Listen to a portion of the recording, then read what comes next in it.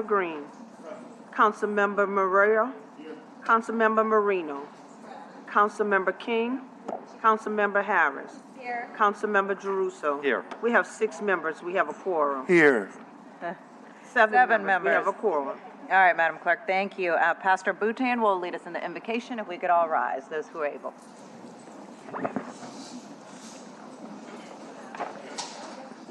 Let's bow our heads in a moment of prayer. Gracious God, our Father, how we honor you, how we adore you, how we love you. We give you praise and glory and honor for this day that you've given us, God. We pray now that as we come together to meet, to reason, that you would bless our leaders, God, that you would give them the wisdom and the knowledge they need, God, to preside over this city, God. We thank you for those residents who are here. We ask that everything be done today in decency and order, and that your peace would rule and reign throughout this meeting today. We give you all praise and honor now. It's in your name we pray. Amen. Amen. Thank you, Pastor. Please join us in the pledge. I pledge of allegiance to the flag of the United States of America, to the republic for one nation, under God, indivisible, with liberty and justice for all. We have the approval of the minutes, February 1st, 2024, and February 22nd, 2024.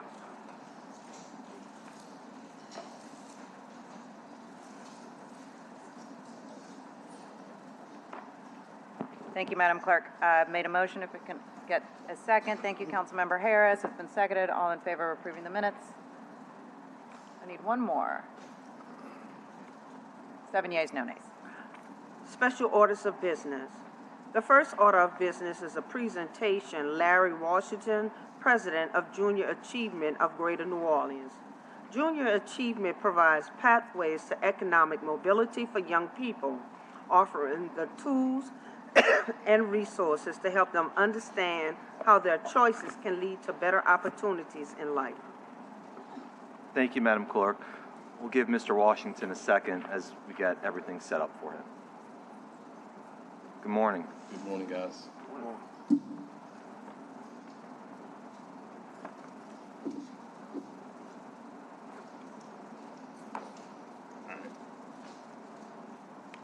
So I'm ready if you guys are. Yeah, we absolutely are. All the press is showing up for you, Larry. All right. So again, good morning. Thank you guys for having me. I want to be respectful of the time that I've been allotted, and also save some time for any questions you all may have for me.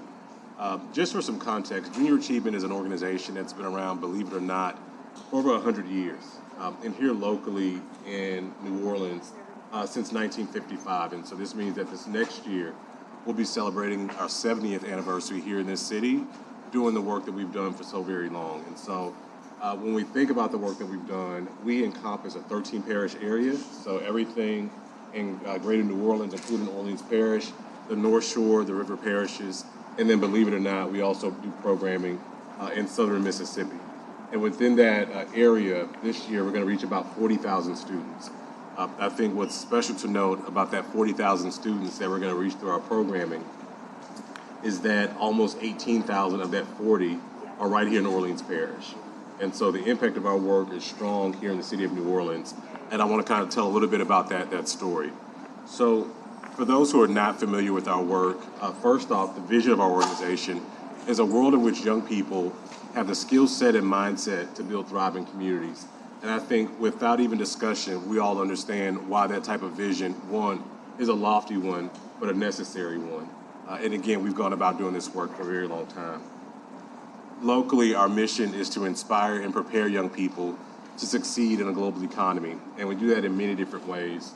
And I will pause for a second and say that I've left some information at each of your seats that detail a lot of the programming that we do. And I won't go into great granular detail about those things, but you have them in front of you, but I will kind of hit on them a bit.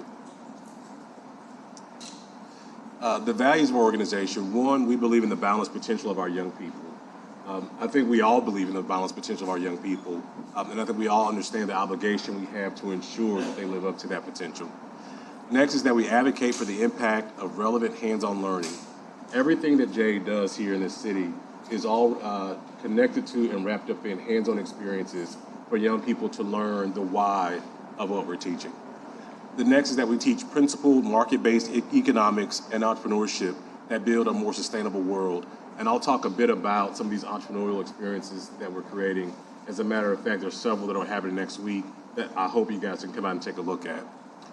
We approach all of our work with passion, honesty, integrity, and excellence, and we nurture the power of partnership and collaboration. You know, it's not lost on me that the work that we do and the commitment that we've made and the outcomes that we suggest that we can create are not ours alone to accomplish, and they have to happen through partnership.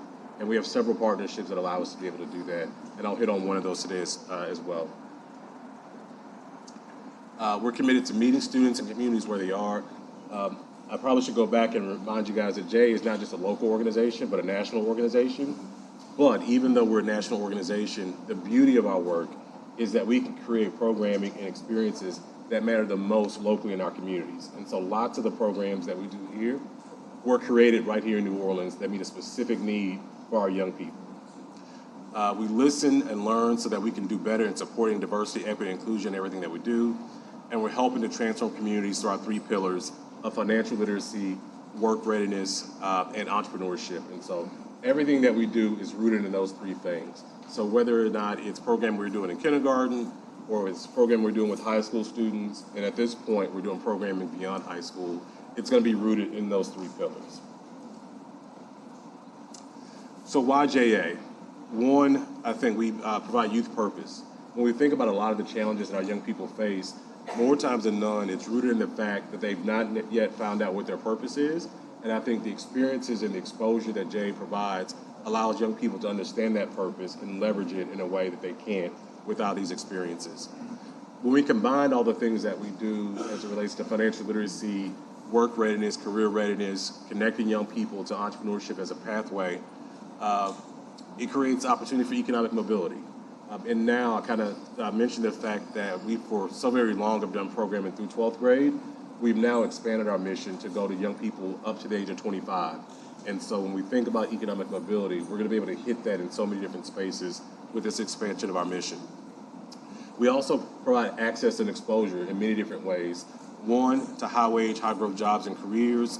2, as I mentioned before, to entrepreneurship as a pathway. We also help young people gain skills as it relates to work and career that they would not gain otherwise. And I think probably the most important thing that we are able to provide to young people is social capital. You think about the fact that Junior Achievement recruits about 1,200 volunteers a year to help us deliver our programming. We do, in this way, young people are being connected to those adults in a way that helps them build social capital that, for me, I believe goes a long way in many different respects of life. In here, I'll talk a little bit about some of our programming. Each of these programs that I have listed here, you guys have detailed information inside that packet. But the bulk of our programming happens inside of classrooms, where we recruit volunteers to go in with JA curriculum to teach those programs. And we do that in grades K through 12. The bulk of that does happen in that K to 5 space, because believe it or not, it's a lot easier to convince folks to go spend a day with 2nd graders than high school students. And so a bulk of that in-classroom program does happen in the elementary space. We also have our JA BizTown program, which is an actual facility that's located on the campus of Delgado that allows 5th and 6th graders to come in and run a city for a day. And so within the JA BizTown program, and again, you guys have details in those packets, kids are doing everything from being the mayor of that city to running the bank.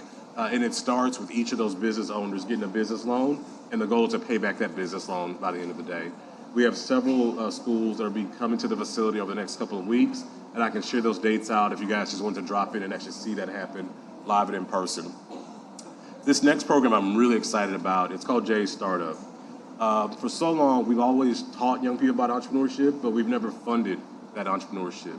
With this JA Startup program, we're focusing on young people between the ages of 18 and 25 who have legitimate business ideas, and the only thing they need to either implement that business idea or scale up that business idea is funding and mentorship. And so what we've done with this program is we're providing seed funding to small businesses by 18 to 25-year-olds here in the city of New Orleans. In addition to the funding that we'll provide to those young people, we will also partner them with business mentors.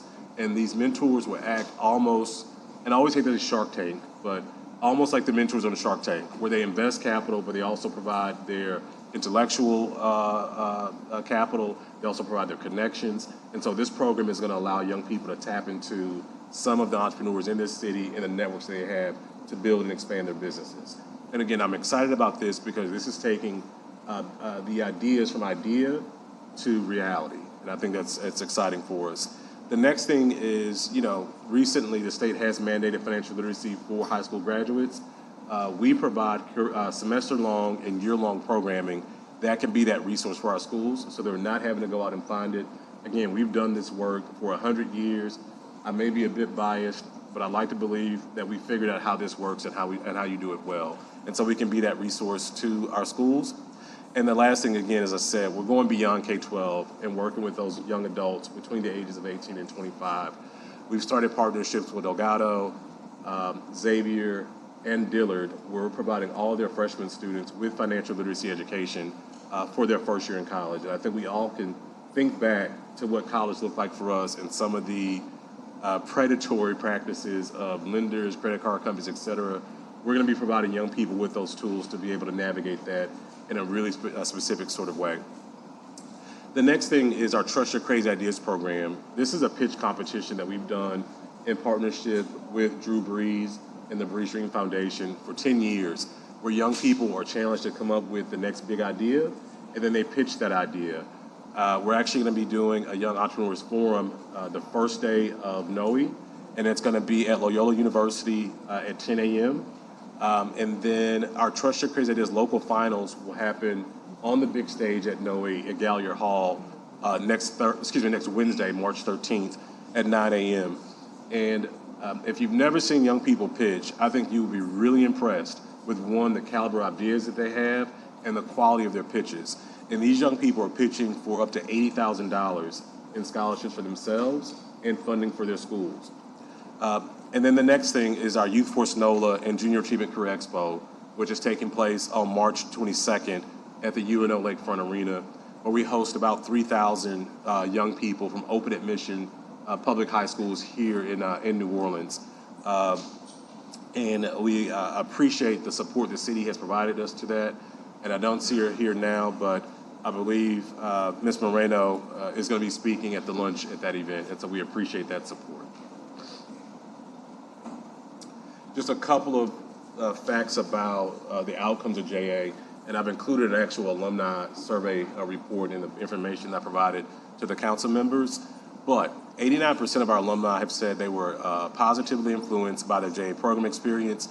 88% said it widened their horizons. 64% say they remember the concepts the volunteers taught them about money, jobs, and business. And 90% say JA played an important role in believing they can achieve their goals.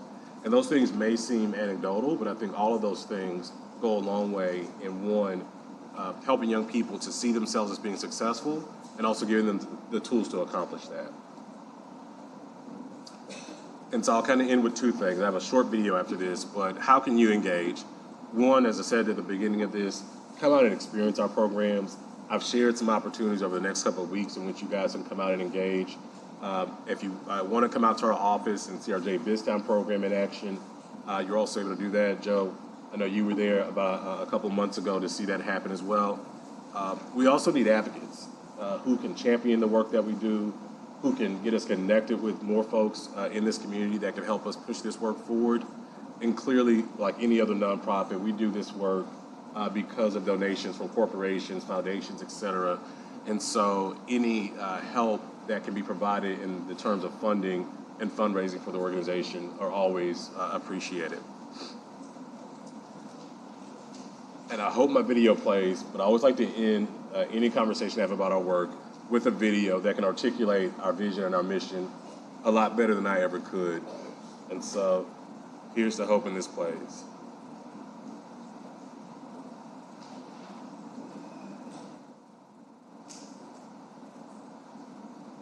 And that we can hear it, and we cannot hear it.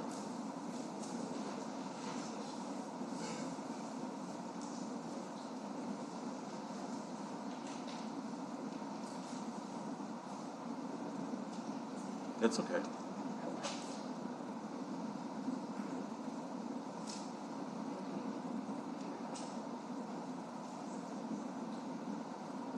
Let's try this guy.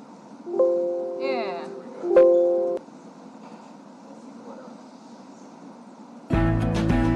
Every great story starts the same way.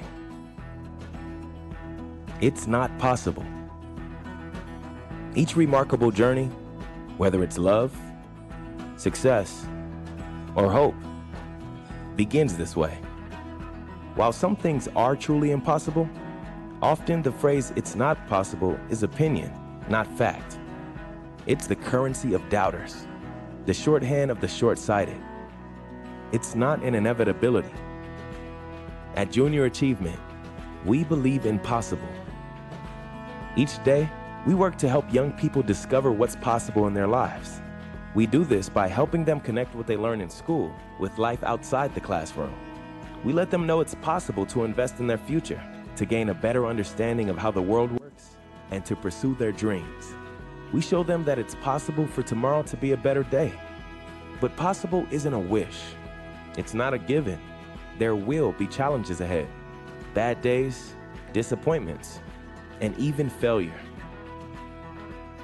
But a belief in what's possible carries the power to persevere, to overcome, and to exceed one's own expectations. At Junior Achievement, we believe in possible. Join us. Let's help them write their story. It'll be great. Believe us. It's possible.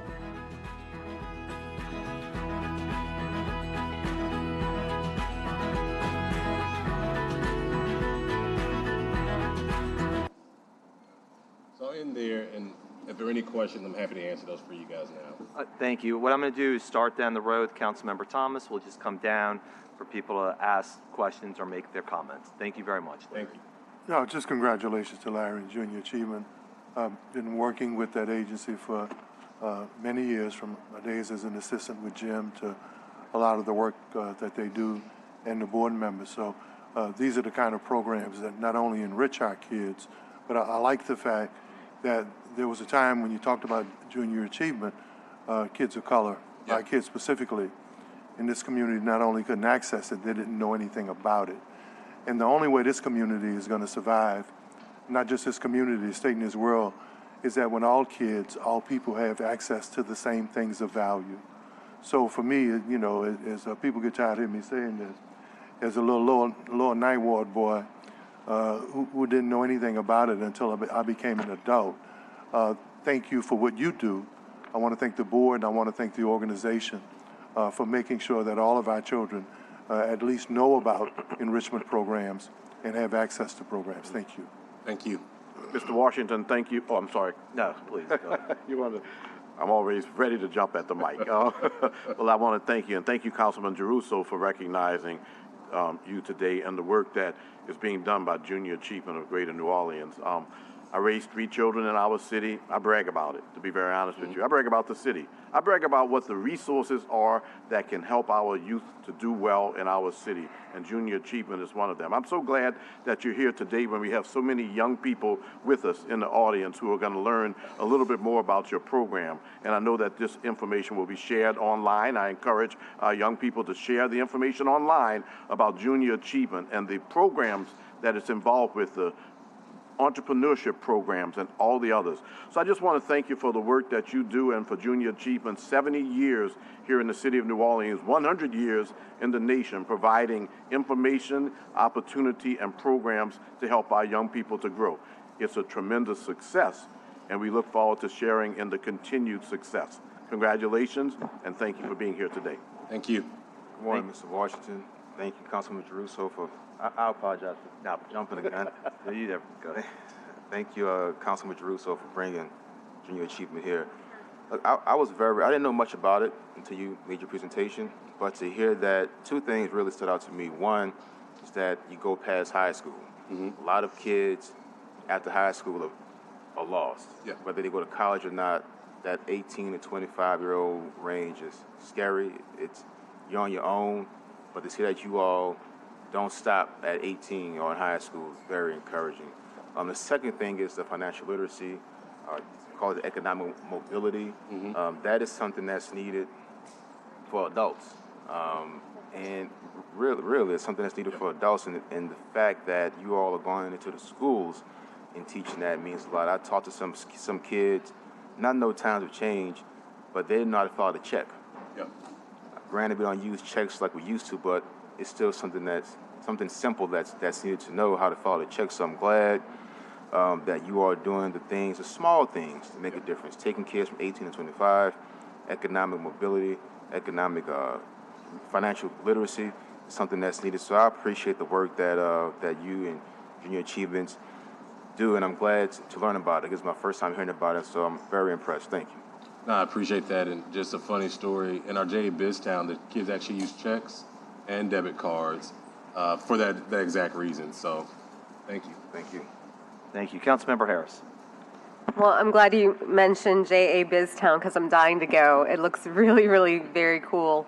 And I know Councilmember Giarrusso has been, and I'm just looking at the partnerships that you forged and how critical those partnerships are, which speaks volumes about the respect and how people feel about the program. I'm also excited about the Trust Your Crazy Ideas Challenge, especially coming from sort of an entrepreneurial legal background, and your partnership with Loyola says so much. So I'm just really excited about these two programs, and I can't wait to come to Biztown and hang out. Awesome. And again, next week we'll be doing our finals at NOE, as well as we'll do the Young Entrepreneurs Forum at Loyola on Monday. So both are opportunities to come out and actually see those things happen live and in person. I'll put it on my calendar. Thank you. Larry, I wanted to say thank you for being here. As somebody who went to Biztown, I loved your mayor. City Hall was functioning. He told me he fixed some of my potholes. So it was everything a district council member could ever want and more. But it was really great to see the kids learning about everything that goes on. And you're right, I think like checks seem antiquated to my kids, and the idea of you actually have to learn to live in two different worlds of credit cards and debit. And I actually had a conversation with my 17-year-old about what's the difference between a credit card and a debit card, how they both work. And I think Councilmember King makes a really great point, and my thinking is probably framed now by the fact that I have teenagers. And I'd like to think that my wife and I model for them what they're supposed to do, but there's financial things that we need to teach them. Yeah. And knowing that JA does such a good job, not only modeling what potential is for kids, but really nuts and bolts of doing it, I think is incredibly important too. It's easy to say you can do anything you want, you can have a business, but understanding this is how you write the check, this is how you sign the check, this is how you put in your ledger, this is how credit card works, this is what happens when you sign up with certain credit cards with their interest, are maybe the most invaluable lessons you can give kids. I totally agree, and I appreciate that so much. Yeah, well, we really thank you for being here. And look, what I would ask is, as you have events, as you have things that you'd like us to do, and certainly as you're pushing things out on social media or other platforms, let us know so the collective we can help spread the great work that you're doing. Absolutely, I appreciate that, and thank you guys for your time this morning. Thank you so much. We appreciate it.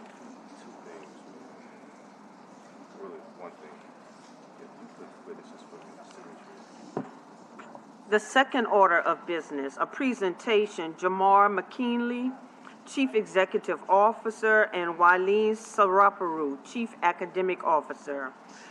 Recognizing the 10th anniversary of Inspire NOLA, a significant milestone in the organization's history, this special order of business will celebrate a decade of Inspire NOLA's dedication to education and community development. The recognition will include the presence of Inspire NOLA's senior leaders, teachers, and students who have been integral to its journey over the past 10 years, showcasing the enduring impact of the organization in New Orleans community. The City Council will acknowledge this landmark anniversary, highlighting Inspire NOLA's contributions to the educational landscape of New Orleans. Thank you, Madam Clerk. As stated, we have Inspire NOLA. They are celebrating their 10th year in existence. Inspire NOLA has schools on both sides of the river. We have 8 schools total. I'm just doing a little intro. I know we have Mr. McNeely, Mr. Boyard, Ms. Mary Jo. They're going to go into detail. And we also have some students. I see that in the car, and McMahon? Let's go. A car too? Okay. I thought it was black and gold instead of purple and gold. And we have one of our former interns, Anna Page. What were you for Namtalk? A maid. A maid. I'm sorry, I gave you the wrong title. One of our recent Namtalk maids, Miss Antoinette here. She's going to Southern. I'm doing a little bragging. She interned with us this past summer. Antoinette, well, I'm gonna put you on the spot. What's that 4.0 you have? I have a 4.13 GPA. 4.13. That's pretty impressive. That's pretty. Give it up. Anybody else? Anybody else want to share their academic prowess? No. I'm not gonna brag. Okay. I don't want. Oh, just recently though, I was named all academic track and field. So you know. Okay. Introduce yourself. I'm sorry. Introduce yourself. I got you. I'm Cameron Hardy, class of 2024. I run track at Nacar. I'm named a car man. I don't know how to take that one, but I know you I going take to pride in my ULL? school though. Huh? Going to ULL? Yes, sir. On the You're field track and field track scholarship. superstar. Mm-hmm. Going to ULL. I know your mom is very proud. Thank you. Okay. My name is Mariah Santok. I'm a senior at Nacar. I will be attending Florida A&M University, and I'm studying animal science to become a veterinarian. All right, Rattlers. So we have ULL. I'm sorry, Antoinette, you introduce yourself. I introduced you. You go ahead. I'm sorry. Good morning, everybody. My name is Antoinette Lee. I'm the senior student body president at Nacar High School. Like Councilmember King said, I interned here over the summer, and I'm interested in going to Southern for business, but I'm going back for law school. And one day I plan to be on this panel with you all. All right.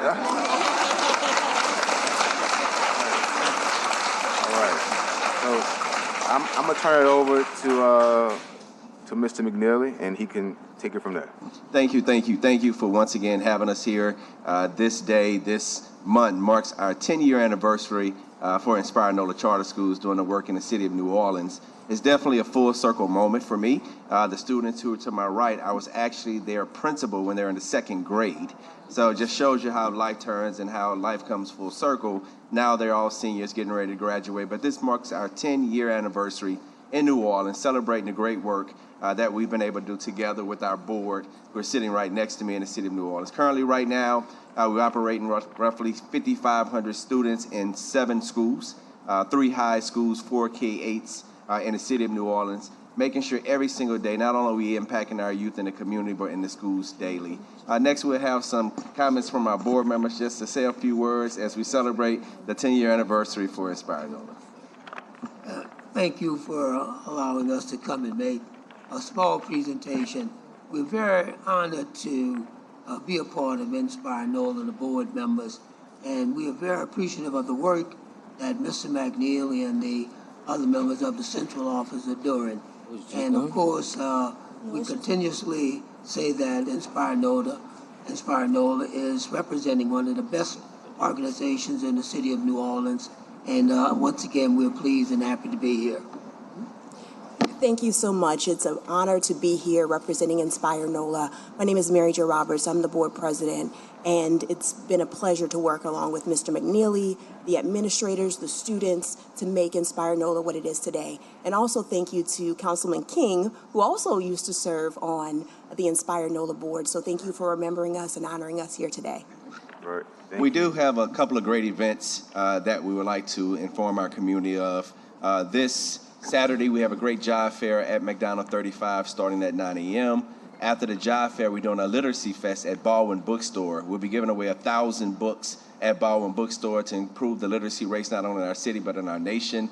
They will also have authors doing readings. We'll have music just to engage the children to come out and become readers. So 1,000 books will be given away at Baldwin Bookstore.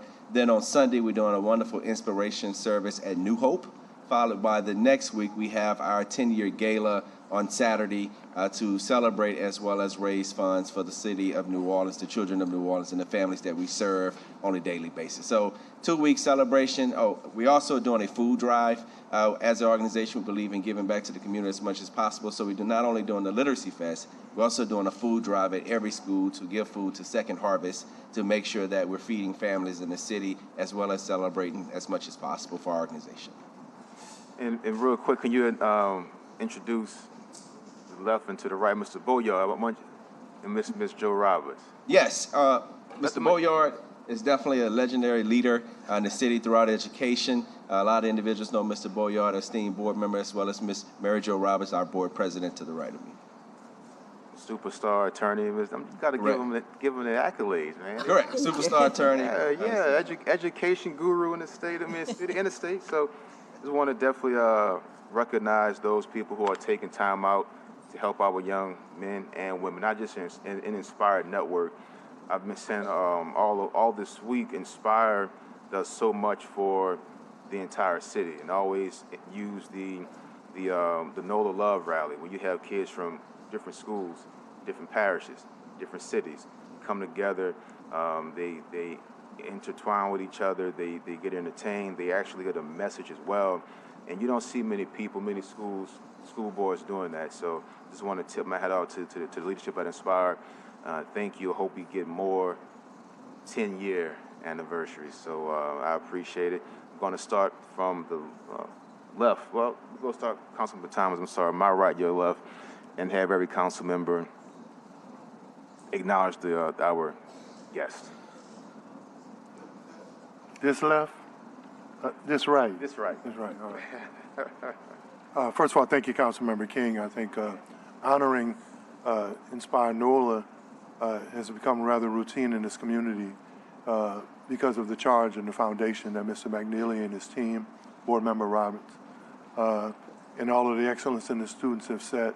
I've been fortunate enough to volunteer, work with, mentor, be the speaker, just hang around these great people who've put together, I think, an education foundation that accepts the challenges of educating our kids and reuniting our families, but also accepts the challenges of what it's like, especially being an African-American kid growing up in New Orleans. Someone mentioned how life turns. And for me to see Mr. Boyard here, someone that I looked up to as a young man, a young athlete, someone that I know as an educator, kept the school open, kept the gym open, but more importantly, he kept his heart open. And to know that association and to know that this is a team of people who are, there are a lot of kids in New Orleans who can pass the test, but New Orleans hasn't given our kids the key to pass life's tests in this hard knock town. But to know that your team is doing that. I like having kids on the honor roll, but I grew up with a lot of kids who were on the honor roll that New Orleans never gave an opportunity to. They wound up in prisons and institutions because they could pass the test, but this community wouldn't give them a roadmap for their excellence. So I like the fact that education is key, but New Orleans needs to become the kind of community that our kids who grow up here and who come from here don't have to leave here. I just met with 2 people in Atlanta who are leading major efforts in economic development and mental health in Atlanta who are from here. One from an Inspire NOLA school. So thank you guys for what you do. And for the young people, these are already y'all seats. Y'all just got to decide when y'all want to take them. Thank you.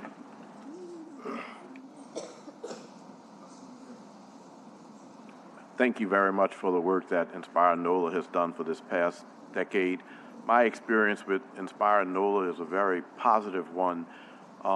In my district, McDonald 35, the Ron Eagles. The school is located now at 4,000 Ron Eagle Way. Yes. Because of the unanimous vote of this New Orleans City Council, right? Yes. 4,000 Ron Eagle Way, and also Pierre Capto. I have an opportunity to participate with the Silverback Society there. But I'm certainly impressed with the commitment of the administrators toward academic excellence.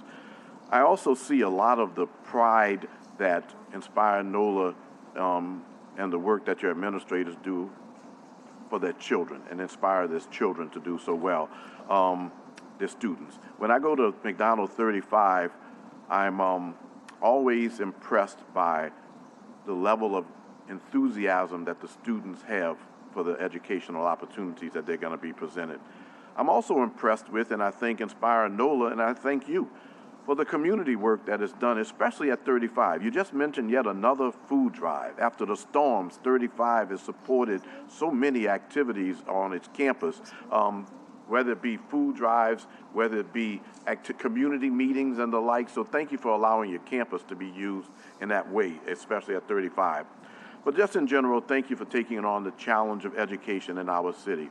It's something that, you know, I'm pleased with a lot of what I see. I know that there were always going to be challenges, but it's good to know that Inspire NOLA at its 7 schools is committed toward providing an opportunity for our children to thrive and to grow.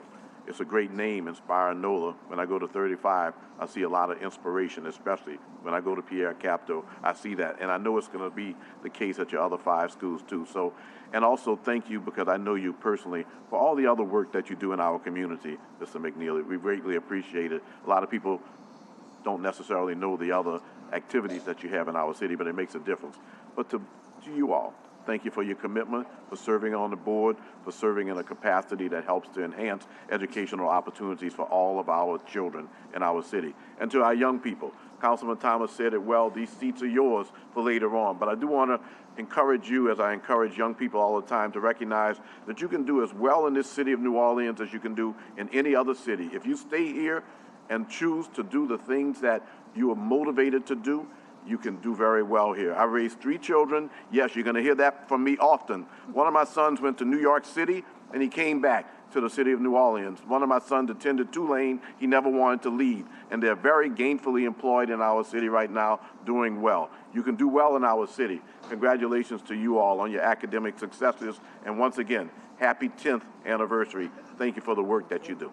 Thank you.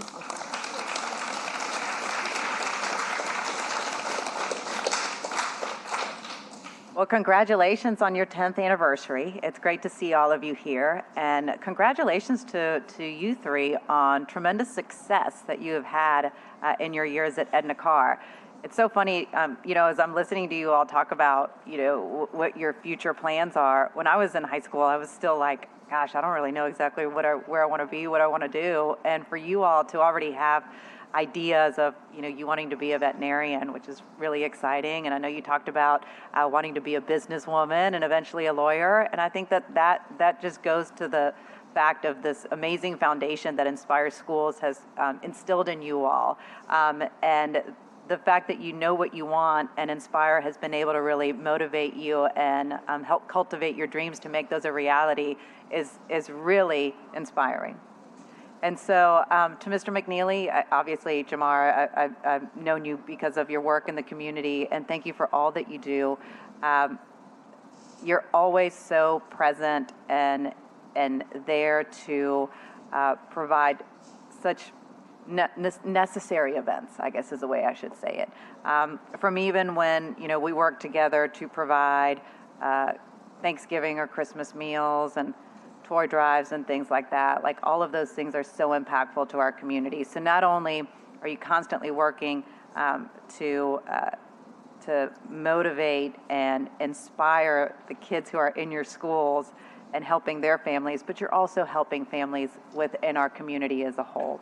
And that is tremendously impactful. So thank you for the work that you've been doing. Looking forward to continue to celebrate you many more decades to come. And thank you to the board members as well here. Congratulations. Thank you. Councilman Harris.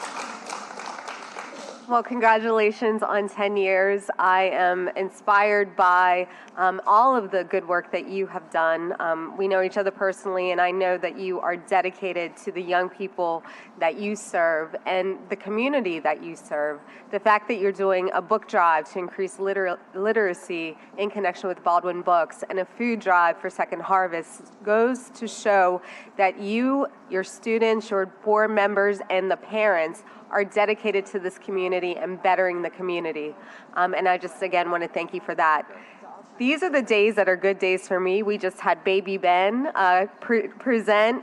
We had Junior Achievement. We're about to have young audiences, and we're here with you right now. And just to see our future looking so bright, a new young lawyer in our midst. I'm very excited about that because lawyers are my favorite people.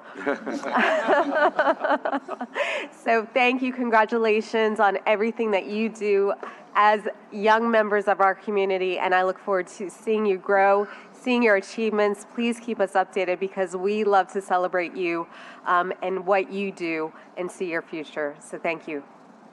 Councilman Caruso. Thank you. Good morning. Leslie, you may be like the only person who likes lawyers. I know. Says the lawyer. I just want to thank you all for all your work, and I think people don't realize how hard it is to really run schools like this and all the effort and time that it takes. I've said this before, too, Carr has a very special place in my heart because my sister was a quadriplegic, and while she was trying to navigate the public school systems, Carr welcomed her with open arms.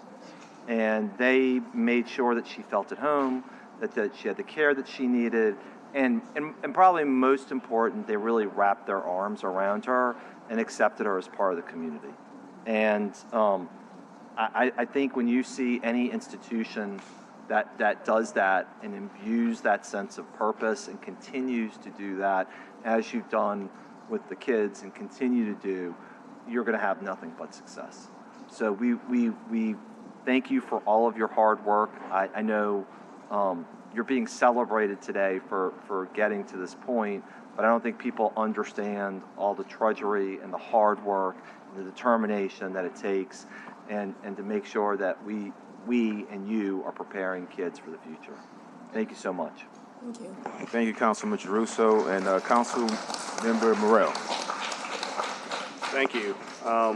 There's not a lot that needs to be added. As you know, Jamar, I grew up in a household with a principal, and I know how hard it is to run one school, let alone a bunch of schools. And the principals and the leadership that you guys have shown with Mr. Rapparu to truly create a stellar organization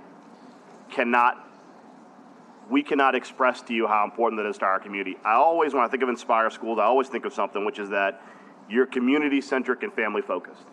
Because many schools, they see themselves as kind of a place you go when school starts and a place you leave when school's over. They don't see school as being an essential part of the fabric of communities. And I know there is no other institution that has brought communities together to celebrate, to mourn, and to also work on finding solutions to problems that plague a community. Most schools, most institutions, they don't do that. Their job is to have the kids there when school starts and let them go when it's over. And you guys know that schools are the pillars of communities, and they have to be what lifts up kids and families no matter what them circumstances are.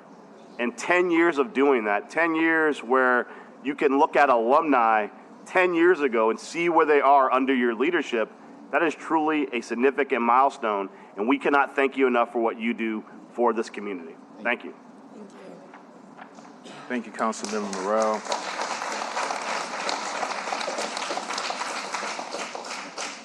I would like to use my time just highlighting Inspire NOLA as a whole, and I may get some of the numbers and stats wrong, so please feel free. I know that Edna Carr is one of the highest, requested schools in one app. Highest demand, yes. Highest demand, consistently one of the highest performing schools in the city. Alice Hart, again, one of the highest demand elementary middle schools, one of the highest performing middle schools in the city.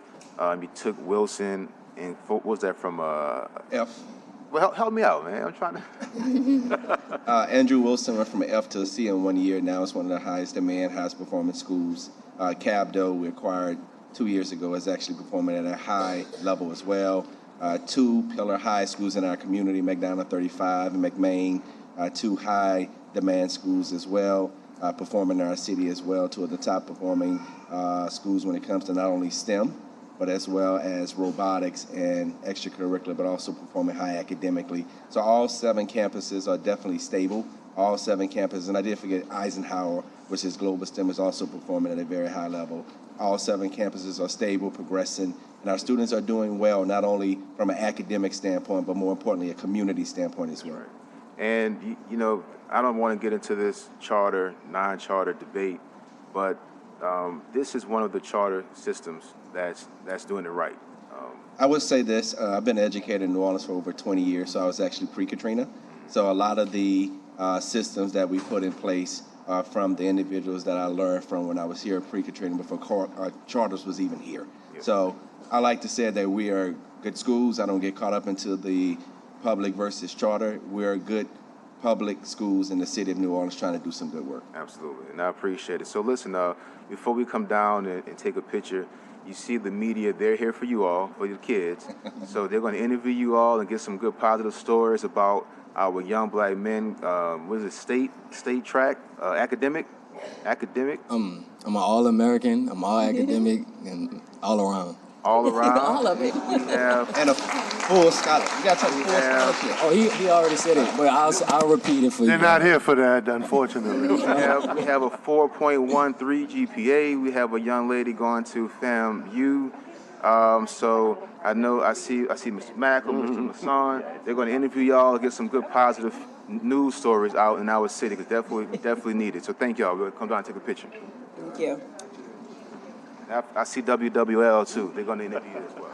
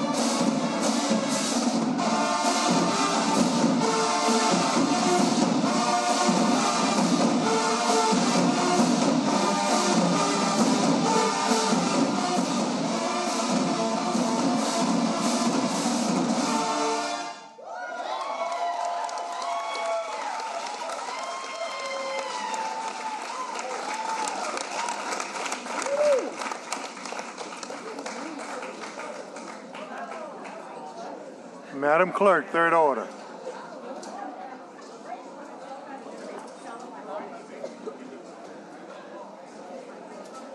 We have the third order of business. A presentation, Toriano Hayward, Principal of Young Audience Charter School. Burmaster Trey Fernando, Band Director of Young Audiences Charter School. Burmaster Miss Megan Washington, mother of Adonis Washington, and Kristen Danflus, Captain, Crew of Iris. Honoring Adonis Blue Washington Jr., a trumpet player with the Charging Yaks Marching Band of Young Audience Charter School. Burmaster who bravely marched in the Crew of Iris Mardi Gras Parade, considering his limited mobility. His journey has been one of resilience and determination over the years. Adonis joined the marching band in 2021, and he has set a glowing example by being a first-chair trumpet player with an unbelievable "I can" attitude and dedication, which has garnered over 12,000 views in 24 hours on Facebook and has since gone viral on social media.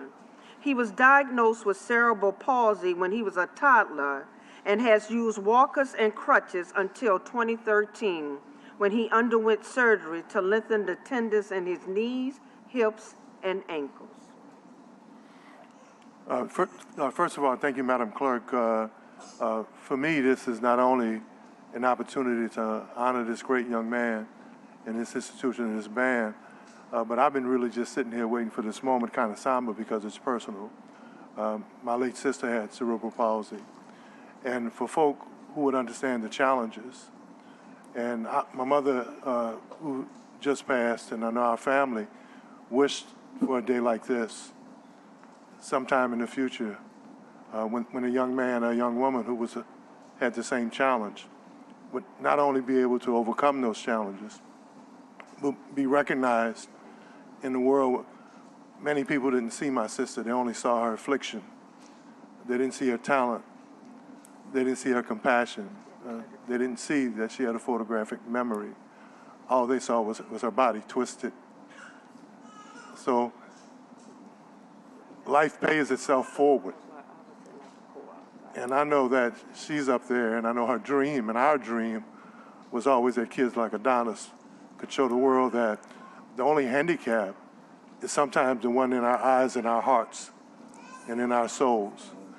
And that sign up that was on my mother's wall that said God didn't make any junk, maybe the world is finally realizing that God don't make no junk. I'm going to turn it over to Mr. Toriano Hayward so that he could introduce our guests and finish this honoring of Mr. Washington. Good morning. Thank you, Councilmember Thomas. Thank you, Councilmember King, for having us today. At Young Audiences, we really believe that the arts can propel and create options for our students. Something I say to our seniors every day is, if you don't have a plan the morning after graduation, the world will not create one for you. And so we really, really, really believe that the arts can be that plan, that the arts can provide that option. And so today, I think, really highlights how the arts can really inform and educate and propel our young people forward. So thank you so much for having us. My name is Toriano Hayward. I'm the proud principal of Young Audiences Charter High School. Really excited to be here today with Mr. Varnado, who leads our band and our marching unit. Not only, I do just have to correct one small thing in the blurb. Not only did Adonis and our entire band march in Iris, but they actually, over the 14 days of the 2 weeks of Mardi Gras, marched and participated in over 10 events. And so they're really, really incredible. They were very, very exhausted, but really represented us incredibly well. I'll turn it over and introduce the rest of our Yaks family. I'm Ricky Nudek. I'm the founder and CEO of Young Audience Charter Schools in Jefferson and Orleans Parish. I'm Miwa Morrison. I'm the Director of Academic Advancement for the Young Audiences Network. Of course, my name is Megan Washington. I am the proud mother of Adonis Blue Washington Jr. I'm Adonis Washington Sr. Trey Varnado, Director of Bands of Young Artists Charter School.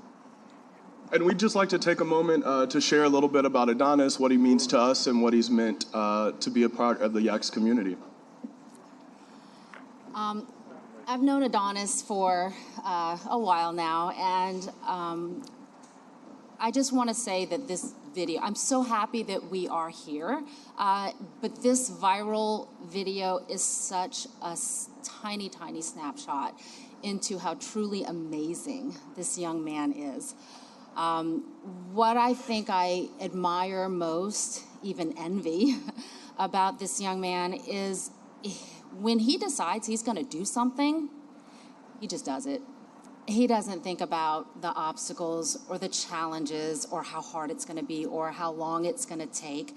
He doesn't think about the constraints that society has put on him based on his exceptionalities. He just goes for what he wants. He puts it in his mind that that's what he's going to do, and he just does it. Can you share, Ms. Morrison, the LEAP situation? I will. I know time is accounted for, but... No, So Adonis has an exceptionality that qualifies him for a diploma pathway that is designed for students with intellectual disabilities. When Adonis entered high school, we had to have the conversation about the pathway that he was going to go into, and Adonis rejected that. He said, absolutely not. I want to go to a four-year college, and I can do this. And, we did have to explain to him that means you are going to have to take all of the same classes at the same level as everybody else, and you have to pass the same LEAP tests that everybody else has to pass in order for you to get that Tufts University diploma. And guess what Adonis did? He passed his LEAP Algebra 1 and English 1 and did better than a lot of kids that don't face those same challenges. And that's what I admire. There's no excuses. There's no thoughts about this is hard, and he understands. He gets frustrated like all of us do, but he doesn't quit. When it gets really hard, he'll cry. Mom has shared that with me, but he doesn't quit. He keeps going because he's already made the decision that that's what he's going to do. And he's such an inspiration to me because when I get to a point when I get tired of reaching for a goal and I want to stop, I think about what would Adonis do? And it really inspires me because he's the kind of superhero that I look up to, and he's the kind of superhero that we all need to notice and look up to and emulate. And I am so honored to just know you.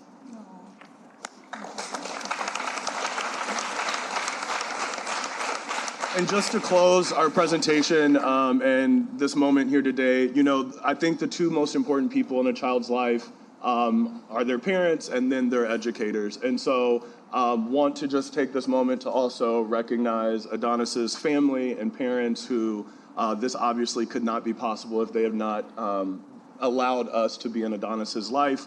And then also want to take this moment to honor Mr. Varnado, who truly is the heartbeat and the pulse of our campus. He stepped up and, to take over 100 kids through 14 or 10 or 11 Mardi Gras parades and events, and to really own that and lead it with confidence and love and charisma. We're really blessed to have him. So to honor all three of you, we have special plaques that we'd love to take a picture with everyone. Yeah, we're going to get to Councilmember King first, and then we'll start from Councilmember King's left. If possible, I have then we'll finally do that. Yes, I have something I wrote. Absolutely. Can I share with you all really quick? Okay, so I wrote it down just because I want to make sure I don't forget anything. And all right, I'm going to make it fast. So first of all, hello, everyone here, ladies and gentlemen. On behalf of myself and my family, we would like to express our sincere gratitude to each and every one of you that have took time today to recognize and celebrate Adonis's hard work and dedication. Councilman Thomas, Councilman King, thank you from the very bottom of my heart for allowing him to experience such an amazing opportunity here with the New Orleans City Council, our family, friends, and his peers. Ms. Stewart, thank you. I will forever be grateful. Adonis, I know I tell you this often, how proud you make me, But it would not be right if I left here today without letting you know how proud you make me in front of everyone here to celebrate you. I don't believe I will ever be able to teach you what you have taught me in life thus far, and I thank God daily for such a blessing. You place one foot in front of the other, climbing to higher and higher limits, reaching far beyond limitations, determined to reach your next goal.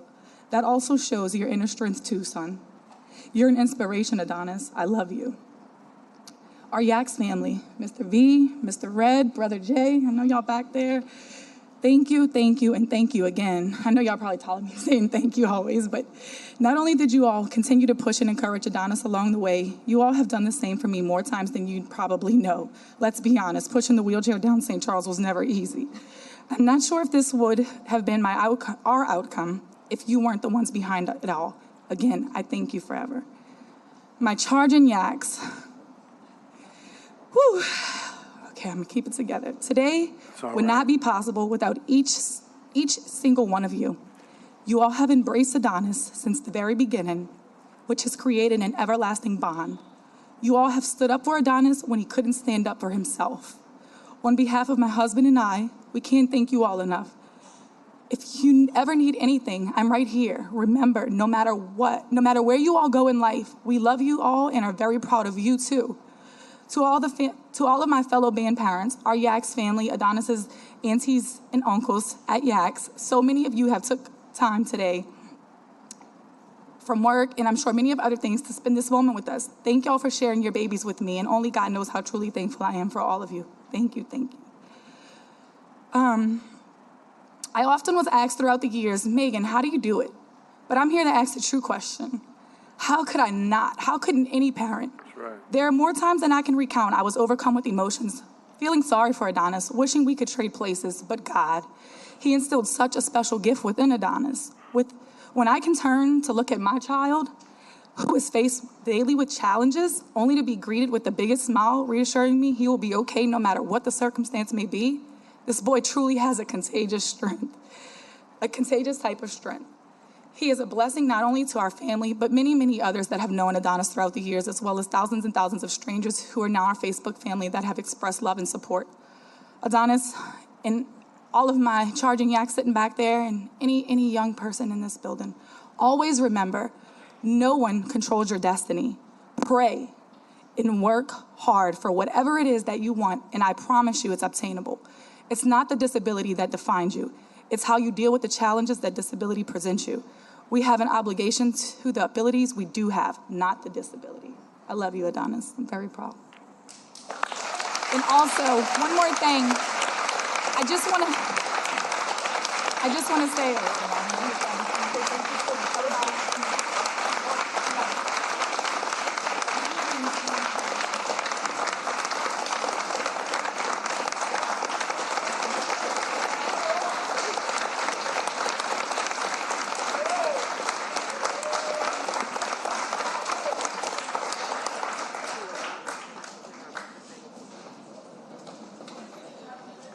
Councilmember King. Thank you, Councilmember Thomas. This is a beautiful day.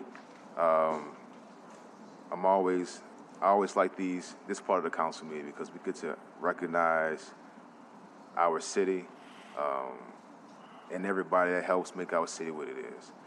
I'm going to steal I'm going to steal something from Councilmember Morrell, who's a big comic fan. Okay. Is it The Dark Knight?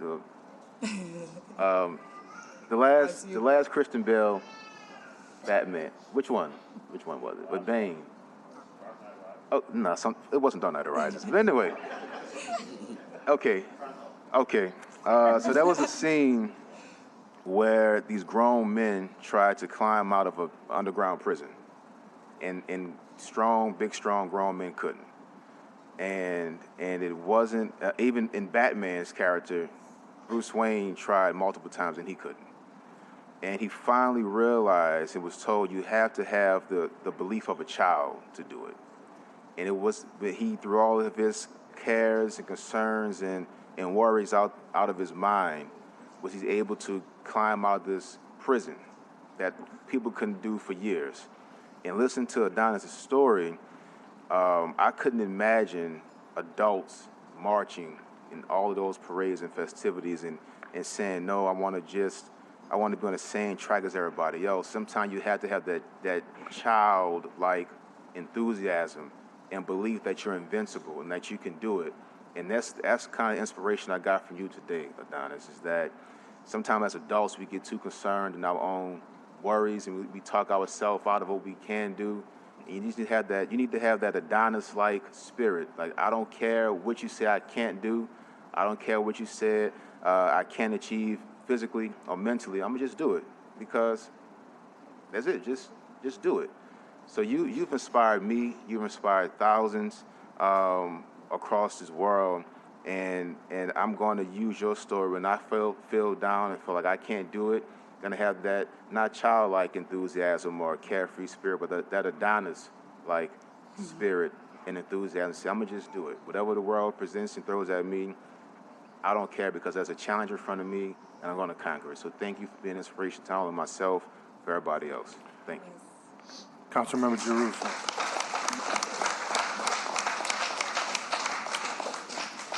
Thank you. I want to thank you all for being here. To the band first, I don't have to go to my yearly physical now. I know I can hear. You guys did a great job. We're fantastic. I just want to echo what I said earlier, but address it to Adonis and your family, is I grew up with a sister who was quadriplegic. I know what it's like to not have doors that are open. Councilmember King made a very good point of sometimes you may be feeling like something is hard and you watch through the eyes of your sibling, of your child, how much harder it is for them. How things that are not designed for them, how systems are not designed for them, how insurance does not work for them the way that it's supposed to. And I loved your message about hard work and working to overcome whatever challenge you have. But the bottom line is hard work only works if it's matched by having a support system too. And so you as a family are providing that strong support system, and the school is providing that strong support system. And to Adonis, all I can say is, man, you're an inspiration to us all, and remind us of the importance of not only believing in yourself and working hard, but knowing that there's always people around you who are going to care about you and want you to succeed and do your best. And maybe the thing I love the most is him saying, I'm not going down that track. I'm not going to do it. I'm going to do it my way. And I think particularly for a young man in high school to be so self-possessed and say, I hear what you may think is right for me, but I'm going to make my own decision, and I'm going to pursue that on my own, and I'm going to work to achieve my goal, shows not only what kind of person he is, but the parents and people who raised him and his family that he has, about saying this is what you can achieve. Yes. Thank you all so much. We're so proud of you. Councilmember Harris.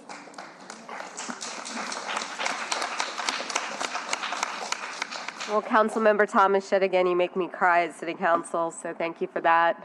Adonis, I just want to say we are so unbelievably proud of you, proud of your accomplishment, proud of your spirit. As Councilmember King said, you're an inspiration to all of us, and I just want you to sit with that and understand that we are here for you. As Principal said, it takes everybody. It takes parents, and thank God you're here. It takes educators, it takes band leaders, it takes board members, it takes your peers to lift you up and support you on those days that you want to cry and you don't want to get up, but you get up anyway. And so thank you for your spirit, and thank you for inspiring all of us today. Councilmember Marino. Thank you. Good morning to all of you. It's tremendous to have you here. I agree with Councilmember King. It is certainly, it's been a great day so far. Thank you to Councilmember King and Councilmember Thomas for bringing you all before us so that we could recognize and honor you. Adonis, overall, you are certainly a fighter. No doubt about that. You have a very strong belief in the things that you can do. And I agree with what other council members have said. I wish that we could spread that belief to others, because so often it's that immediate thinking you can't do something that stops you, and just the opposite, believing that you can do something, is actually what ultimately motivates people forward to get things done, and you're one of those people that's proving that. But that belief so often isn't something that is just born within us. That is something that has to be brought to our attention. And that's why I want to recognize your parents, because very clearly you have instilled that in your son, that he can do anything, that through hard work, perseverance, there are no limits to what he can do. And of course, that also has been echoed by the YACS community as well. Not only by his teachers, of course, and the principals and the board who are here, but also through fellow students and bandmates as well. So once again, thank you for coming to us today so that we could learn about you and your story, because it is definitely inspiring. And to the band, great job this morning. You all are invited anytime you want to come back. I think that you certainly woke everyone up, and we're going to have a much better meeting because of how you woke us all up today. Thank you, and thank you for being with us today. Councilmember Morrell. I want to begin by thanking Councilmember King, Councilmember Thomas for bringing Adonis' story to this council and to the city. Because, really, this is the platform through which we can express to the city such a tremendous citizen that we have in the city. I was trying to think about what to say, and really your mother summed up so much. It's very hard to follow someone who has such a well thought out and heartfelt message for everyone in the young audience community. But I did think of something, and honestly, when Mr. King talked about superheroes, I'm a big comic book nerd, and so I don't know what movie he was talking about, but I think it was Batman. Dark Knight Rises. Okay, there you go. But the thing that actually occurred to me was not a comic book movie. I'm going to go outside my comfort zone. It was Star Wars. There is a Yoda quote, which is, "Do or do not, there is no try." And that really spoke to me when thinking about you and what you do. There is no trying you, you just do things. There are insurmountable tasks put in front of you, and you surmount them. And I think the takeaway for me, and I think all the citizens of the city, is you are inspirational because you just do it. And it just speaks to everyone in the city that to have someone as tremendous as you showing us the way to accomplish those hard things, that is something that is priceless. And we thank you so much for being here today. Thank you. Councilmember Green.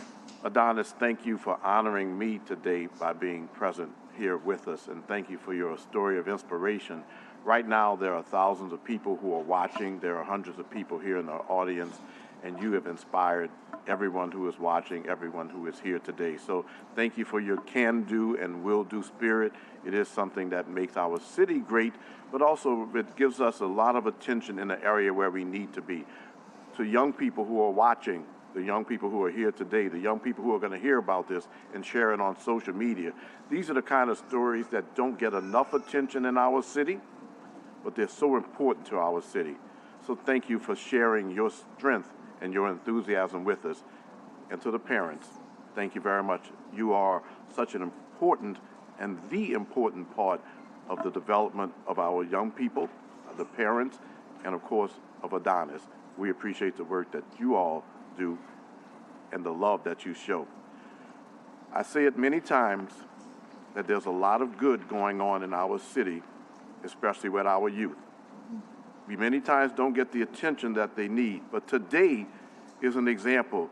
And yes, to our media, I'll also say this. I know that you have a job to do, but please, when you have an opportunity, don't hesitate to share these good news stories that make New Orleans a very, very special place. Yes, sir. And I don't mean to chime in, but I can't leave this out. So I know, we spoke media, and I just want to make this clear. The young man who was presented at LB Landry last week, me and his mother have been in communication because they kind of both were all over, so Facebook at the same time. And I just want to thank you, Brandon Mitchell and Miss Tiffany, his mother. Brandon, we haven't met yet, and I'm sure you'll see this somewhere, but kudos to you. I am so proud of you, young man, because you stood up for others when they couldn't do for themselves, because Adonis, that wouldn't have been the same outcome for Adonis. So I just want to mention that, and I'm so happy that we were able to shine happy light throughout all of this, for sure. Absolutely, and that is an example of our young people who are doing positive, who are responding to certain stimulus in a very positive way. So, 100. Adonis, I'm just so, again, honored to be here today. I'm going to be sharing the photos that I've taken. I'm going to be sharing on social media with others. But thank you for making this day a very special day. But thank you for making the city of New Orleans a very special place. I'm so inspired, and I look forward to watching you as you continue to grow. Thank you all today for being here.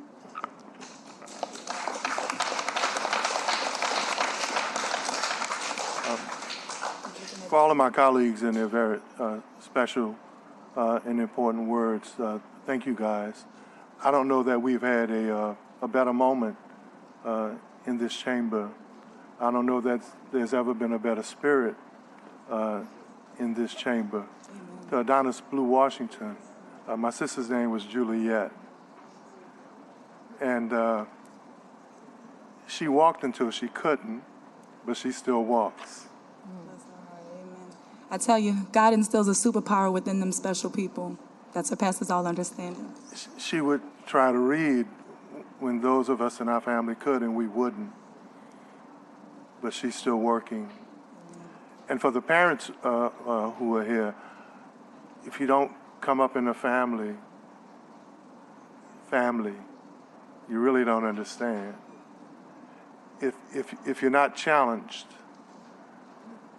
to look at yourself and your DNA and your question, we're in a society now where we honor individuals, right? And I tell people all the time, our salvation where we grew up was F. F-A-M-I-L-Y was family. I don't know why we're in such an individual society with every alphabet but F. But family was our salvation. And I'll share because I can, and I'm qualified. I'll never forget Sister Lillian McCormick at St. Michael Special School. And my father, Mr. Washington, would drop my sister off every morning, right? And he would drop her off as if it was a chore. And when you work with God's special people, the people who do that, they're gifted. They can see. They can see through your smile and your pain and your effort. And I'll never forget, my father came back home and shared with our family his new enlightenment. He said, because Sister Lillian at St. Michael Special School told him, hold your head up and smile. God gave you an angel. I've had similar with him, for sure. And that moment was different for our family. And it made a difference.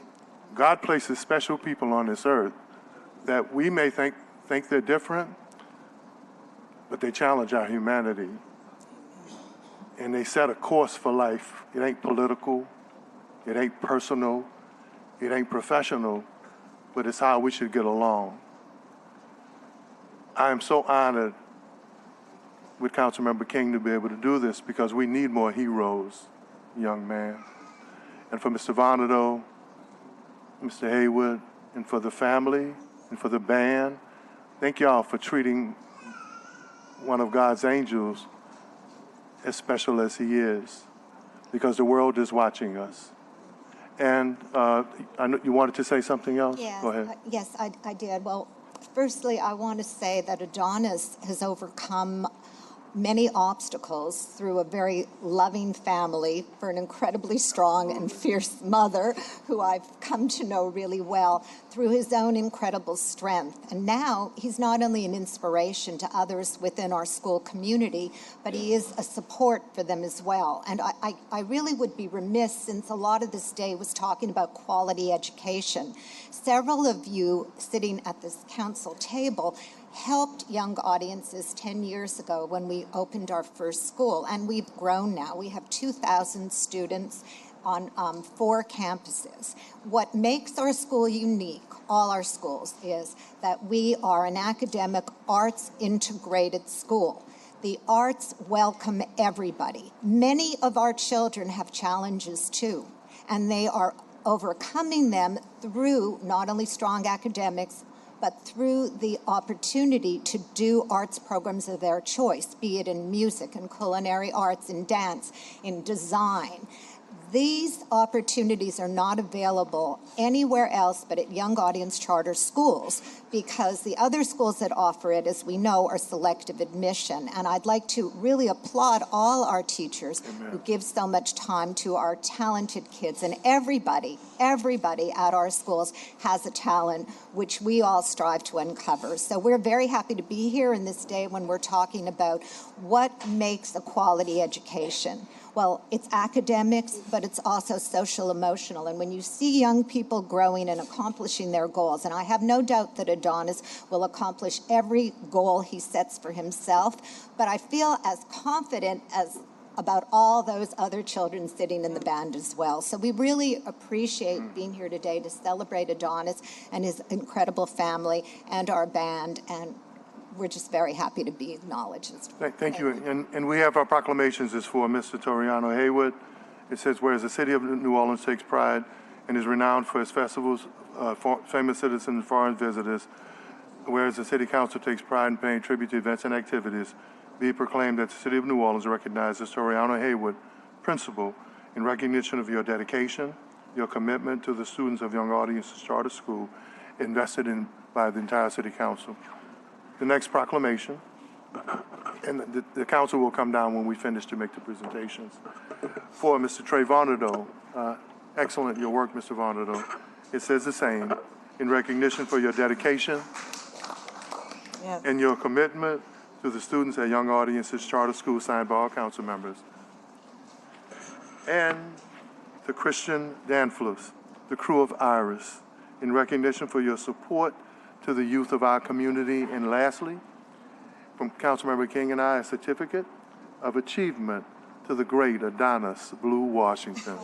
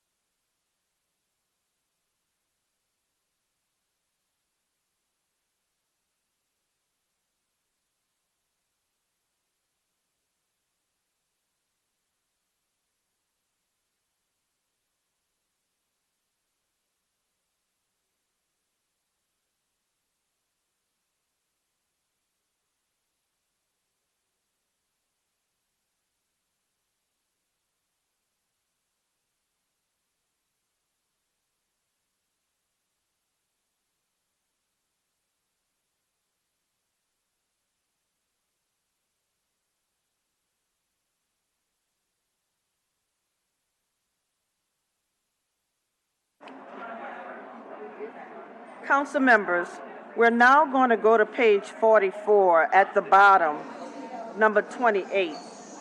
We have ordinance calendar number 34,569 by Councilmember King. An ordinance to extend the effectiveness of ordinance number 29,365 MCS, which established the Lower Algiers Rural Protection Interim Zoning District to ensure that proposed uses and designs are compatible with and preserve the character and integrity of Algiers within specified boundaries for a period of 180 days and otherwise to provide with respect thereto. Thank you. Thank you, Madam. Oh, it's a lot of comment cards. Thank you, Madam Clerk.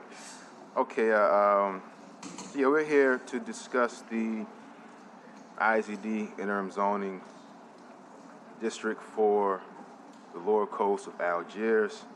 And we have several cards. Just jump right into it. First speaker will be Mr. Bob Ellis.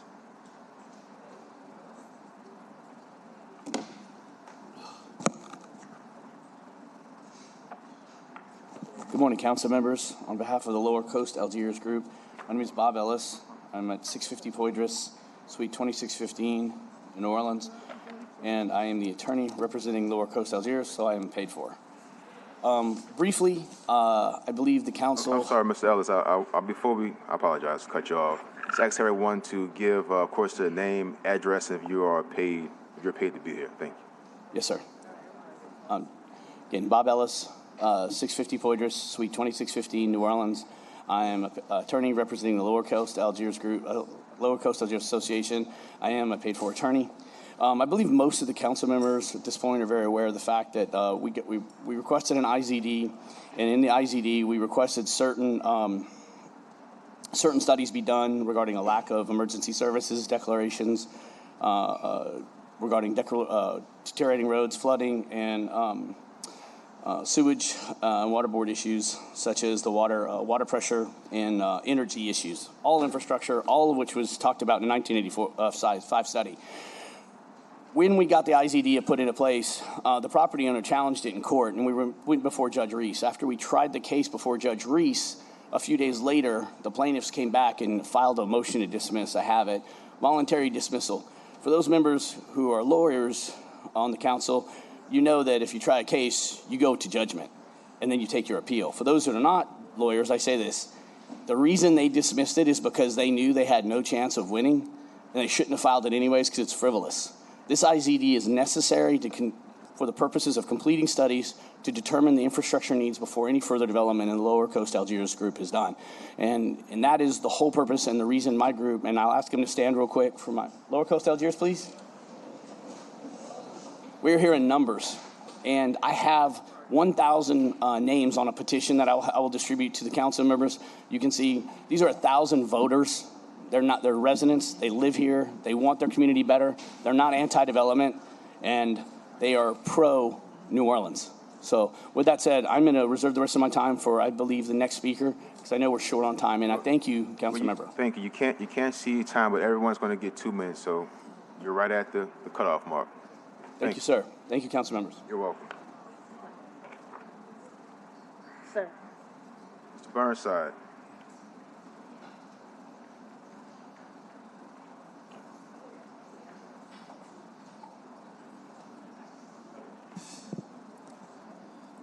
So rather than discuss a bridge with no sidewalk and a public transit system that does not make it to English Turn, I'll take my 2 minutes and talk about studies that are not done. So one of the reasons studies are not done is because the City Planning Commission doesn't have enough staff. So if you don't want studies done, then you understaff whoever it is that's supposed to do studies. So it would be enjoyable and interesting if this particular measure was also accompanied by a companion measure that increased the capacity of the City Planning Commission to do all the studies that have been asked by both this City Council and the Mayor to be done. So until the City Planning Commission gets, maybe 10 more staff people, we will come back here again in need of another 180-day extension because the studies will not be done. And the studies will not be done by a private entity, a third party, to be brought before you, and it will not be done by the city because the City Planning Commission is overworked and understaffed. Thank you. Thank you, Mr. Burnside. Mr. Ernest Leger.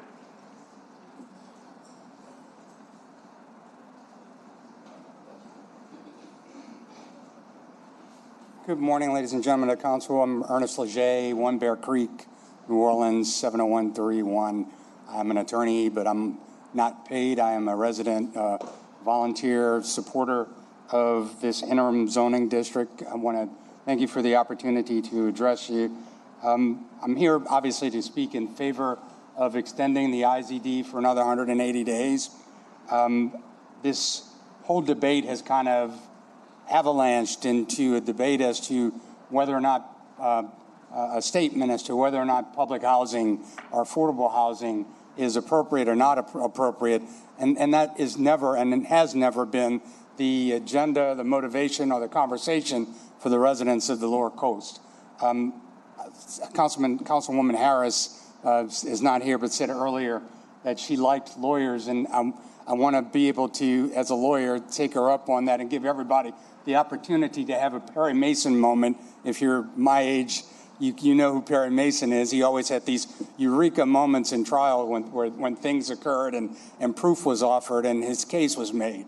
I invite everybody at this time, or when it suits you, to research Stanton Properties LLC through Google. Literally, the first item that comes up is a page from the City of New Orleans website. And there is a document that was provided by these developers when they initially brought this idea to the City of New Orleans without incidentally conversing with or having discussions with the residents. It describes this project as a total. I'm sorry, I apologize. It describes this product as the village is a market rate, privately funded, resort style and gated apartment development. And this was on August 7th of 22.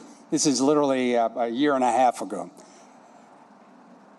Over 100 residents of the Lower Coast showed up to that initial hearing to voice concern, opposition, and to complain about not having an opportunity for input when this was a resort-style complex that was being purported by the developer. After meeting that opposition and hearing the concerns of the council, especially Councilman King, who was actually there for that hearing, this project somehow transformed into an affordable housing project. And the residents of the Lower Coast, who represent all walks of life, all manner of creed, color, and background, were called racist and other names that in an effort to shade our position with respect to what it is that we're doing. I think I'm out of time, but want to close by saying that we support this very much needed study to ensure that we're not anti-development. We want the appropriate development for the space and time and the resources that are already there in the space. Thank you very much for the time. Thank you. Ms. Monique Blossom.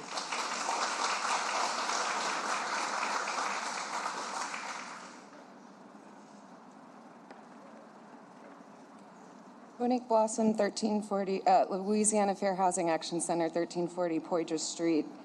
As you well know, Louisiana Fair Housing Action Center is a civil rights nonprofit dedicated to ending housing discrimination and segregation and enforcing the Fair Housing Act.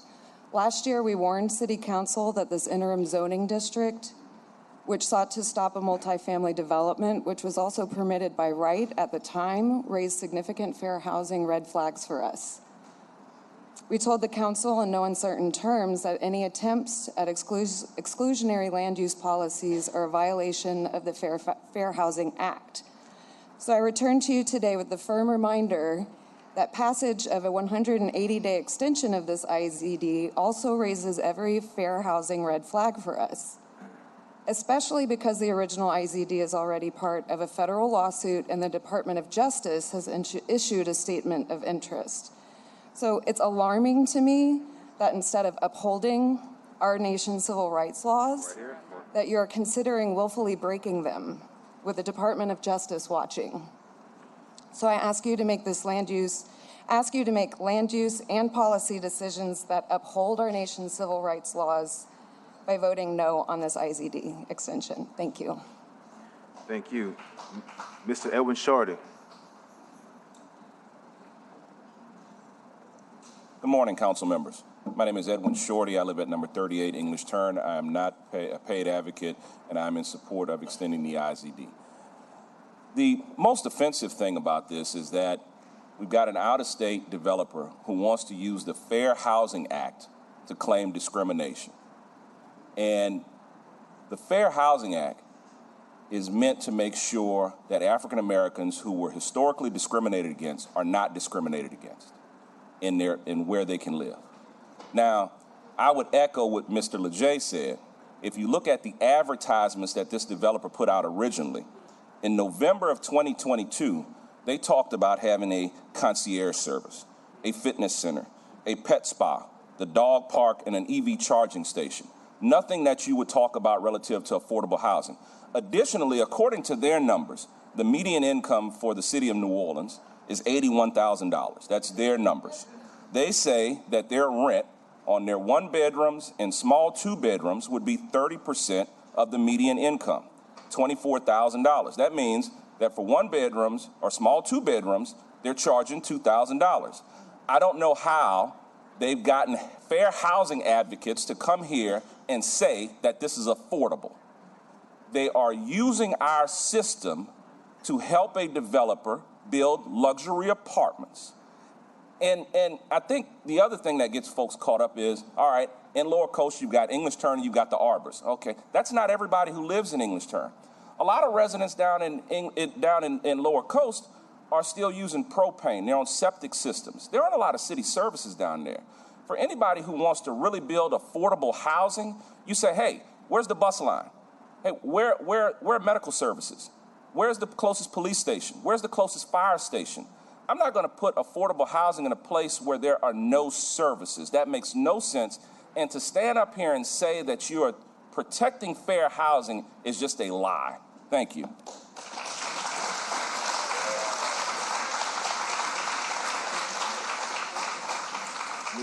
Ms. Darlene Thomas.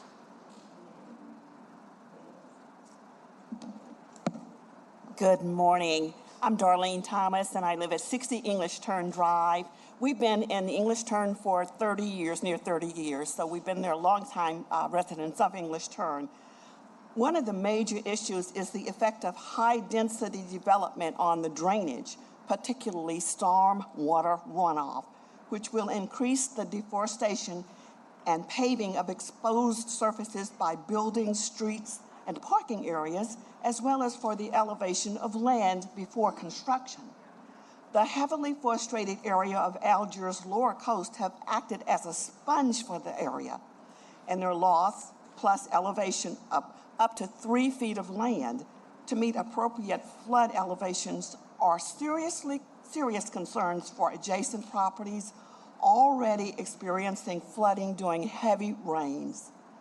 While mitigation efforts, such as retention ponds and the use of porous concrete, may be of some use, the retention ponds may be a hazard for families with children, and the porous concrete used in parking areas requires constant maintenance to be effective. Furthermore, the city's recognition of the problem of stormwater runoff has warranted an amendment to its code, that's section 26-15, which is designed to reduce urban runoff and mitigate the effects of new developments on the existing drainage system. For developers, in several cases, the existing drainage direct much of the runoff accumulating in open ditches to the lowest point of the peninsula, which is English Turn. English Turn system of lagoons, which we pay for, the city does not. Then that runoff drains into the Donna Canal and then into the Intercoastal Waterway. Over 500 residents, which represent a significant tax base for the city, are clearly threatened by increased storm water runoff flowing through the lagoons that wind through the community. I thank you for your time. Thank you.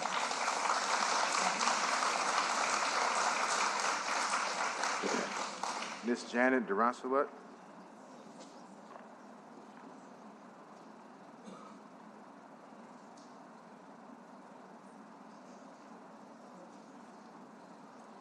Good morning. I'm Janet Durancelet. I live at 5 Bear Creek Drive, Lower Coast, Algiers. In urging an extension of the interim zoning district, which has the overwhelming support of the community, its residents would like to remind the council of some of the concerns that prompted this temporary halt to higher density development in District 13. The lack of infrastructure existing on the 5,500 acres that were separated from the rest of Orleans Parish by the Gulf Intercoastal Waterway was recognized in the City Planning Council's land use study ordered by the City Council in 1985. That study estimated that the total cost of needed public infrastructure was $100 million. That's in 1985 dollars. And that was not counting other public facility costs for a fire station, a police substation, or even a school.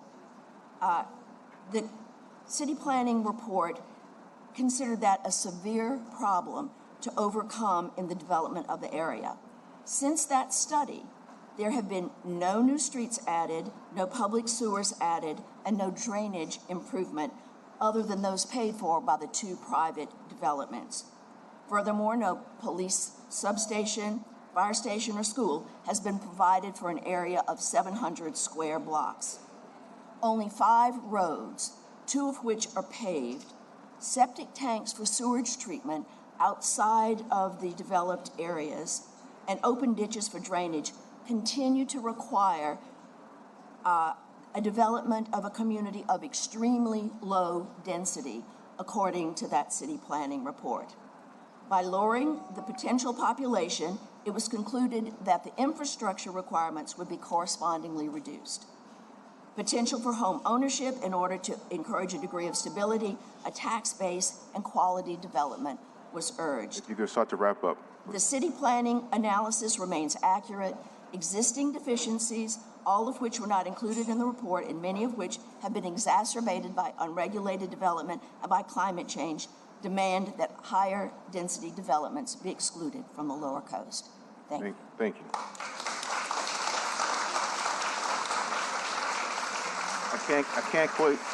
I can't quite make out the name, but the address is 738 English Turn. Dropedy? Okay.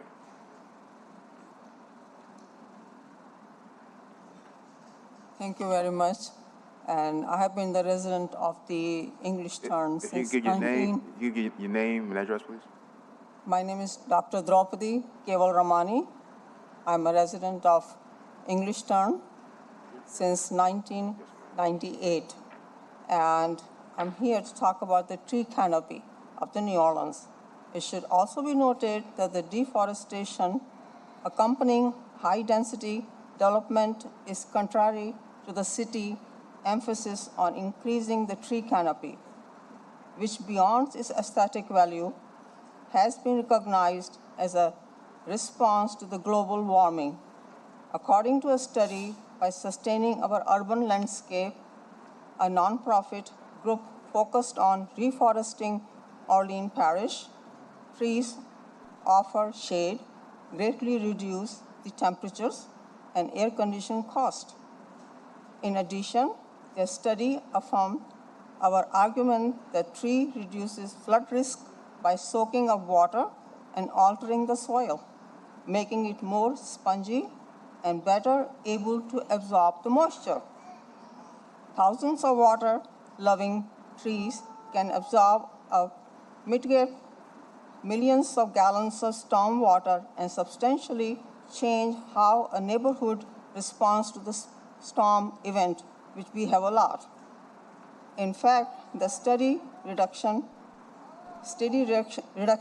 in the New Orleans tree canopy estimated to be almost 30% over the past 20 years is making neighborhoods hotter and more flood prone. Beside the positive effect on temperature and flood reduction, the bottomland hardwood forest that has covered much of the lower coast has long protected the city of New Orleans from the storm winds. Its further loss will likely have a negative impact well beyond the lower coast, the event of the tropical weather. Thank you very much. Thank you.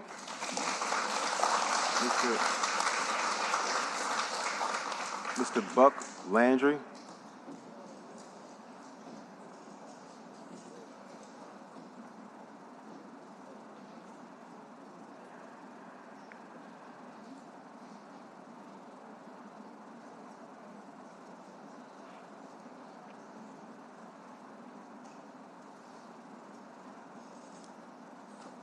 Morning. My name is Buck Landry. I've lived at 24 English Turn for the last 30 years, and I'm not paid to do this. The problem we have here is density. This development anywhere in any one of y'all districts would have a problem.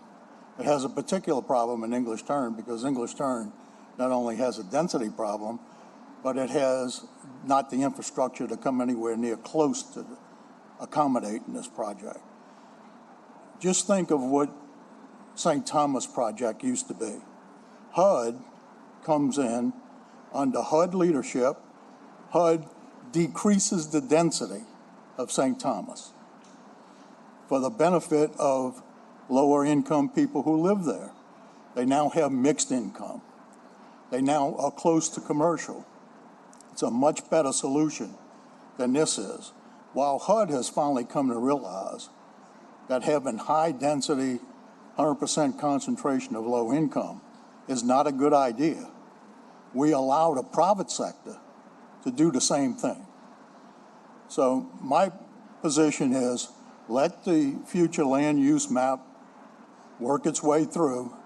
Let us come up with some solutions for the further development of a place which is very rural and underdeveloped. And this is not the only problem in District 13. We have lots out there that cannot get septic tanks because they're too small and they're not in compliance with state rules. So we have a lot of land use problems in that area, which is very rural, very underdeveloped. The infrastructure has never been improved as it was supposed to from 1985. And so it's a work-through problem. This is too much density, too fast. Thank you very much. Thank you. Mr. Stephen Lee.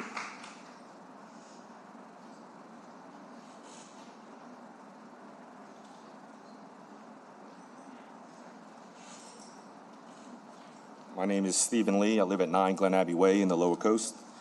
In response to the affordable housing arguments, it has also been suggested in the press and in Facebook posts that limiting development of multifamily housing in the Lower Coast, the IZD has delayed affordable housing for the working class in violation of the Fair Housing Act. However, in at least one instance, the project was initially touted as a luxury apartment units for seniors and upwardly mobile young professionals, a description which coincides with the construction of largely 1- and 2-bedroom units without accompanying amenities. In the initial proposal to the City Planning Commission, instead of including amenities on site, the developer apparently intended to rely on the golf course, tennis courts, pool, and gym of the nearby country club, owned by the seller of the property. In fact, the manager of the country club expressed delight about the proposed complex as a source of revenues for new golfers and diners. This project was not suggested as affordable housing to benefit the working class of the area until the residents of the Lower Coast expressed overwhelming concerns about the effects of the high-density development on a fragile environment with limited infrastructure. In the face of objection, the developer began a baseless smear campaign against the Lower Coast and its community of English Turn, in which it alleged that the discriminatory intent was the basis of the opposition of the project in particular, which is entirely not true. And all we're asking from the City Council is the time for the due diligence to do the research that we need to make sure that any large urban development will not have a negative impact on the surrounding areas. That's it. Thank you.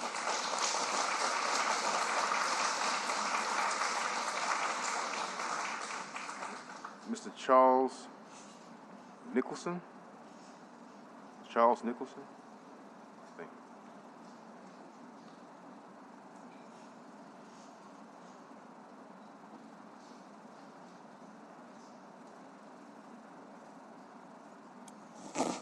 Good afternoon. Charles Nicholson, 4640 South Carrollton Avenue, speaking on behalf of the Greater New Orleans Housing Alliance.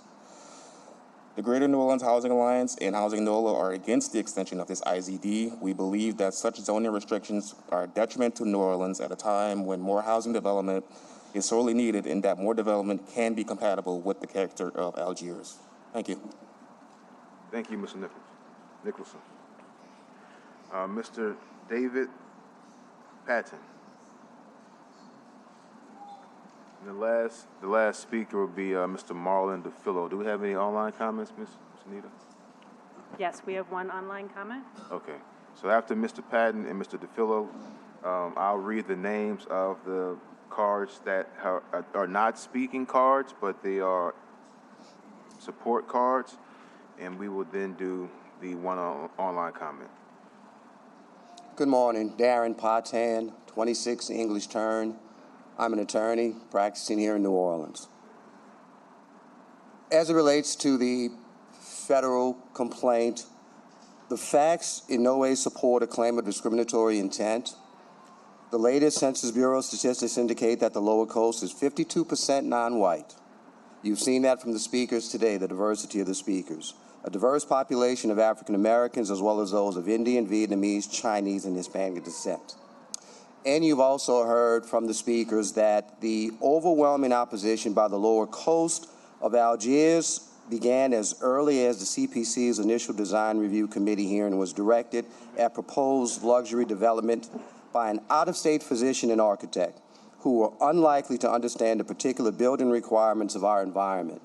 It's not to speak of the challenges in infrastructure with regards to the Lower Coast of Algiers, lack of any public transportation, the millions of dollars that the Sewage and Water Board requires to repair, not add on to, the system that's in place currently. The fact that the CPC in its master plan consideration has not conducted the studies in light of the future land use map matters consisting of the same issues is an ipso facto basis for the continuation of the IZD. CPC was supposed to consider the matters relative to District 13 this past Tuesday, and it deferred, saying, until next week. Again, another reason for the extension of the IZD. As it relates to the notion of affordable housing, Andronicia Morris, who's the director of Housing NOLA, was recently quoted in the Times-Picayune that she could not conclude without more information that this project would truly provide affordable housing. Simply no basis to assert a discriminatory intent. The federal complaint will resolve itself, but in order for this city, in order for the Lower Coast Algiers to move forward, the IZD, the future land use map, needs to consider the limitations with regards to the housing therein. Thank you.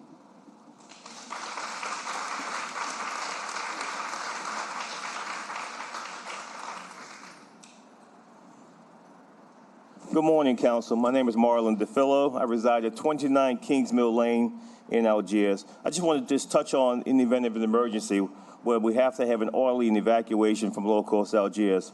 As you know, this past week we had a torrential downpour for the past few days.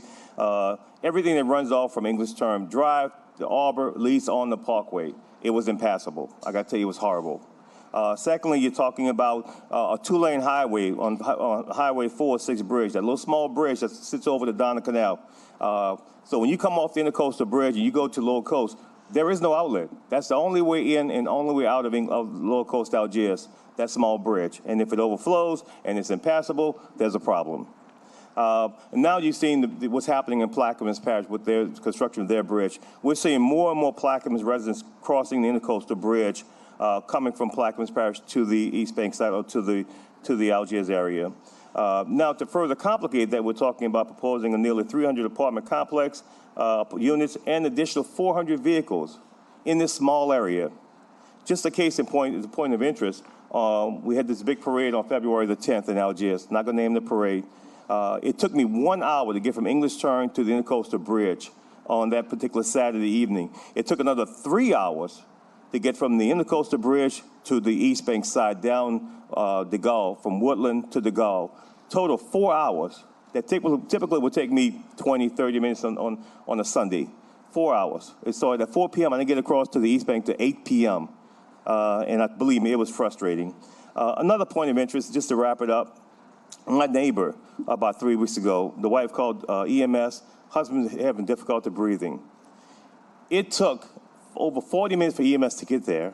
I'm watching this. The EMS got there, they brought the gurney in the house, they brought the gurney out the house empty. He died. Now, I don't know if that would have made a difference, but she would have felt comfortable knowing that she called EMS, they would have been there. They weren't. So I ask you to please extend this IZD for further infrastructure studies. Thank you. Thank you, Mr.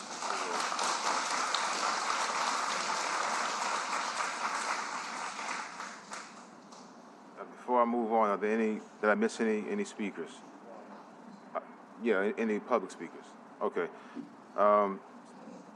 These are non-speaking in support. Barbara Ward, Mr. Goldman, Windsor Ward, Elizabeth LaRose, Mike Boyd, no name in support. Tarek Elger, sorry for mispronouncing the names.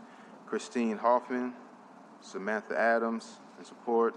Sharon Case, James Andrews, Kathleen Weathers, Kayla Wynn, James Howell, Ann Levine, Preston and Rose Edwards, Alan Hildebrand, Eileen Hildebrand, maybe, I'm sorry, Greg Hildebrand, Linda Teemer, Central Wilcox, Giuseppe and Allison Colissimo, Brian Butts, Jerry Sneed, Janice Dahl, no name in support, Jennifer and Carter Nice,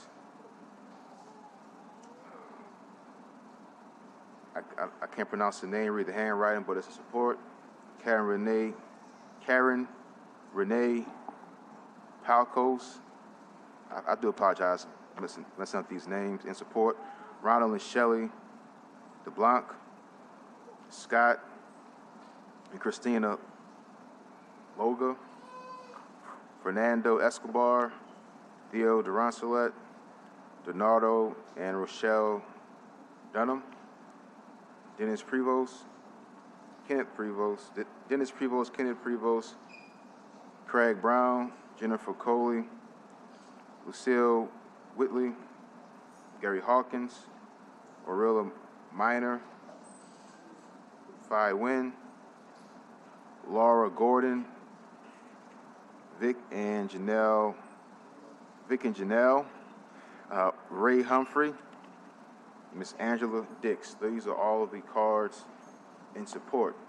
Before I give very, very brief comments, I'm going to extend the courtesy to, first we'll do the online comments, and now extend the courtesy to any council members on the dais who want to speak.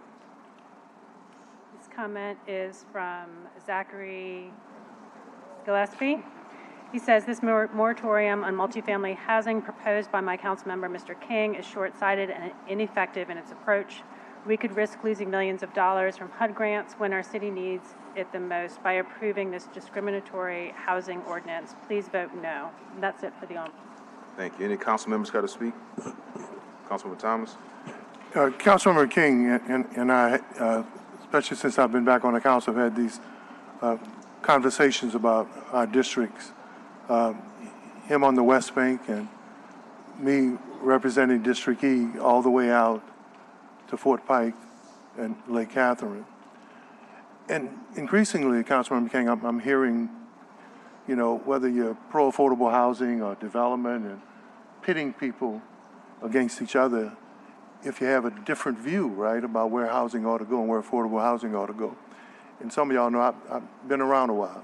I was on vacation a while, but I have an historical view about this whole issue and this whole matter and how it's evolved into who's for and who's against. So I want to take this opportunity to give a little historical content. And I think Buck mentioned Hope 6 and mixed use and how that was working to develop, and they would use it to make sure that mixed use and commercial corridors, and when you did affordable housing, folk were around services and places, transportation, and utilities and things they needed. Well, something happened post-Katrina. The entire demographic and where people live was shifted.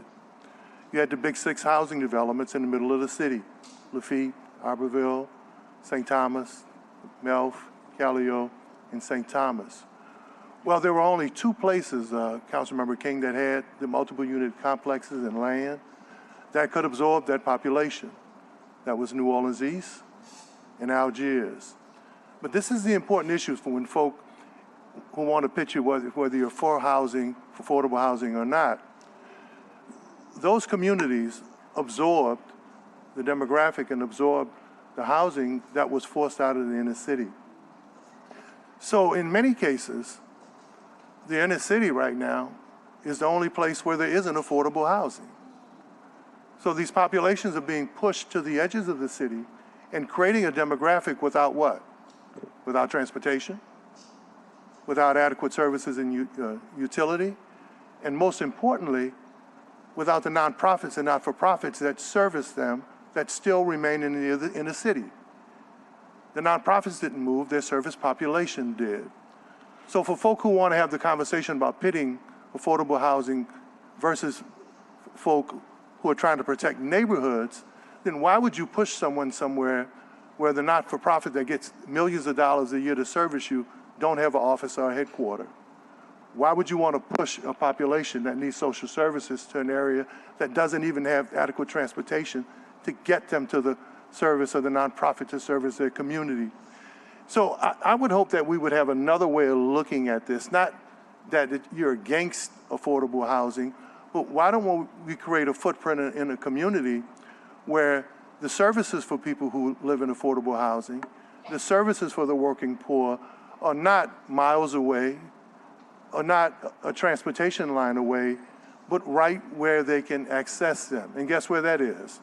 That's in the inner city. If we keep going where we're going, the only place affordable housing and working people that are not going to be able to live is right here downtown. And that's not the way it ought to be. Thank you.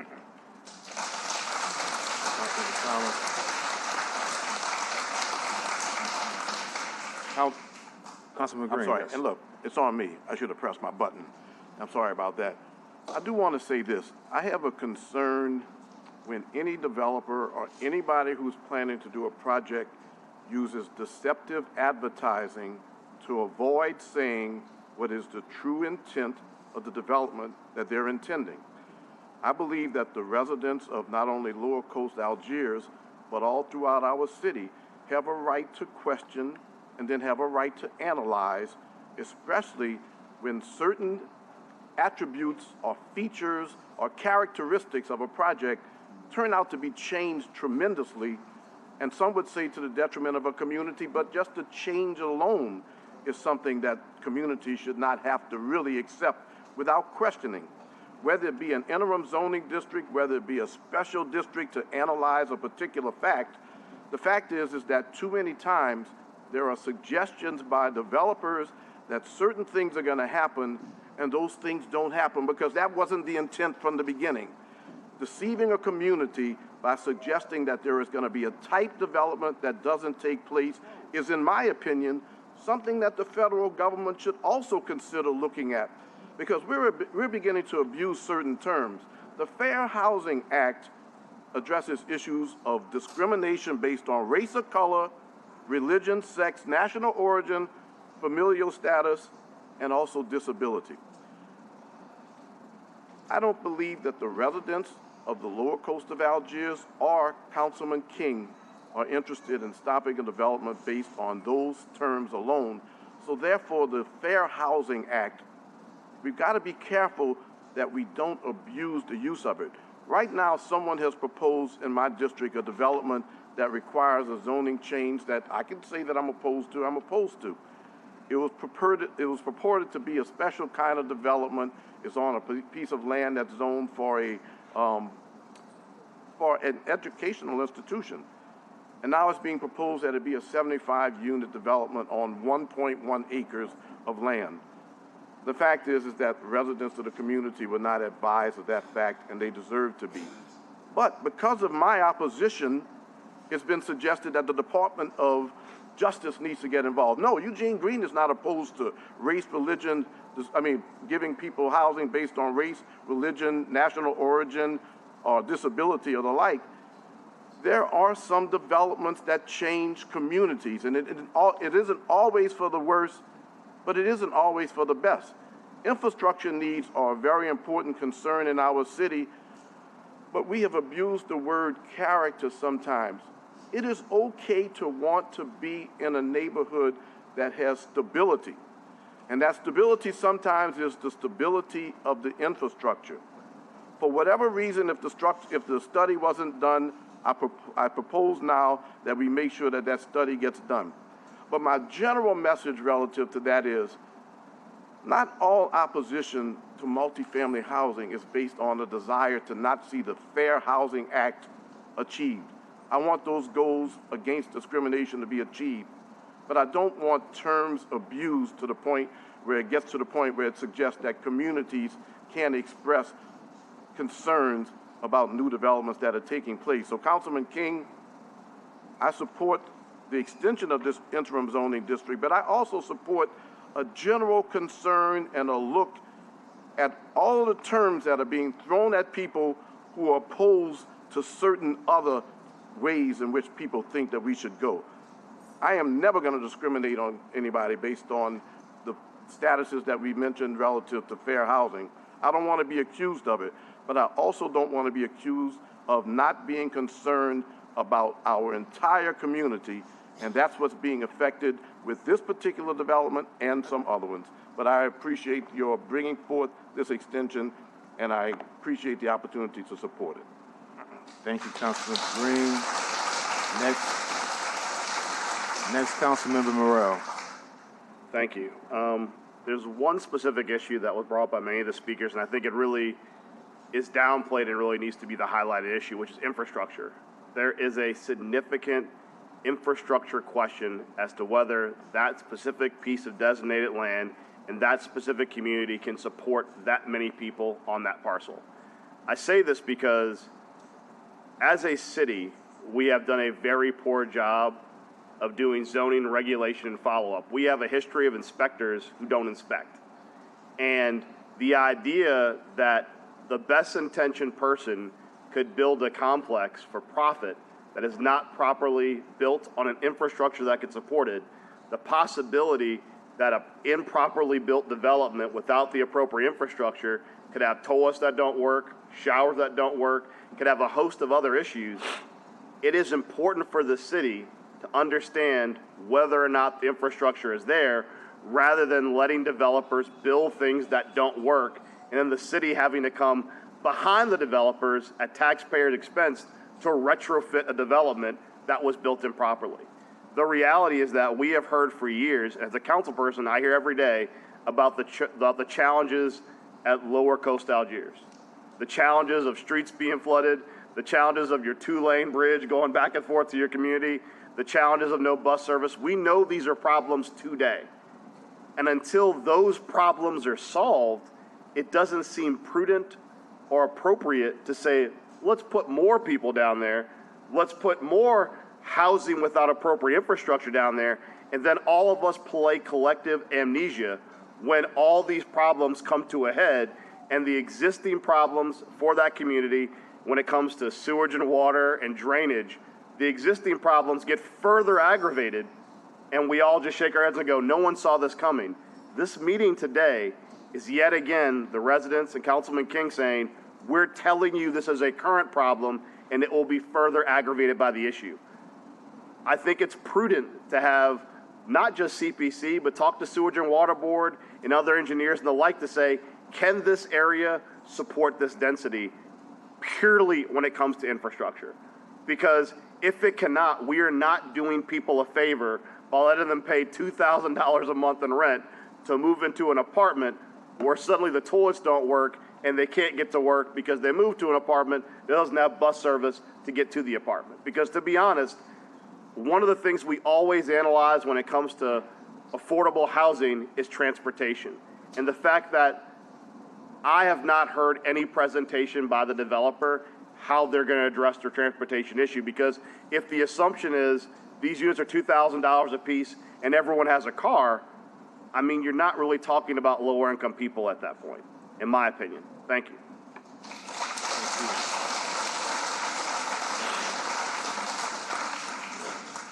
This ordinance will extend our Lower Coast Algiers Rural Protection Interim Zoning District for an additional 6 months. When we filed out our application motion in October of 2022, we directed the CPC to study the impacts that higher intensity uses might have on this mostly rural corner of our city.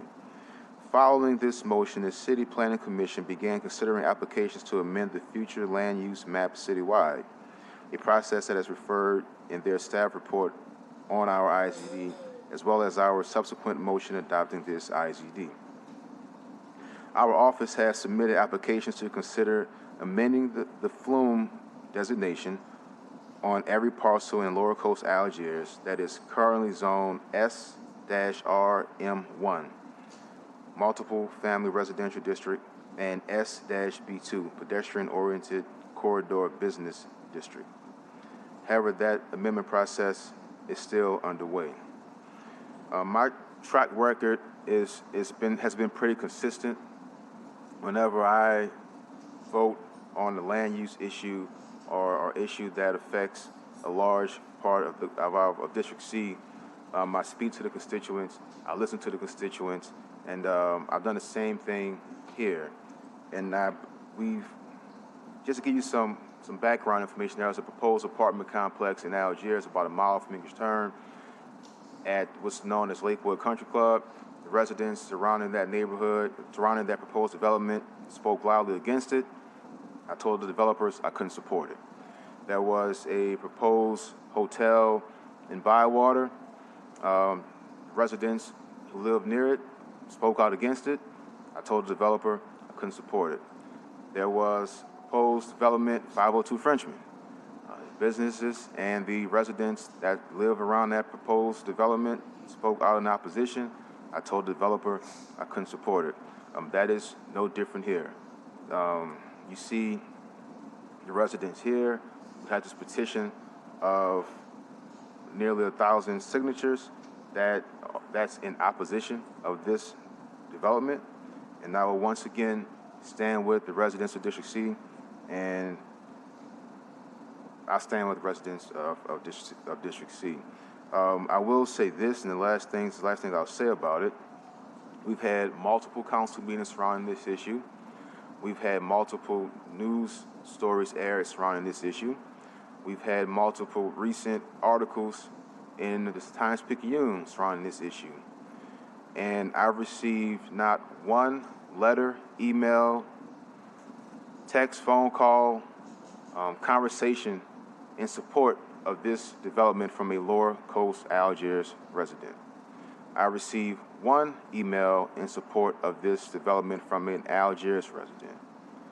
So with that being said, I move to adopt this ordinance. Second by Councilmember Moreno.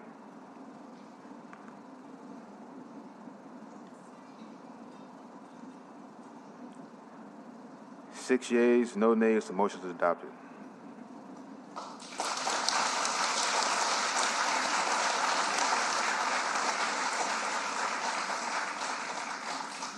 At the top of this page, ordinance calendar number 34,568 has been deferred to March 21st. We're now going to go to the regular order, the consent agenda. We have a communication from Aaron Spears, Chief of Staff and Council Utilities Regulatory Office. This should be marked received. We have a communication from Jonathan Harris, Chief of Staff, the Chief Administrative Office, City of New Orleans. This should be marked received. We have a communication from Zachary Smith, owner, Zach Smith Consulting and Design, 27 Newcomb Boulevard. This should be marked received and deferred. So suggested hearing date is March 21st. We have a communication from Anthony T. Davis, Director, Department of Code Enforcement, City of New Orleans. This should be marked received. On page 7, we have a communication from Danielle Berger, Chief Administrative Officer, Orleans Public Defenders. This should be marked received. We have a communication from Maxine Yang, Municipal and Traffic Court, City of New Orleans. This should be marked received. We have a communication from Micah Enos, Chief of Staff and Executive ADA, Orleans Parish District Attorney Office. This should be marked received. On page 8, we have a communication from Cassandra B. Robert, MBA, Finance Manager, Orleans Parish Communication District. This should be marked received. We have a communication from Amy B. Trepanier, Director of Personnel, City of New Orleans, Department of City Civil Service. This should be marked received. We have a communication from Austin P. Whitley, Chief Administrative Office, City of New Orleans. This should be marked received and referred to the Criminal Justice Committee. See motion M2485. On top of page 9, we have a communication from Tyra Johnson Brown, Director of Housing Policy and Office of Community Development, City of New Orleans. This should be marked received and referred to the Budget Committee. See motion M2484. We have a communication from Cynthia Davis. This communication was received at the meeting of February 22nd and is on the regular agenda on page 17. Therefore, this will not be received and it will not be deferred. We have a communication from Jennifer Avegno, MD, Director of the Health Department, City of New Orleans. This should be marked received. We have on top of page 10, we have the report of the Deputy Director of the New Orleans Historic District Landmark Commission, Central Business District, Historic District Landmarks Commission, 27 Newcomb Boulevard. This should be marked received. We have the report of the Deputy Director of the New Orleans Historic District Landmark Commission, Central Business District, Historic District Landmark Commission, 317 Baron Street. This should be marked received. On top of page 11, we have the report of the Deputy Director of the New Orleans Historic District Landmark Commission, Central Business District, Historic District Landmarks Commission, 333 St. Joseph Street. This should be marked received. We have a report of the Deputy Director of the New Orleans Historic District Landmarks Commission, Central Business District, Historic District Landmarks Commission, 2502 Jefferson Avenue. This should be marked received.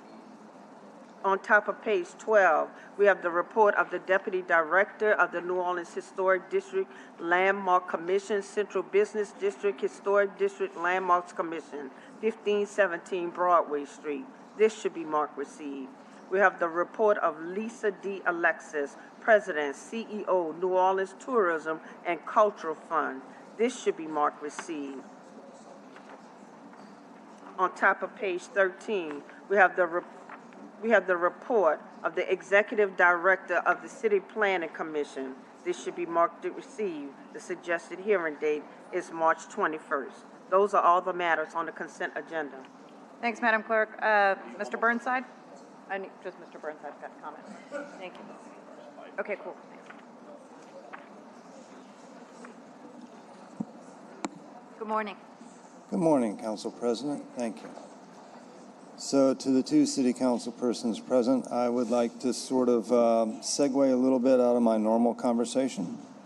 So English Turn came here. There are 100 people. They were advocates for themselves, which is a democratic process. And in the process, they informed us that they live in hell, that basically they get flooded all the time. Basically, a lady died because EMS could not get there. And it begs the question, why would they live there? And it becomes an interesting question because normally I come here to talk about number one, and number one is, of course, a CURO issue. CURO is supposed to be a regulatory body, and it's supposed to regulate our utilities, and there are utility poles in my neighborhood that need to be regulated that are not being regulated. And then we get to number 10 in the communication here, and we're informed that we're going to lease from the 1615 Poydras people a place for our police to function, because apparently, according to newspaper reports, they cannot function in their current headquarters because it's rat infested, and because the basement floods, and because they have elevator issues, and because the AC is broken, and apparently it will cost like $6.6 million to replace. And then finally, we have here on number 20, a discussion of a land swap with the state, because we apparently feel that we need a new city hall. And all of these things speak to how old the buildings are, right? So there's a discussion of buildings built in the 1960s and built in the 1950s and built in the 1970s. And as a person who was in the United States Army in Europe when Augsburg celebrated its 2000th year birthday, I can assure you that buildings can stand up for more than 50 or 60 years. And they don't necessarily have to be rat infested either. There are buildings in Augsburg, Germany that are over 1,000 years old, and they still function. They function as churches, they function as city halls, they function as whatever they function, even after getting bombed during World War II. So we don't take care of our physical infrastructure well. In fact, it seems that we take care of our physical infrastructure rather poorly. And it's an odd thing to stand here and say that when in the report for 2022, we did not spend $167 million. So according to the report that this city gave the state legislative auditor, we had $100 million that we did budget and did not spend. Wrap up, please. And we had $67 more million in revenue than we anticipated. So to not spend money and at the same time to have a broken infrastructure seems a very strange thing to me. Thank you, Mr. Burnside. Any public comment, Anita, online? All right, no public comment online. I'll make a motion to adopt the consent agenda as it comes up. It's been seconded by Councilmember King. All in favor of the consent agenda? 5 yeas, no nays. Madam Clerk, we're going to do a quick personal privilege for Councilmember King. Actually, back to back. Two back-to-back, I mean. Yes. Thank you, Council President Morrell. At this time, I'm going to do a personal privilege and ask that Miss Sharon Austin of the Treme Consortium come up and speak. She and her residents, and her neighbors, excuse me, have very grave concerns about flooding that has happened. It's happening more and more in Treme.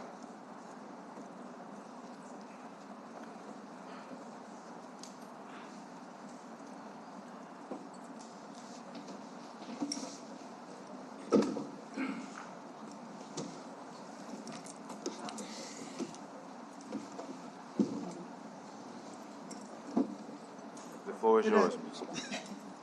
Not mine, the city, Treme residents. I'm Cheryl Austin. I'm a historic Treme resident. I'm also the executive director of Greater Treme Consortium, and I'm in a partnership with Waterwise Gulf South. But the reason why we are here today is because of the repetitive flooding.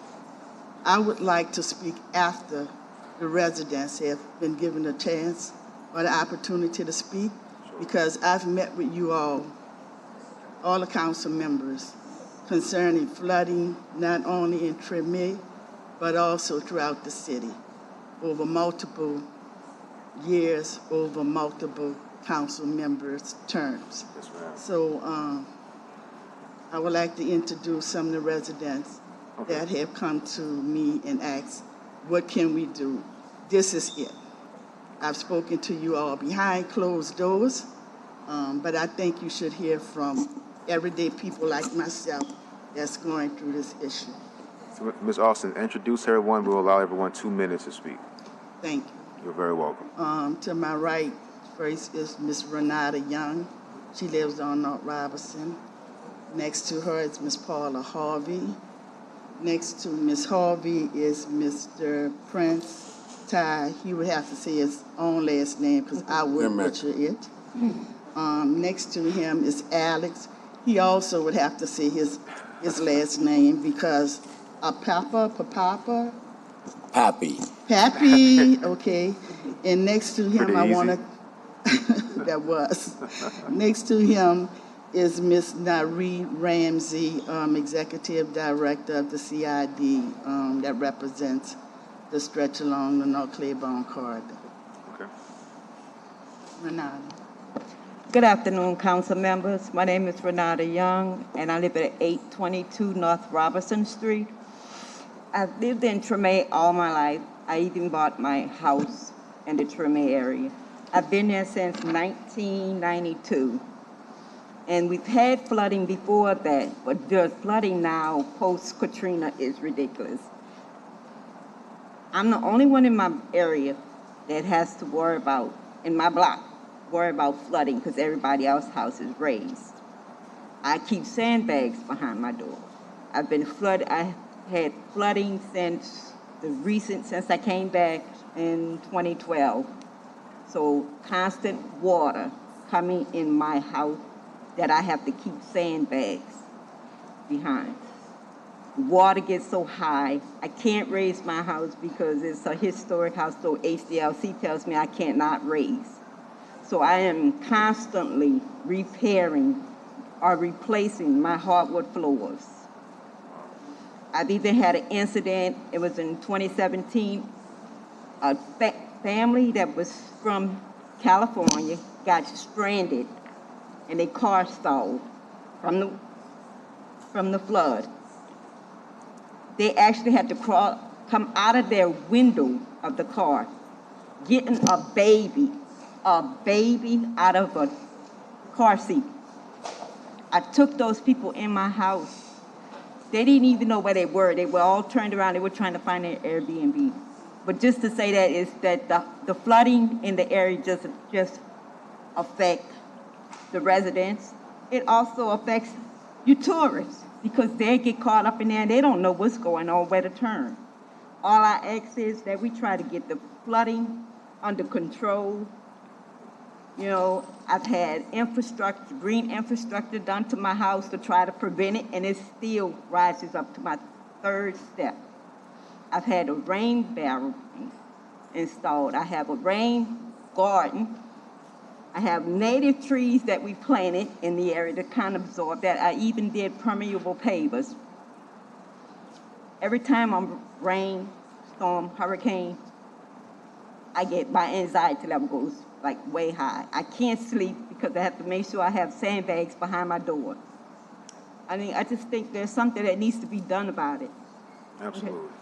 Thank you. Thank you. For letting me speak. Hi, my name is Paula Harvey. Good evening, everybody. I live at 1613, 1615 Dumaine Street. I have been in my home 50 years. I haven't seen it flood like it has been since Katrina. And it's just really out of order. It's out of order with all the rain and all the flood water. One day I had to go to work. I couldn't even get in my car to move my car to higher ground. Where is higher ground in Treme? Our neutral ground is on Orleans. When you go to Orleans, you better have a boat because it's just impossible. You try to turn to go where Claiborne and St. Philip, you better not go that way because it's a dip. You're going to lose your vehicle. Yeah. Where is when it's alert, okay, where are we going? Where are we going? I have a brand new car, 24, and I don't want to lose it. So that means I'm up all night. When they say rain, I'm scared. Exactly. I'm scared. One day I had to go to work because I had another supervisor that was sick. I had to get to work. I said, Lord, you have to lead and guide me. How am I going to get to work? So he said he lead me all the way to Melpomene. I took a slow ride. Of course, you have people that's driving like a bat out of hell that's going to have water coming everywhere. But I took my time. I had to get on the interstate. When I got on the interstate, I got off because I work at Folgers. When I got off at Folgers, there were water at Banner Chevrolet. Couldn't get off there. I had to regroup myself, get off at the other exit. That side of the street was flooded. Thank God. The side that I needed to get to work was crystal clear. And I'm just asking y'all, if we need to clean the drains, let's get the drains clean. I have repairs. I have to have repairs to my house. Why? Because the flooring. When it rains, I'm starting picking up things, my shoes. I got to pick up stuff because I don't know how high the rain is going to be. And if I'm at work, I'm scared to death. I don't know what's going on in Treme when I'm not there. But I just beg y'all, plead with y'all. I'm on the road of retirement. I can't afford to keep doing this. I love where I am. I wouldn't be there for 50 years if I didn't enjoy where I am. I love it. So if y'all could just hear my cry, because I'm a senior citizen. I'm about to retire. I don't have that function of money where I could get another job or 2, 3 jobs to make ends meet. That's over for me. It's over. I'm a great-great-grandma. So I just want y'all to hear my cry. Thank you, Ms. Harvey. Good day, everyone. I am the Divine Prince. I am a resident, and I manage 1509 Dumaine Street. I sit before you today with a heavy heart for the vibrant heart of our city, Treme. We are facing rising tides of not just water, but potential loss. This historic neighborhood, cradled by music, resilience, and cultural richness, is now threatened by the very waters that have shaped its spirit. I have had flashbacks and post-traumatic stress every time a storm or a hurricane is coming. I now remember Hurricane Katrina every time it rains. Let us remember the value of Treme, a value that transcends bricks and mortar. It is the birthplace of jazz, the cradle of Creole cuisine, where generations have nurtured flavors that tantalize our taste buds. It is the home of Congo Square, where the rhythms of resilience and resistance pounded, a testament to the unwavering spirit of our people. Adjacent to the French Quarter, Treme becomes the face of New Orleans community that many will see first. Buildings, housing, businesses, landmarks, and green spaces certainly stand to demonstrate the value of Treme. Treme is not just a neighborhood, it's a living community, a museum, and a testament to our city. It is where the history whispers from our houses, where stories unfold on every corner, where the future of our unique culture holds its breath. And so we have an opportunity to become a model community for other water and weather-threatened communities in the city and around the nation by making Treme a premier community where we've actually done something to combat water and climate change. Thank you for the opportunity. Thank you. So I've been around the block enough to know it's not as simple as me coming here and saying, hey guys, we got flooding, can you clean the drains out? I get that. I'm kind of diving in on a smaller part and hope to gain some facts from you guys so that as I, a younger guy, can continue to put effort into helping out, I know a little bit more of what's going on. So, Councilmember King, is Armstrong Park, is that under the city's purview? Is that something that y'all oversee, the mayor oversees? City. So the city in general? Okay. And now when that's a city, it's like a department in the city that then is talking with the mayor? Is it talking with you guys? Parks and Parkways. Parks and Parkways. And so the Parks and Parkways, I guess, are they kind of reporting to the mayor? Should be. Should be, theoretically. That's the story. All right, well, I don't know who's hiring for Parks and Parkways, but here's my question. Well, just to answer your question specifically, we're the legislative branch of government.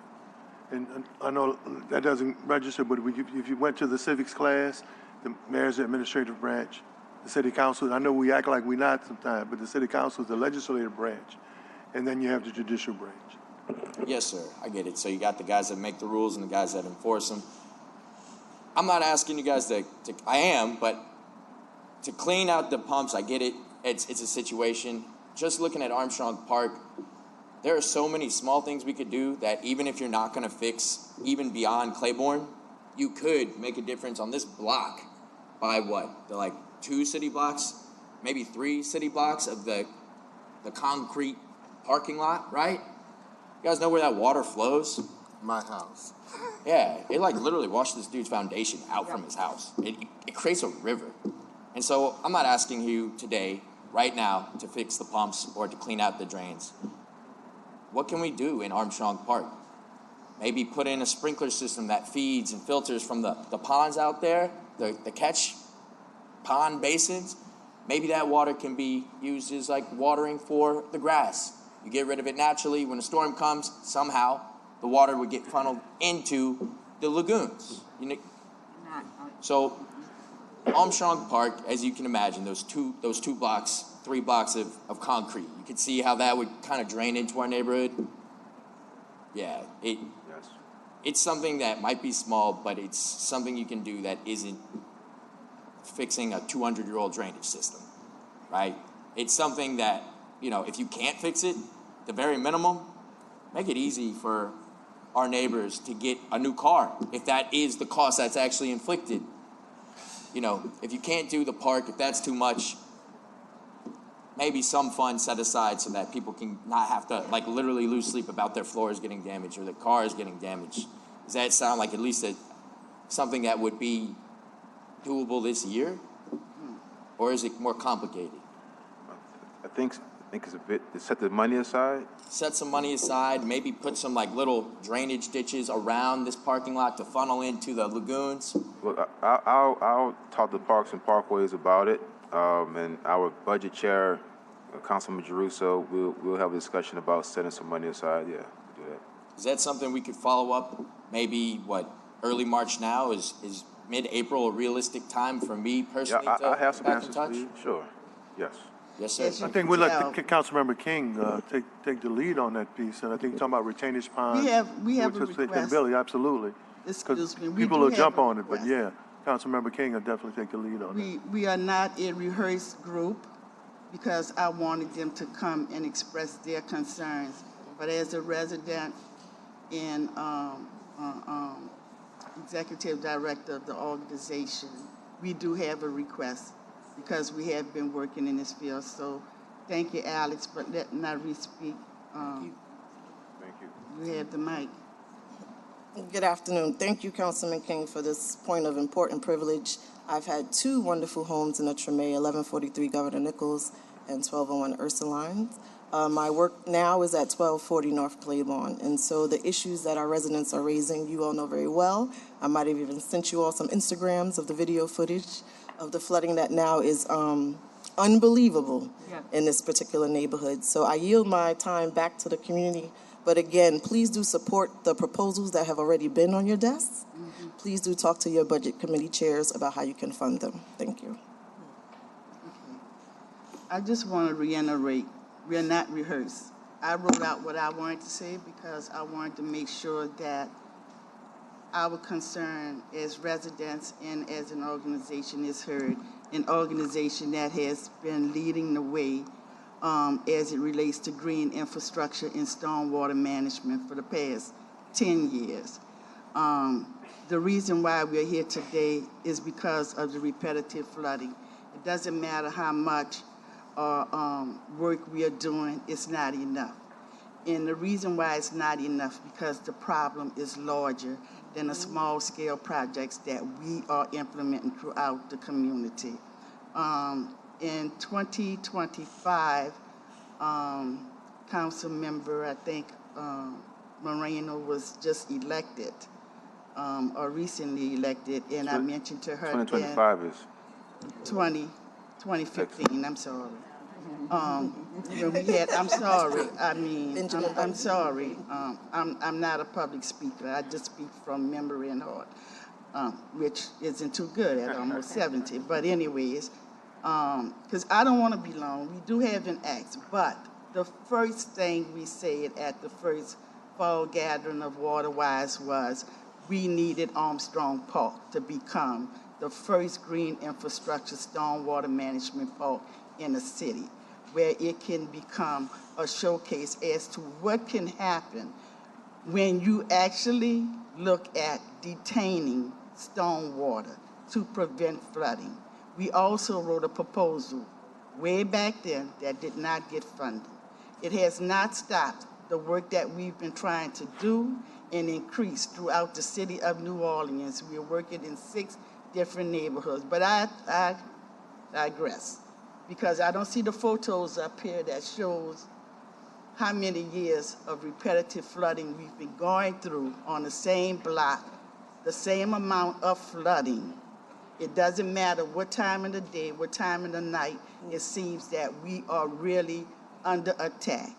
I have recently, in the December flood, lost my automobile. I am afraid to go and buy a new automobile because of where I live. I have experienced stress that's unbelievable.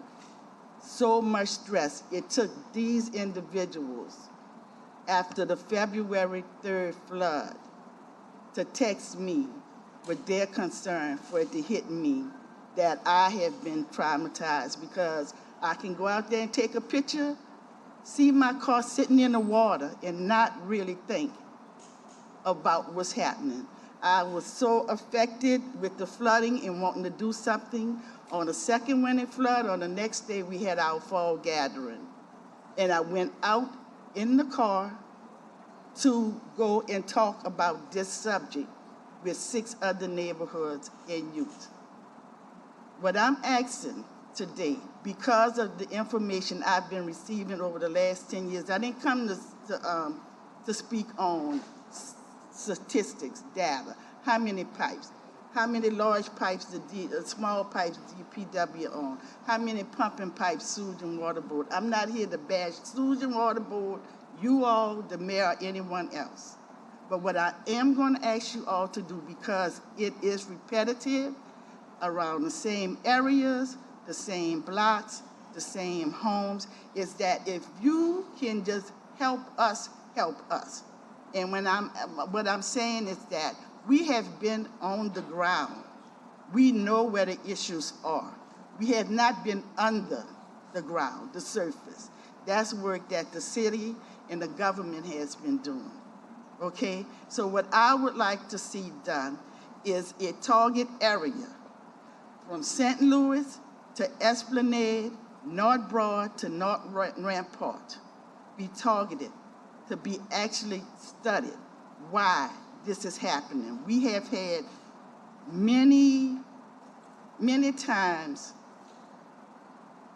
we have had the streets repaired, we have had pipes removed, repaired, replaced. We have had the sidewalks repaired. Nothing is working. Whatever is going on, and I can say what I've heard, but that's not what I want. I want to know actually what's going on and why it can't be stopped. Those photos show a time frame from 2012 to this past Monday, March the 3rd, 2024. There's no reason why we should feel threatened in the houses that we live in, that we intend to leave to our kids if the flooding don't run us out. Yes, ma'am. Okay. Any other comments from anybody? Yes, we need money. Okay. Seriously, I understand there was a $10 million set aside for stormwater management that was not tapped into in 2023, and I'm here to ask for some of it. And I don't mean to sound as if Treme is special, but it is special, and we need to save it. We need to preserve it. Not just the culture of second lines, but the people and their families that have been there. And if those funds are there, and I know that you all have, your legislators, you all make the rules, you all say who. No, I'm not familiar with the funds. Okay. And let me just close by saying,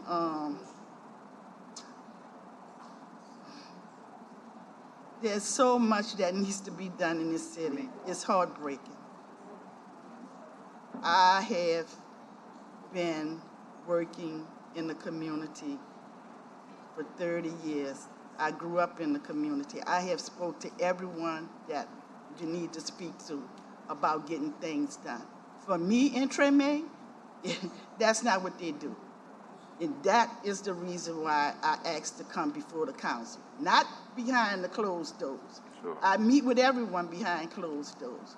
But these are real people, as myself, that is experiencing a hardship, economically, mentally, and socially, because we can't call anyone to come and get us.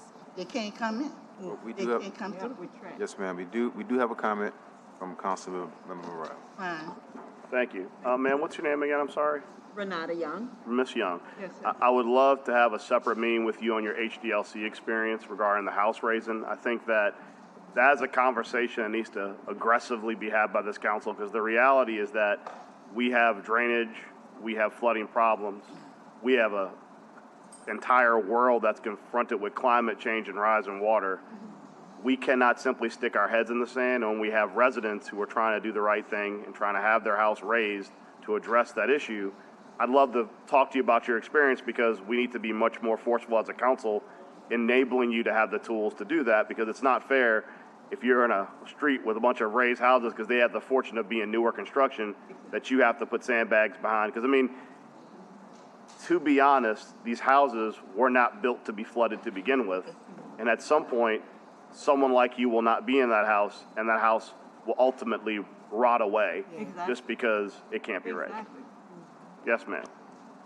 Eleanor Burke, Deputy Director of the HDLC. I just wanted to comment. I was also concerned to hear that she was told that she could not raise her house. The HDLC has a policy of allowing any building to be raised at least 3 feet high, and that can be approved at the staff level. We also have an entire chapter dedicated to resilience and sustainability, and we routinely approve people raising houses in the historic districts to deal and respond to the climate change that we are all encountering. So we would also like to be involved in that conversation and work with her and any other property owner in the Treme to help them deal with the flooding that they are experiencing, because we do work with people every day to raise their houses to meet the needs of climate change. And I think we should facilitate that meeting. Also, we're talking about solutions. Something that every city and every parish is doing across Southeast Louisiana is making funds available to raise houses. So that's something I think that's a doable result, something that we can actually seek to achieve. So I think let's have a larger conversation about how many houses fall within that range. That does not address the cars being flooded or the other infrastructure issues, but as far as your home and not having to worry about your shoes and your bags and everything being wet and water pouring through your door, let's see how we can work out some solutions and see if we can help facilitate some of that. So I want to meet with you, Ms. Young. Yeah, because I'm trapped in my house when it floods. You know, if it's really bad, I have to go outside and put sandbags behind my back door, and then I have to put sandbags behind my front door. So if I needed to get out, I'm trapped. I'm trapped with. Well, and to your point, beyond the fact just being trapped, my first home was in Gentilly Terrace in Gentilly, and the Katrina level was 1 inch below the floorboards. And the amount of infrastructure damage done to that house, the house itself was not wet, but the electrical was destroyed, the plumbing was destroyed. So even if your house doesn't actually get the water in it, as Alex pointed out previously, water repeatedly going to your house, to your foundation, all of that undermines the foundation of your home. So that's something we can work on. I commit to you, I'm going to work with Councilman King. We're going to work on it, but providing resources for people in those kind of areas to do home raising or foundational work, that's something we can work on, and it's something that's been successful across Southeast Louisiana. Separately with the car issue, we're going to work on that, but this is just the housing issue. I think we can do some movement on that. Okay. Okay? Thank you. Thank you. Well, Councilmember Green. I appreciate the fact that you all came here, and I certainly sympathize with the problems that you're having. And on Monday, for example, I drove throughout my district. I can almost tell you where it's going to flood, very honestly. I can tell you that it's going to flood at the corner of Fillmore and St. Anthony. It's going to flood now at the corner of Almanaster and Carver Rams Way. I can give you some of those places. I can also tell you that, of course, in some parts of the city, it never floods. It never floods near the lakefront, for example, and there are other communities. But I do want to say this to you all, and I'm going to ask for your help. A lot of times, there's a lot of bashing on the Sewage and Water Board without asking of them something in specific. $10 million is a drop in the bucket in terms of what our city really needs. But I will tell you this. The Sewage and Water Board was created in 1898 because we've been having drainage problems since then. We don't own the Sewage and Water Board, In fact, we didn't set up the task force that is meeting today at 4 o'clock to hear from citizens relative to what some of the concerns are that they have. And I know that we're going to talk about billing. We need to get a little bit even beyond billing. We might need $2 to $3 billion to get the work done on all of the pipes that need to be done, and even making some money available for making money available for houses that have to be raised in certain areas, because there are some certain areas where there's been significant settling, and you're not going to be able to address it just with a new pump. But sometimes pumps work. There have been some solutions that are based on us interacting more with nature. I attend a church in Pontchartrain Park, Bethany United Methodist Church. Sometimes it flooded in the past, and we couldn't get out. But they built a tremendously large bioswale there, and we keep the drains clean, and we don't have the same problems. But again, in other areas now, you have problems because of settling and because we need more pump capacity. I do want to say on behalf of this council that one of the things that's going to make things a bit better is that we're building an electrical substation. So you're not going to hear about turbines, and you're not going to hear about electricity going offline as much as you can. So we also need enhanced pumping capacity. But I want to emphasize this to you. $10 million, fine, we'll look at it where it was. We need some advocacy on a larger level, even beyond us. There is a meeting today at 4 o'clock, and for the next 30 days, there's going to be a series of meetings that the governor has set up because he wants to know what we can do about sewage and water board. We can put $2 billion into the city of New Orleans. That's what we can do about sewage and water board. It'll help us to do more bioswales. It'll help us to be able to replace some areas that are cemented now and make them green areas. It'll be able to take up some of the cement that isn't permeable and put permeable cement in place. I'll throw out a number, $2 billion. So let's see what we can get out of the state, out of the $51 billion budget that we have, because New Orleans is so important that it's gaining a lot of attention right now. Let's use this as an opportunity to advocate with our state representatives and our state senators to look at real money that's going to make our city safer and more insulated from flooding and more resilient. Some of the things that we're doing, planting trees, bioswales, and the like, are having an effect. I'm pleased to be in Gentilly, where the Gentilly Resilience District projects are going to help us to mitigate flooding, but that's really not enough for what the real problem is. We're living in a city where when we do streets now, we uncover infrastructure that shows that the work was poorly done in the past and pipes have collapsed. That's going to take a lot of money, and it's going to take a lot of money that isn't really necessarily available to us as a city without us having to cut a lot of services. But I challenge the governor, and I applaud the governor for creating the task force. I would have had a different makeup, but the task force exists right now. I'm asking our citizens to communicate with the governor and tell him that if we're going to address this problem in the most important city in the state of Louisiana, and in some respects a city that's recognized throughout the nation, we need a lot more than 10 million. We need $2 billion. Let's throw that number out and see if we can spend that amount of money correctly to provide relief to citizens and also really address infrastructure needs. I know that there's billing. Please, infrastructure. Let's see if we can get $2 billion to support the infrastructure needs of this city. $12 billion. That's needed to.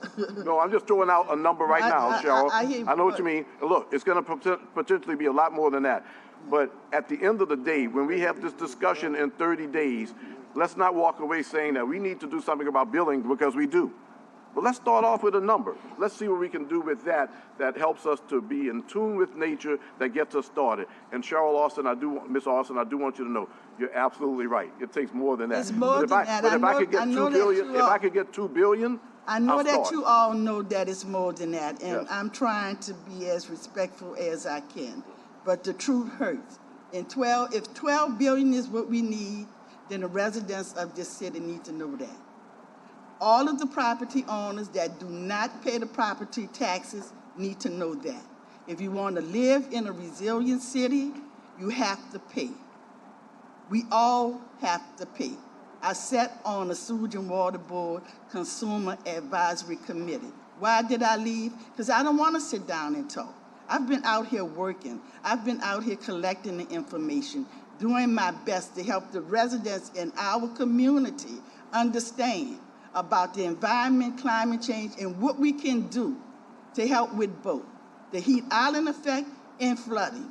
Unfortunately, we get a lot of flooding. I've learned about the H&H Modeling. I've learned about the City Swim Modeling. We can learn as much as we want. We could come with the stats, the data, statistics.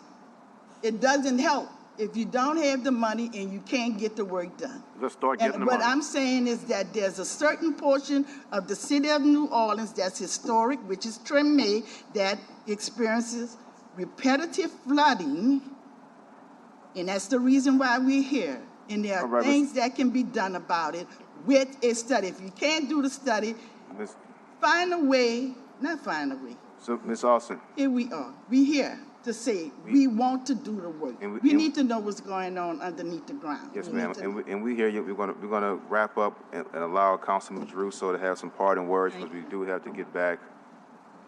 I just want to echo, because actions speak louder than words. Yes. That's the bottom line here. And I'm tired of hearing we have a broken infrastructure system, that we've had problems with politics for too many years. It took us too long to get the substation online. That is a fact. We should have been done by this summer, and because of gamesmanship, it's going to take us another year, number one. Number two, you are right. We do not have enough money to fix every single infrastructure issue in the city, and we need to make people aware of that at this point. With that said, we appropriated $10 million 15 months ago to clean catch basins. Catch basins are our first line of defense. Clean them out. Still hasn't been done, or just in the process of being done. She did. I know. She cleaned them out in her community. But I have pictures. My point is, we have historically not had enough money to do these things. We are sitting on money right now and not doing the things that we ought to be doing, whether it's Treme, Broadmoor, Hollygrove, Lakeview, all these places that have consistently been flooding for such a long time. And what I want to see is, because not only do we know that we have another bond sale that we have to do, but that our bonds are going to start going down, what are we going to do as a city to have a commitment to both gray and green infrastructure simultaneously? We have too many places that aren't retaining water that should. We have too many places that aren't being cleaned out that should. And we all know that there's problems in communities that are getting repeatedly flooded. So what are we doing to triage those first? I think I'm with you that my frustration is boiled over on this, because we have been raising this for years. And again, we're not going to be able to solve all of it overnight, but we have to be on a pathway to doing it and showing residents it's starting to get done. Thank you, Councilman Caruso. Thank you, members of the Greater Treme Consortium. I'll be calling you. Thank you. Thank Thanks for scheduling the time. Thank you for the opportunity. You're very welcome. Next, we'll have. Good seeing you. We'll hear from. I want to thank my colleagues for allowing this. We'll hear from some other Treme residents concerning the fire at 1440 Henriette DeLille and the steps moving forward. Make your way down to the desk, please.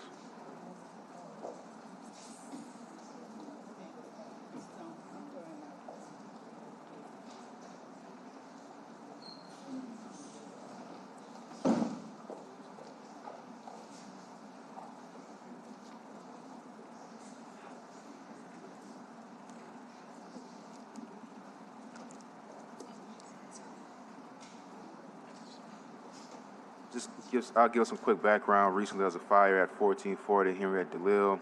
The property was abandoned for a long time. The property owner did very little to secure it. As a result, the squatter got in, the grill was tipped over, fire ensued. There was some property damage to the surrounding properties, and the neighbors have some concerns about future bad actors, and them not boarding up, securing their property, and what's the next steps for 1440 Henriette DeLille. So I'll let you all go from there. Oh, thank you so much. Good afternoon. My name is Dr. Narissa Cofield. I live in the 1400 block of Henriette DeLille Street. Thank you, Councilman King, for giving an overview of why we are here. I think I'll just cut to the chase. The things that are important to me for almost 3 years, we've requested assistance and support from the city via 311, quality of life offices, Councilman King's office, HDLC, code enforcement, and other local nonprofits on a number of issues related to this property. One, coordinated services and support for unhoused members of our community.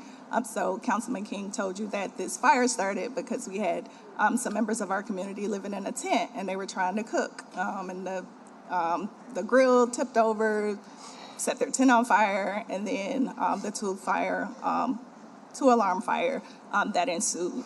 Also, the second thing that we've been calling about for years is securing of this blighted property owned by Mr. Io Love that has a total of 48 code violations and years of unpaid taxes. So despite hundreds of emails, calls, 311 tickets, our own efforts to work with other city, local nonprofits to provide support and resources to members of our community, we had this fire. Thankfully, those unhoused members of our communities and our neighbors immediate to this property were able to escape safely with minimal damage to the surrounding properties. I understand the tremendous needs in our community. Almost 1,500 unhoused members of our communities living on streets across the city.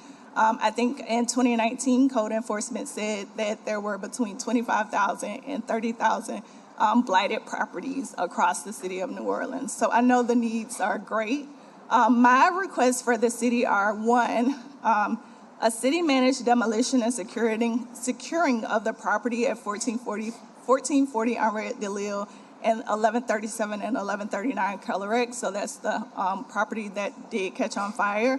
I would also like to see some better coordination across city agencies and with the legal department to deeply understand what the city options are to take action against bad actors like Mr. Io Love and others who have multiple violations across multiple city agencies. So he has years of unpaid taxes, 48 code violations. This is 3 years of reaching out for support and help to figure out what we can do, reaching out to the owner, going out every avenue that we could to secure the property to ensure the safety of everybody in the community. The other thing I would like to request of the council is scaling implementation of compassionate and research-based practices to support our unhoused community members. Like, they don't want to be on the street despite what we might believe. Like, people want a safe, healthy, thriving community to live in. They may not know exactly how to access it, and it is incumbent upon us to ensure we're providing compassionate and research-based practices to support members of our community. The other request I have is implementation of more effectively implementing a risk-based approach to managing and mitigating, securing, and demolishing blight across the city. I've sent videos of unhoused folks. Like, it was not just unsafe for me and my neighbors, but it was also unsafe for members of our community who were entering this blighted building over the course of many years. I know this is an issue across the city, so I really want to see us implement some type of risk-based approach to managing, scaling implementation of that, something that helps us identify what blight we should prioritize for demolition, for securing, for management, as well as for other city-owned empty lots and properties. Similarly, the property that caught on fire is across from a city-owned lot, and there's just a lot of activity in that space. We've had a neighbor find a gun. We've had people overdose in this lot. We have, it's just a lot to keep the community safe. And lastly, my last request is just more affordable housing across all communities for all members of our communities, especially folks that are being priced out because of growing home costs and insurance costs. So I welcome the opportunity to continue these conversations and partner with all of you and my neighbors on making New Orleans continue to be an amazing and thriving place. So I will yield and turn it over to my neighbors. So I'll let Matt kind of finish off because I'm Carling Lee. I'm a property owner of 1130 Colorex Street. I bought this property. I just want to give a backstory because it feels like it's important. I bought this place because I love the neighborhood, and that is I live uptown, but I also love the neighborhood, and I wanted my parents to be able to visit and have a place to stay. And I do rent it. It is commercial property, and I do rent it, and I do have visitors come in. My renters were the ones that called 911 that night.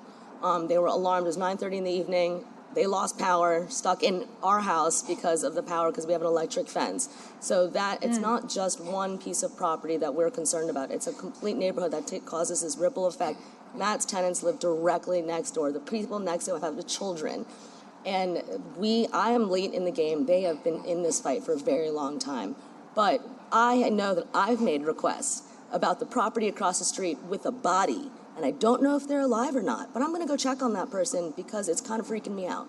And, you know, we do this every day for someone, any tourist that comes, any person that walks down this really busy street, sees this house, and people, vagrants everywhere, I don't know what they're doing, yelling or not. Someone offered to watch my car for $10 in front of my property. Like, this is what we're dealing with every day. And it was only until after this is a couple months ago, that they came to the city and was able to get the fence torn down. So it's just been a several-year process on this house. It's an eyesore for everyone. It's a danger. We knew it. We did everything we did as citizens to call 311 to complain about the city. And someone who is on the HDLC board, who has the legislative connections, who is able to do it, did nothing. So it puts us in a really hard spot of what can we do, and now a fire has happened, and he's allowed to get permits to, you know, demolish the building on what he's proven to be unable to do as a responsible property owner. We pay taxes, and we're responsible property owners. What is his responsibility as a property owner, as someone to the city, to us, that's putting us in danger? And that's, like, I just want some type of code enforcement. I know, like, you know, there's code enforcements for everything, blades of grass. There's got to be something for responsibility for people that are proven to be unresponsible property owners and that have put us in danger. I mean, it's kind of silly. We pay so much in taxes, and he has so many back-owed property taxes. What else can be done? There's got to be something else that we can do. So, Ms. Lee, just to give you an update, this owner has agreed to let the city. I think the cost was too much for him to bear. So the city will demolish the property. It will be demolished by Monday. Right. That's great. But, I mean, I just want it for future properties. This is 3 years too late. Correct. Kind of. So I'm trying to see in the future, what else can we do for these blighted properties, for owners that consistently refuse? Well, I think Councilman Giarrusso has, he's actually chime in. He has some updates on legislation later today. Great. So, thank you, Councilmember. I'm not going to step on Councilmember Harris's toes, who has the affordable housing piece, but you're actually in my talking points about when we get to the ordinance that I have. To answer your specific point, what code enforcement has told us is their triage system is the IDC properties, the ones that they consider emergency, falling over, and then everything else. My problem has been, to the point you all raised today, we've had too many people who've been in and out of the code enforcement system, and that there is no timeline. So what we're going to do today is, and all 7 members are co-authors on this, is close that timeline. What we do is you will have 2 years from the time of the final demolition order, and if you have not remediated the property, abated it sufficiently, it's getting demolished. There's no more tomorrow. There's no more you get a 15th chance. There's no more we're going to delay this any further, because we're tired of this too. And the bottom line, to your point, is for too long before code enforcement was a department, you've had too many different hands on something, and so it gets shifted around, number one. Number two, not the fault of any administration, but when things get delayed, you deal with different people, and they don't have the historical context.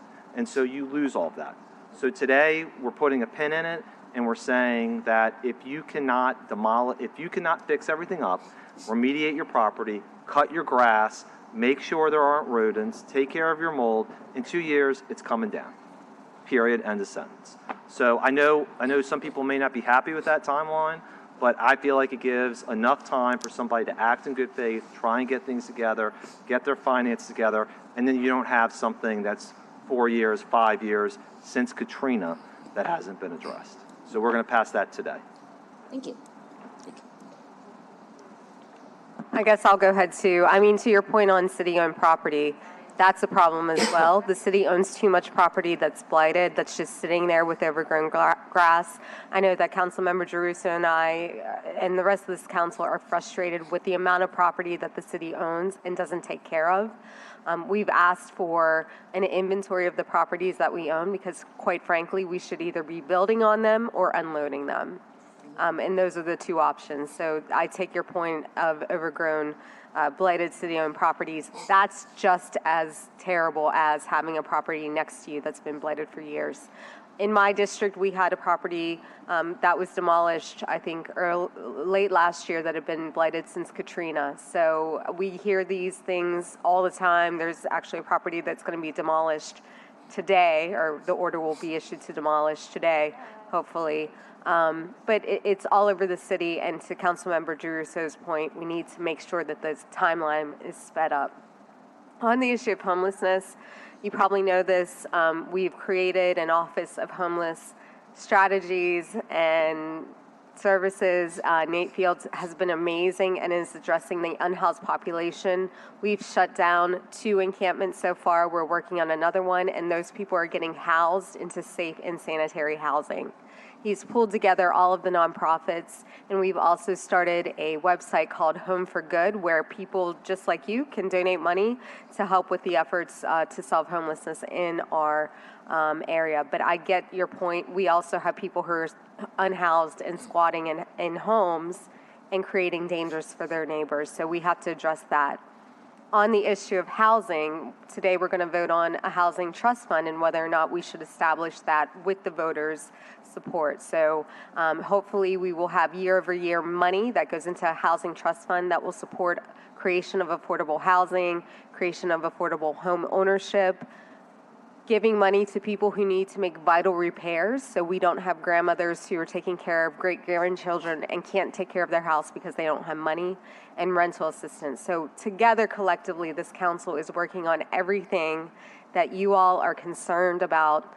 It's just taking a little bit of time, and I'm sorry that this happened to you. It's happening all over the city, but I know, and I saw the fire, and it was devastating, and I'm really sorry this happened to you, and that we can't get departments to work faster than they should.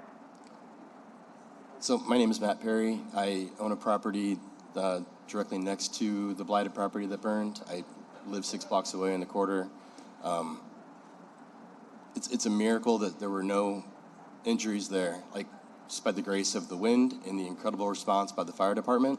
It was within 6 minutes of the 911 call.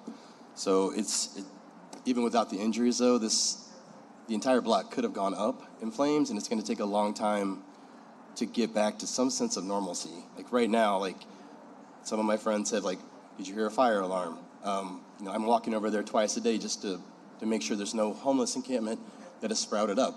So the fire was last Wednesday. On Friday, the unhoused person, which I'm incredibly compassionate about, was attempting to set up a new encampment on my property. I have 4 tenants. Luckily they were not injured. The house is still habitable. It sustained a lot of damage. What can we do as a council, as a city, to keep not only unhoused people safe, but also people who live in the building safe? I'm requesting very intently that we secure the property with a fence. There should be no reason why we cannot put a secure fence around this property. I know it is private property. There was some discussion about the constitutionality about that, but when an owner has taken no responsibility to secure his own property, the city must take a step to secure the property. I implore the council to do that today. I fully hope they will. I don't know what else I can say. The lot across the street is also a problem. That should also be enclosed with a fence. So the problem that we've had with this blighted property that we've been complaining about for years is that the blighted property led to an encampment, which led to more encampments across the street, which led to people living in vans on the street, which led to an RV that reeked of feces on the street for a week. So it is a magnet, and until the source of the problem is solved, which is tearing down that house and securing the property, will the council allow whoever's in charge, code enforcement, public works. Mr. Davis from Code Enforcement is here, so I'm sure he would be happy to address you. Sorry, Councilmember King, I feel like I'm taking over here. It's no problem.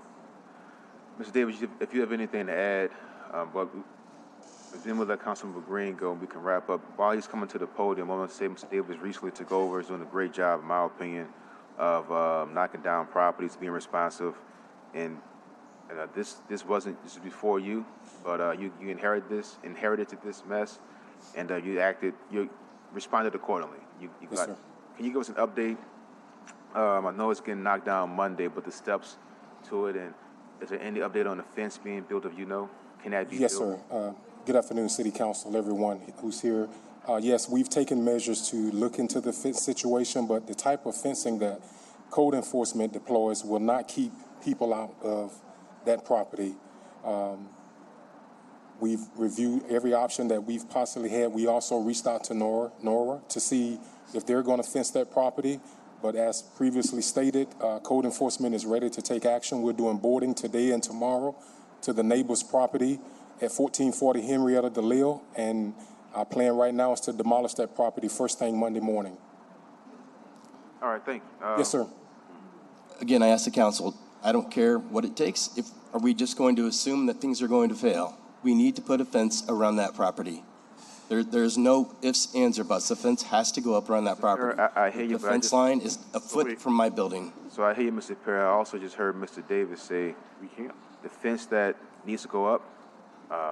I don't know if code enforcement can put up a chain link fence won't work. A wooden fence won't work. It probably needs to be a 6-foot wrought iron or aluminum fence that needs to go there. Councilman Moreno, then Councilman Green. Mr. Davis, I just had a question.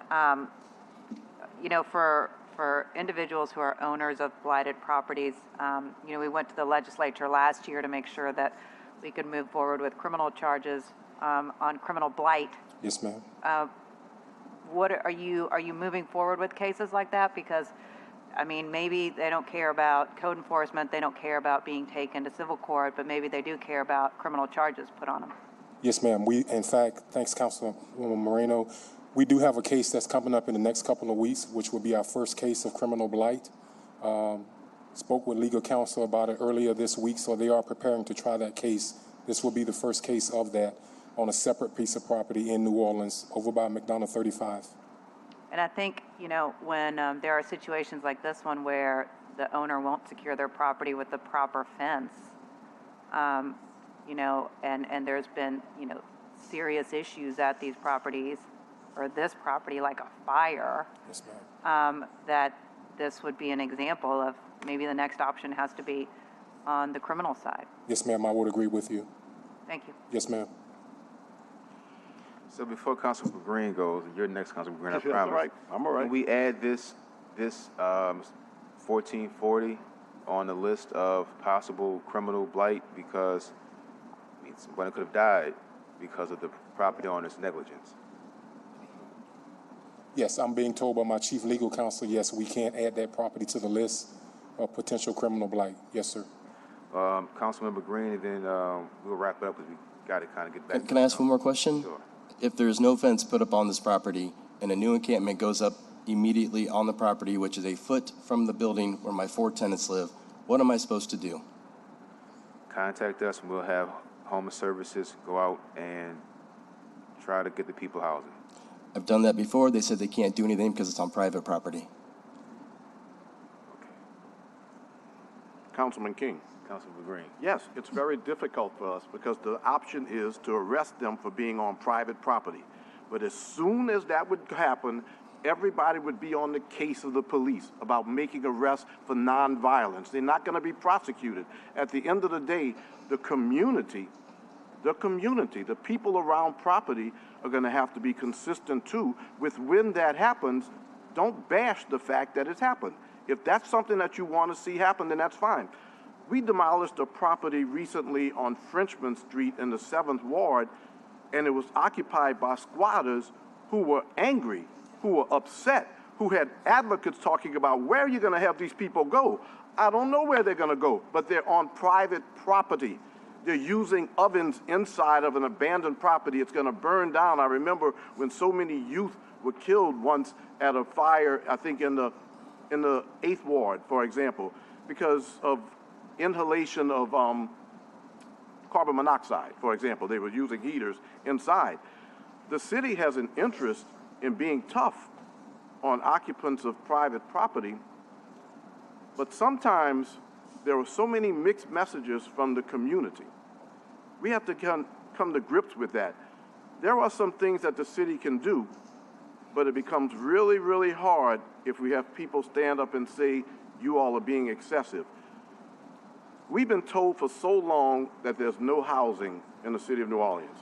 We have a director of homeless services and strategies who came in and within a year has placed 135 people in housing.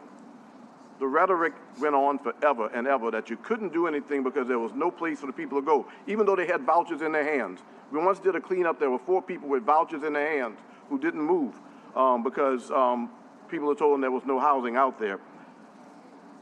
I once tried to introduce an ordinance that was going to criminalize dumping of food that was causing rats and causing rodent infestations. The community united then. They came out in large numbers to oppose it, as if we were going to stop everybody who was interested in making donations to those who were unhoused. We were going to discourage them from doing so. I don't really have a conclusion. There are sometimes I'll speak and tell you I don't have a conclusion except for this, that there has to be more consistency.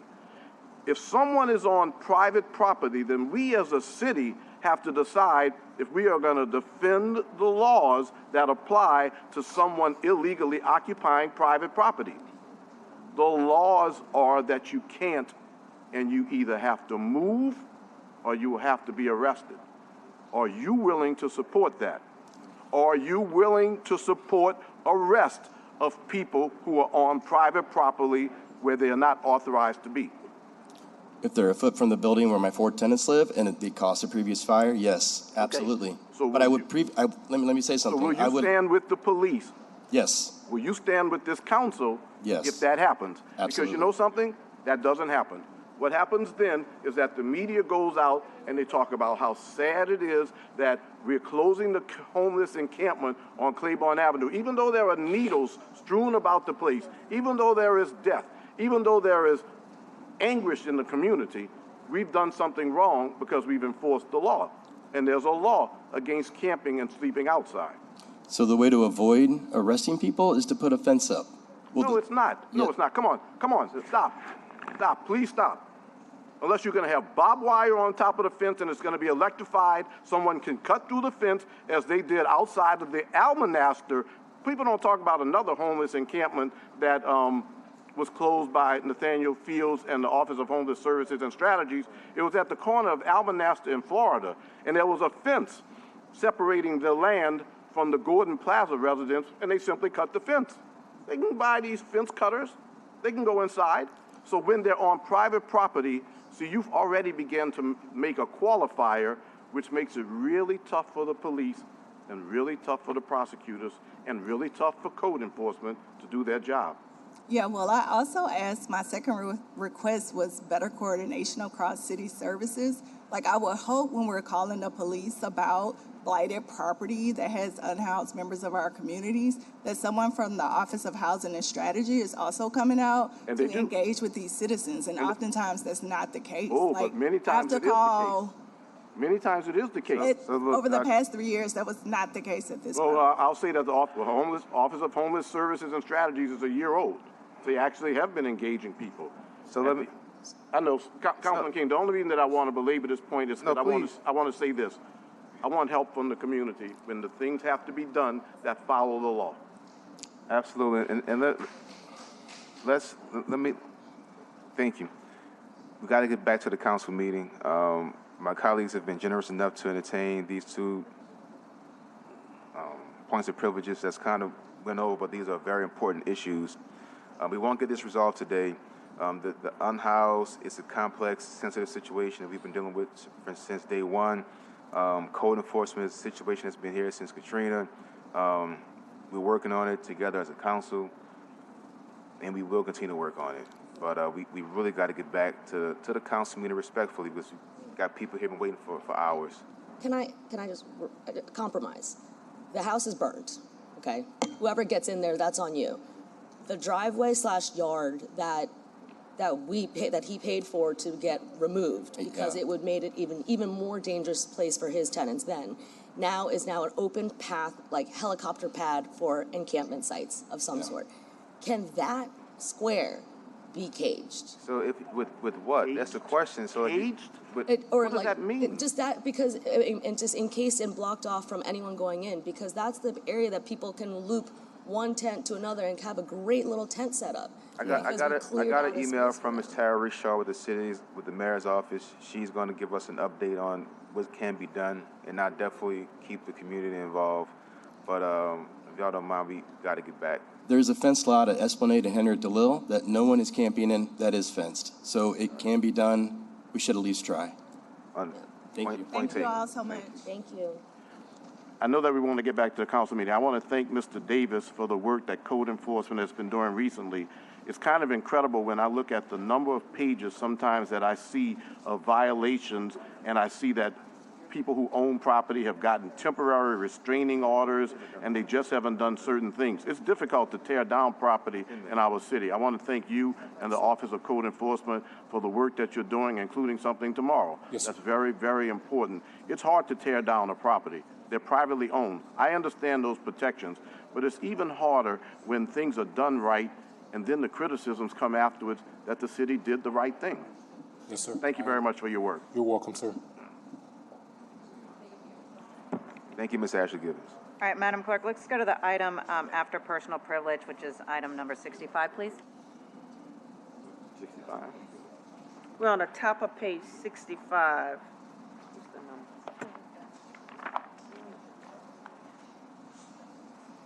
We have motion M2493 by Councilmember Morrell, ordering and directing Mayor LaToya Cantrell to immediately surrender possession of Unit 530B to the French Market Corporation to remove any and all property, city property, or personal effects located therein, and to provide any and all keys to the premises in her possession or in the possession of her staff to the French Market Corporation, so that Unit 530B may be leased to the public for fair market rent in accordance with Section 2-930 of the Code of the City of New Orleans. And there is an amendment by Councilmember Morrell. On page 3, in the last whereas clause, delete third and insert in lieu thereof fourth. On page 4, in the first whereas clause, delete third and insert in lieu thereof fourth. On page 4, delete the first be it moved paragraph in its entirety. On page 4, delete the second be it moved paragraph in its entirety and insert the following. Be it moved by the Council of the City of New Orleans that the French Market Corporation, through its executive director or her designee, is hereby directed to restore Unit 530B to the Upper Pontable rent rolls, to deem any previous directive issued by the city excluding Unit 530B from the rent rolls to be terminated, and to certify in writing to the City Council on or before March 21st, 2024, that all personal property currently in Unit 530B has been removed, that the exterior locks or Unit 530B have been changed, and that all keys to the new locks for the Unit 530B are in possession of the French Market Corporation. To the extent the French Market Corporation is unable to secure the possession of Unit 530B on or before March 21st, 2024, and cannot make the certification directed by this paragraph, the French Market Corporation, which is vested with the management and control of Unit 530B pursuant to Section 2-930C of the Code of the City of New Orleans, be and hereby is authorized and directed to take immediate steps and to give all notices necessary to institute eviction proceedings for Unit 530B, to promptly institute eviction proceedings to secure possession of Unit 530B, and once possession has been secured, to lease property to public in accordance with Section 2-930C. On page 4, delete the third be it moved paragraph in its entirety. On page 5, delete the first be it moved paragraph in its entirety. On page 5, in the second be it further moved paragraph, delete the phrase by the Council of the City of New Orleans. On page 5, in the last be it further moved paragraph, insert the word executive before director of the French Market Corporation. That is the amendment. On the amendment, thank you, Madam Clerk. Before we vote, what the amendment does, it puts this entire thing in its appropriate posture. What the council did in August of last year was to empower the French Market Corporation, who manages all the other Pontabla units, to manage this unit. And as the manager of the entire Pontabla property, we want this unit treated like any other unit that they currently manage. This gives clarification and authority for the executive management at the French Market Corporation to treat this apartment like the rest of the apartment, and really removes any of the language that puts the council in the middle of this, because we are not apartment managers. We do not manage the Pontabla. The French Market Corporation does, and this simply clarifies their power and tools to do so. That's what the amendment does. I see no comments on the amendment. Not on the amendment. I will move for the adoption of the amendment. Can I get a second? Second by Councilmember Moreno. Please vote your machines on the amendment.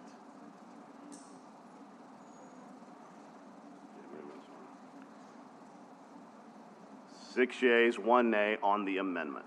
Thank you. On the underlying bill, Mr. Green. I just want to make it clear, I supported the amendment only to move it, forward to do that part. This is a very complex matter. I wish it were not so complex, but I'll give you an example of the complexity. And on some issues, I don't have the answer. The French Market Corporation has one shareholder. It is the mayor of the city of New Orleans. She makes every appointment, she or he, in this particular instance, she makes every appointment to the French Market Corporation. We have to be very careful that we don't violate the very laws that we attempt to uphold relative to other property owners. For example, if the tenant's possessions are not out of the unit, then if that tenant doesn't move them, you've got to commence with the eviction. So you're saying by March 21st, for example, that the eviction, we would have to start eviction thereafter. I just want you to know that as a manager, the French Market Corporation has options built in because we manage the property. It's regrettable in some respects that the city council and the city of New Orleans became so involved with this matter. The mayor has appointed 3 members of the council to the French Market Corporation. We had the ability to take a simple letter from the city council suggesting that what needed to be done and maybe look at doing it. But we chose to bring it on the city council level. But if we're going to do so, we need to recognize that it's not even this simple.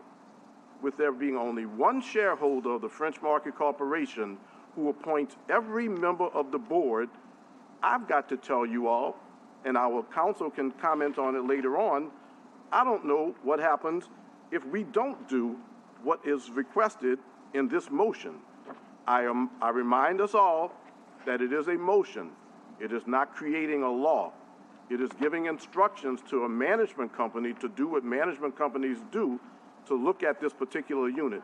But I do think it's important to recognize that I'm sorry that it has resulted in the discussion that it has, because this goes back to over 40 years ago when it was decided that the mayor of the city would have access to a unit, 1 out of 50 in the Upper Pontalba, and the mayor would be given the keys. It was not necessarily done in malice. It was done so that there could be a unit available for whatever the purposes were. I don't know about entertaining dignitaries and the like. It's on the 3rd floor. You have to walk up 3 flights of stairs to get there. But that notwithstanding, there is no law that says what was done wrong relative to either this mayor's or any other mayor's use of that property. So we have to be careful that we make sure that we address laws. There are no laws in place that regulate the use of that. The French Market Corporation was not given the opportunity to address it by creating the law. But now we're being asked to do so. But I just want to make it clear that I, as a member, will be very, very cautious to make sure that we don't violate the law. We can't just change the locks. We cannot. A private owner cannot just change the locks. We have to abide by the same terms. I'm not so sure, and it's going to be up to legal counsel to determine, that we even have the power to order the organization to do the things that we're asking them to do. But I look forward to the next meeting of the French Market Corporation, of which the mayor is the sole shareholder, so that those who are appointed can address those issues. All that I'm saying, and I tend to do this sometimes to use a lot of wording, is that this is very, very complex. But the city of New Orleans some time ago created a management entity because it was complex, because we have one shareholder, because the one shareholder appoints the entire board. So if this is not done according to this motion, and this is not law because the motion is not law, I will say this: I'm not sure as to where we go next. Do we then go to court? Mr. Green, just for clarification, on August 10th of last year, we did actually pass a law. So there is a law that governs how the unit can be used, and the motion today is in reference to the law. So I just want to be clear, there is a law. This is a motion to move us to create a new law which says that we take the locks off. We're being very specific here. We're saying change the locks. Mr. Green, there was a law passed on August 10th that governs the use of the Plantabla. This is a clarification of the law that we already passed on August 10th of last year. The law specifically states how the unit's supposed to be used. So I'm not disagreeing with you as far as the complex measure. It is very complex, but there is a law that governs the use of that particular unit. It was a law. It was passed on August 10th. I'm not, like I said, I do agree with you, and I'll get to it in my comments. You're right. It's very complex, which is why we're here today. So I'm just giving you that point of clarification. That's all. Okay. We have a couple of people who like to speak. Are there any council members that want to speak before speakers? Okay. I have a question. Yes. I have a simple, quick question. Is this ordinance or amendment, motion and amendment that you're proposing effectively takes the council out of the middle of this mess? Yes, it does. It puts the application of the law that the council passed on August 10th dealt with directing the French Market Commission to put this property out for rent. What this motion does is give clarification to the French Market Corporation that they are to use the law that we passed on August 10th, and they are to use all their resources to manage this unit like they manage any other unit, and to give clarification to them as far as they have all the authorities they would have on a typical unit, which includes trying to help a tenant move out, trying to get the locks changed after the tenant moves out, because the reality is that, as typical with any landlord situation, if you cannot obtain all the keys to a unit, you have to change the locks. That is what it does. It's merely a clarification to the French Market Corporation of what the expectation is of them since we passed the law of August 10th of last year, telling them to take possession of the unit. Right. Well, I just want to clarify that because I've had some constituents ask me, what's the next step? And I'm just quite frankly tired of discussing this. It's embarrassing for this council to have to keep discussing this. Hallelujah. The citizens deserve better. I was on a radio show, and I'm not trying to monopolize the time here, but I just think I want to get this off my chest.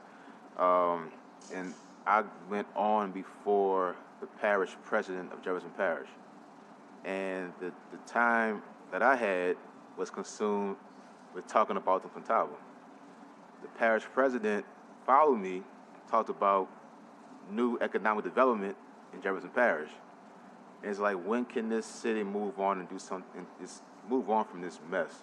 So if this motion is going to effectively take the council out the middle of it, so we can go about taking care of city business and try to bring economic development to this city and try to reduce the crime rates in this city, needs to make the city a better place, then I'm all for it. I know it's not our time to say all that now, but I'm just tired of it. So, you have my support. If we're going to get out of this mess and move on, I'm all with it. All right, we have Mr. Burnside.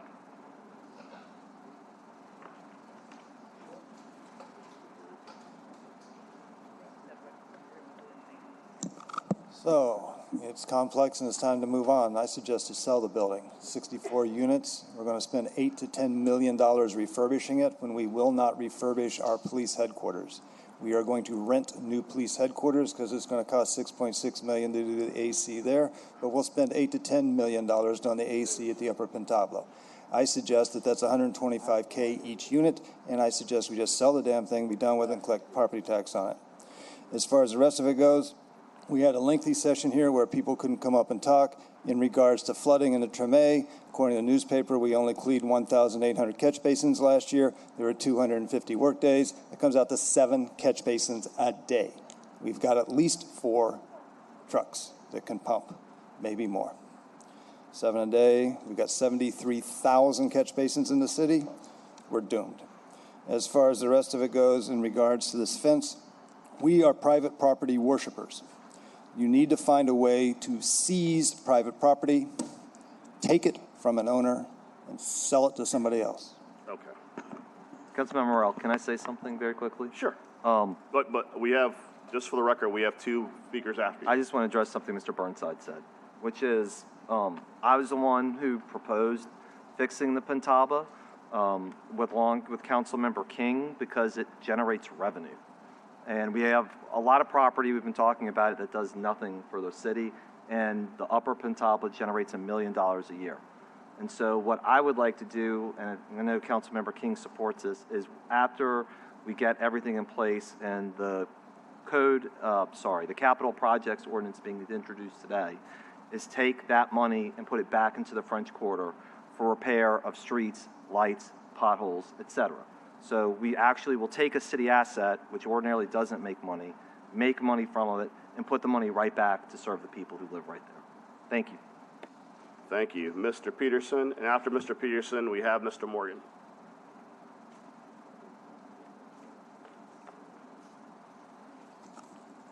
Ricky Peterson, 4555 Dote Avenue.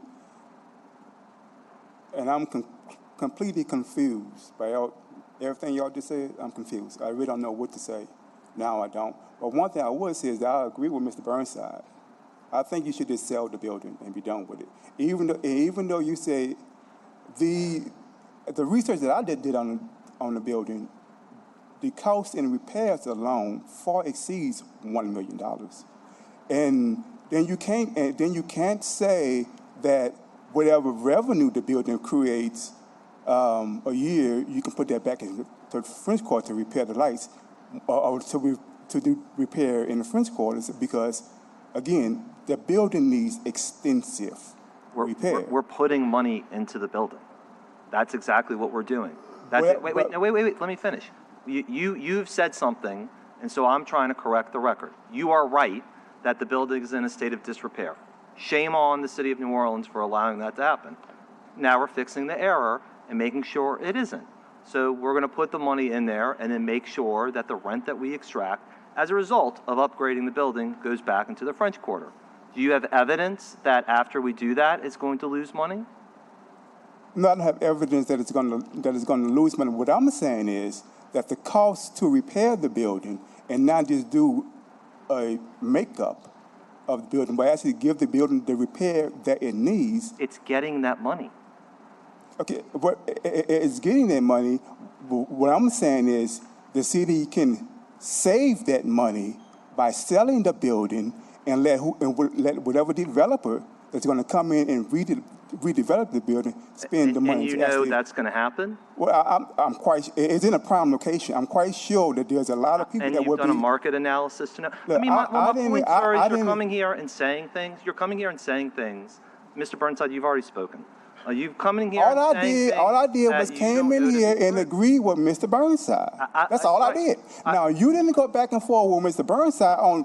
I just adopt his idea. Now, if you have an issue with the idea, you should let Mr. Burnside come back up here and address Mr. Burnside to defend it. But I'm not going to defend why the building should not be paid for. My point is, you are saying something. And let's not forget these. And let's not forget. You are saying something that is inaccurate.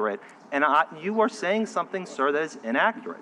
You What's are inaccurate? saying So it's not going to cost millions. saying there isn't money to fix it, and there I'm not saying there isn't money to fix it. You were But I saying said, that. No, that's not what I said. What I said was it costs millions of dollars to fix it. And the That's money- what I said. and the I didn't say money anything be about you don't have money to fix it. Did I? This is ladies being and recorded, sir. gentlemen, I never said that. Mr. Peterson, Yes. you asked a question, so I'm going to give you a couple of more seconds because you were interrupted in speaking. Well, that's how I was interrupted speaking when I had over a minute to hear go. you. So to give me a couple more seconds would be kind of I'll ridiculous. give you a whole minute. But I know you were interrupted. I know time has run. I'm letting you know I want to give you time to finish what you were trying to say. That's what I'm trying to do. And Mr. Green wants to speak after you, so go ahead. I'm sorry. Yeah. So, and the another thing, I'll just move on from that. It was reported in the media several times, even by you, that that the mayor has personal belongings in the apartment. And my thing is, how does anyone know that if no one is able to access the building? And then let me finish because I want to answer your you question. can. Okay, go ahead. I was going to say the only reason we know that there's stuff in the apartment is because the French Market Corporation. Not just stuff. It was. No. I want you to answer it. Yeah. You know, it was the media quoted U.S. saying, in addition to furniture, which we all know belongs to the city, but the mayor has personal items they quoted U.S. saying that. So how do you, sir, know that the mayor has personal belongings in the property? First off, they're quoting the letter that was sent. Right. And by personal effects includes furniture. There's no specific. What was reported by the media is what was told to us by the French Market Corporation. So in other words, which is that so in other words, the letter you wrote wasn't factual, and the media is misrepresenting the facts because they are recorded. You said furniture and personal belongings. Thank you for your comments, Mr. Peterson. I appreciate you. That's what you said. Okay. That's what you said. I appreciate And that. my question, if you want to answer my question, is how do you know that there's things in the apartment if no one is able to access the apartment outside of the mayor? Someone, because if I can't tell you what's in the apartment without being inside the apartment or any location, As I said, there have been people in the apartment. So, I'm answering your question. The French Market Corporation, like any management company, Mr. Green's very familiar with management companies, they have a set of keys to an apartment. Both the tenant and the management company have keys. The management company, French Market Corporation, has previously serviced the apartment. Any information that council has on what's in the apartment comes directly from the French Quarter Management Corporation. When you're trying to get the keys back from a tenant, that does not mean that the landlord doesn't have keys. But when the tenant has keys, the tenant also has access to the apartment. So I'm trying to answer your question. All the information I have comes from the French Quarter Management Corporation, which has a set of keys. The mayor has a separate set of keys. When you end the occupancy of an apartment, I don't know if you've run it before. Typically, the person who had the I've keys, run it before, yeah. who has the keys has to turn the keys back over. That is what this entire kind of ridiculous situation right, and is. so I understand all of that, and I would say that in August, the action that you took replaced the control of the unit into FMC. And so if FMC now has control of the unit and they have keys to the unit, I mean, the mayor, as my understanding, she never had a lease to the unit. She was never actually a tenant of the unit. So whatever eviction that you would normally apply to a tenant, I mean, and from the way I'm looking at it, it doesn't even apply here. The only reason why we're here is because this issue was reported in the media. And so now you want to bring this motion to appear as if you're addressing the issue that should have been dead in August. Because if the media don't report it, we wouldn't be here. I appreciate your comments. Mr. Green, you had some comments for Mr. Morgan? No, I'm going to wait for Mr. Morgan. Okay, Mr. Morgan? Oh, okay, Mr. Morgan left. All right. Mr. Green, there you go. Are there any more public comments? Not over the online comments? There are not. A very difficult issue because of the nature of the French Market Corporation, an entity created by the city to manage assets controlled by the city in a particular area. and I know how difficult this is for the council in some respects. It shouldn't have been this way 40 years ago, where 1 out of 50 units in a complex didn't have any oversight or deep oversight that was necessary if we had been renting it to a private citizen. I just want to caution us in this regard, and I will admit sometimes when I don't have a solution, but I find it difficult, and only legal counsel could tell us that we can order an organization of which the mayor is the only shareholder to evict the mayor. I know that I'm raising an issue that may not have to be the case if the mayor simply turns over the keys. But I do want to caution us, and I'm going to ask our council in advance to be prepared for that issue to be addressed, the sole shareholder issue. I will also say that there is confusion in the media because it was suggested that the mayor not turning over keys has prevented the French Market Corporation from being able to analyze the work that needs to be done and to get construction started. And nothing could be further from the truth in this regard. The city council just made the money available for the construction. Repairs could have been made, but that's another bit of the complexity, and I think that the media has drawn in that complexity. I do want to say this to the French Market Corporation staff, because I am very pro people who work for the government, because they have options in many other areas many times. The French Market Corporation manages not only the Upper Pont Talbot, but it manages other buildings in the French Quarter, which is managed without any attention, without any controversy. It manages the French Market, for example, an institution that all of our citizens enjoy and visitors enjoy. I just want to say to them who might be watching and to the public who might be watching that the French Market Corporation is managing buildings the way it's supposed to manage buildings. It's asked for money for repairs. It makes repairs on a daily basis. It has members that include 3 members of this council who are dedicated to making sure that city's resources are spent correctly and spent in amounts that get the job done. So this is controversy, if you will, should in no way disparage the work of the French Market Corporation, who in this particular instance were put between a rock and a hard place because they had nothing to do with the policies that have existed for the last 40 years relative to giving the mayor a key and not asking any questions thereafter. I certainly hope we can move forward in a way that resolves this issue with communications between the mayor and the French Market Corporation. But in general, I'll also say this. I still remain concerned and generally opposed to giving up an asset that could be of benefit to the mayor's office, future mayor's office, that has been in place for so many years with a mayor who says right now, and I don't know the numbers, but we all know that this mayor has a limited term because of the city charter. I don't think that we should be giving up an asset so easily when the French Market Corporation could have, if given instructions, maybe work this out differently. That's all. Thank you, Mr. Green. Does anyone have any comments before I close? All right. Hearing none, let me start by saying none of us wants to be here today.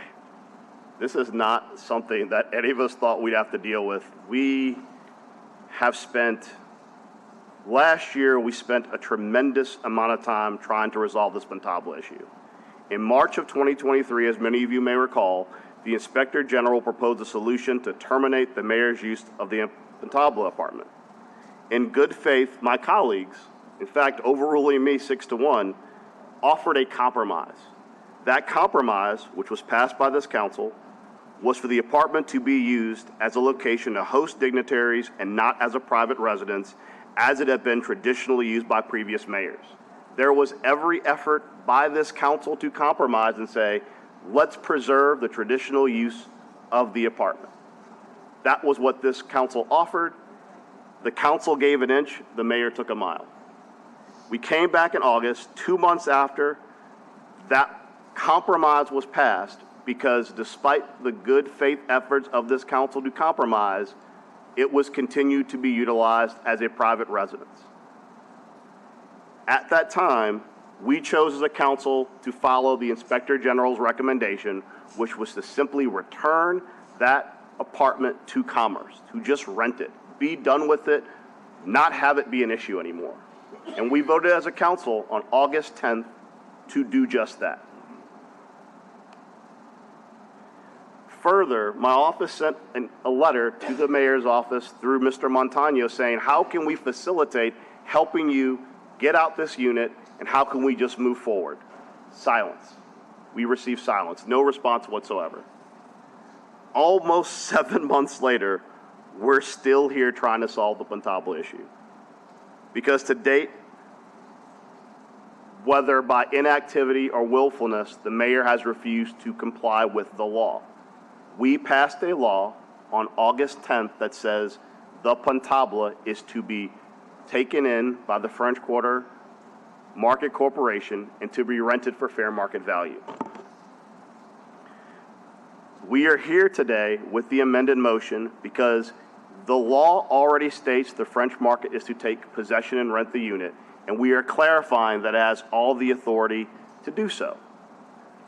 We must do this because no one is above the law. Let me repeat that clearly. No one is above the law. Not the council members, not the mayor, no one. New Orleanians pay all the taxes and all the fees for the Pontabla apartment where the mayor's been living and storing property expense-free for 7 months, while the residents of our city are nickel and dime by utility and service providers and many of the other taxes that we charge them, struggling to get by. I know this appears to be a silly distraction, and it absolutely is a silly distraction. Weeks ago, my office reached out to the mayor's office, and we said, how can we help you resolve this issue? How can we help you get movers in there? How can we just figure this out? Because we did not want to be here today. We did not want to do this. We had silence. As recently as last night, my office reached out to the mayor's office and said, hey, just turn over the keys and it renders this issue moot. The response we got is, essentially, we're not turning over keys. This issue really should not be controversial. It's very simple. This measure is another example of the council stepping up to implement best practices, and sadly, another example of the mayor fighting us every step of the way. We fought the mayor to reform sewage and water board billing and find justice for the residents of Gordon Plaza. We created the council fund to provide opportunities to everyone who is helping New Orleanians, not just the connected ones. We created Healthy Homes and funded it over the objections of the administration. This is a council of action where most of us would rather spend our time solving actual problems. I was elected by the people of the city who wanted action and change, and will continue to work with my colleagues on this council to solve the problems and improve the lives of all New Orleanians. I want to end this by saying, let's vote to put this behind us, put the French Market in the position they need to be to handle and implement the law we passed last August, and get back to real work. I move for approval of the motion as amended.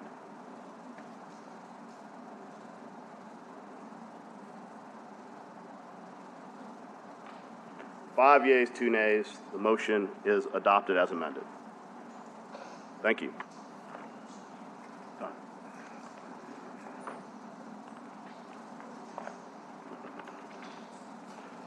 What's next? You want to do your trust funds? Okay. Madam Clerk, we're going to go to item number 29 now.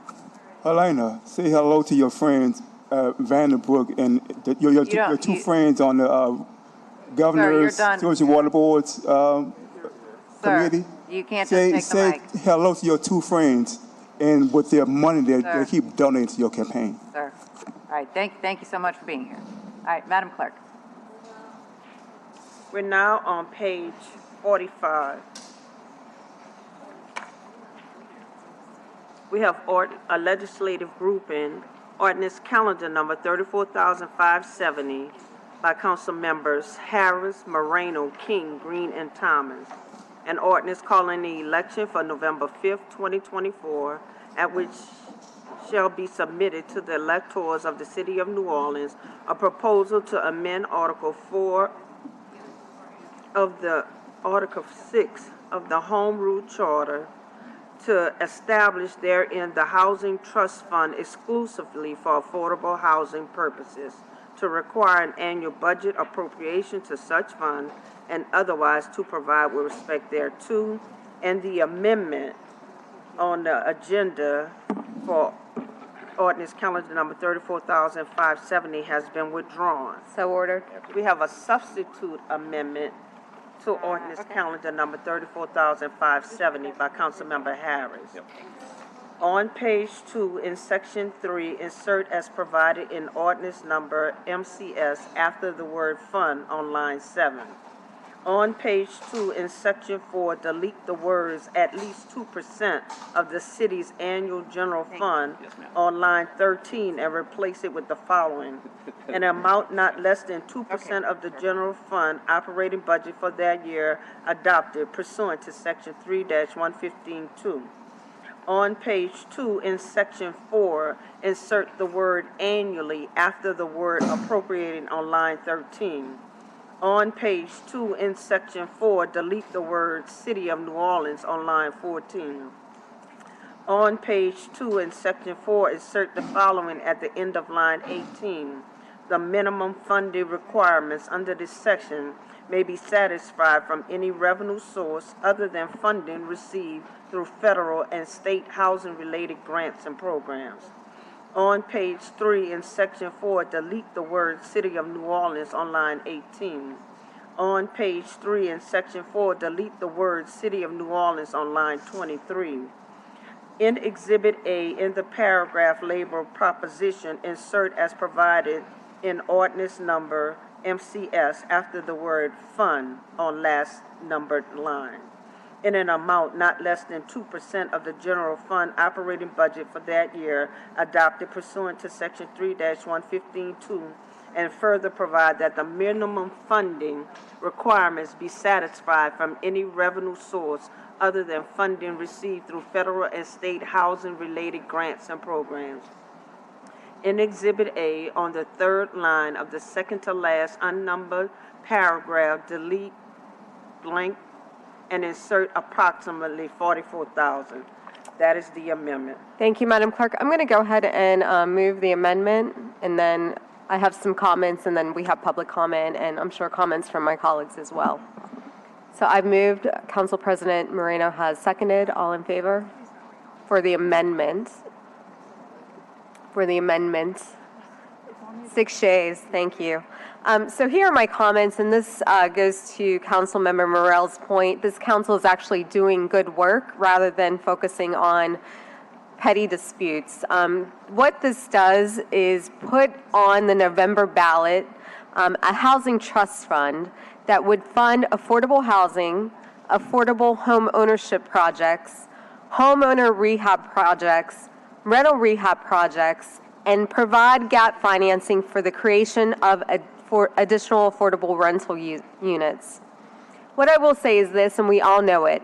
We are in the midst of a debilitating affordable housing crisis with an economy that is making affordable housing projects nearly impossible to finance. On top of that, there are countless affordable units and homeowners who have houses that have fallen into disrepair and that are in need of major updates and repairs in order to appropriately house individuals in need of housing. If passed in November, this would dedicate 2% of what would be amounting to the general fund to the Housing Trust Fund annually, again, to go to rental rehab, affordable home ownership projects, gap financing, and other rehabilitation projects. We also have an amendment, and thank you, Councilmember DeRusso, for your help on this, that I'd like to explain. One change simply adds the cost of the election to the ordinance as required. The other amendment allows the money to be an amount equal to 2% of the general fund. So that means that it's not necessarily all coming from the general fund like the original language in the ordinance as written. The intent of this change is not to allow HUD grants or other typical housing grants that the city already receives to be added to the Housing Trust Fund.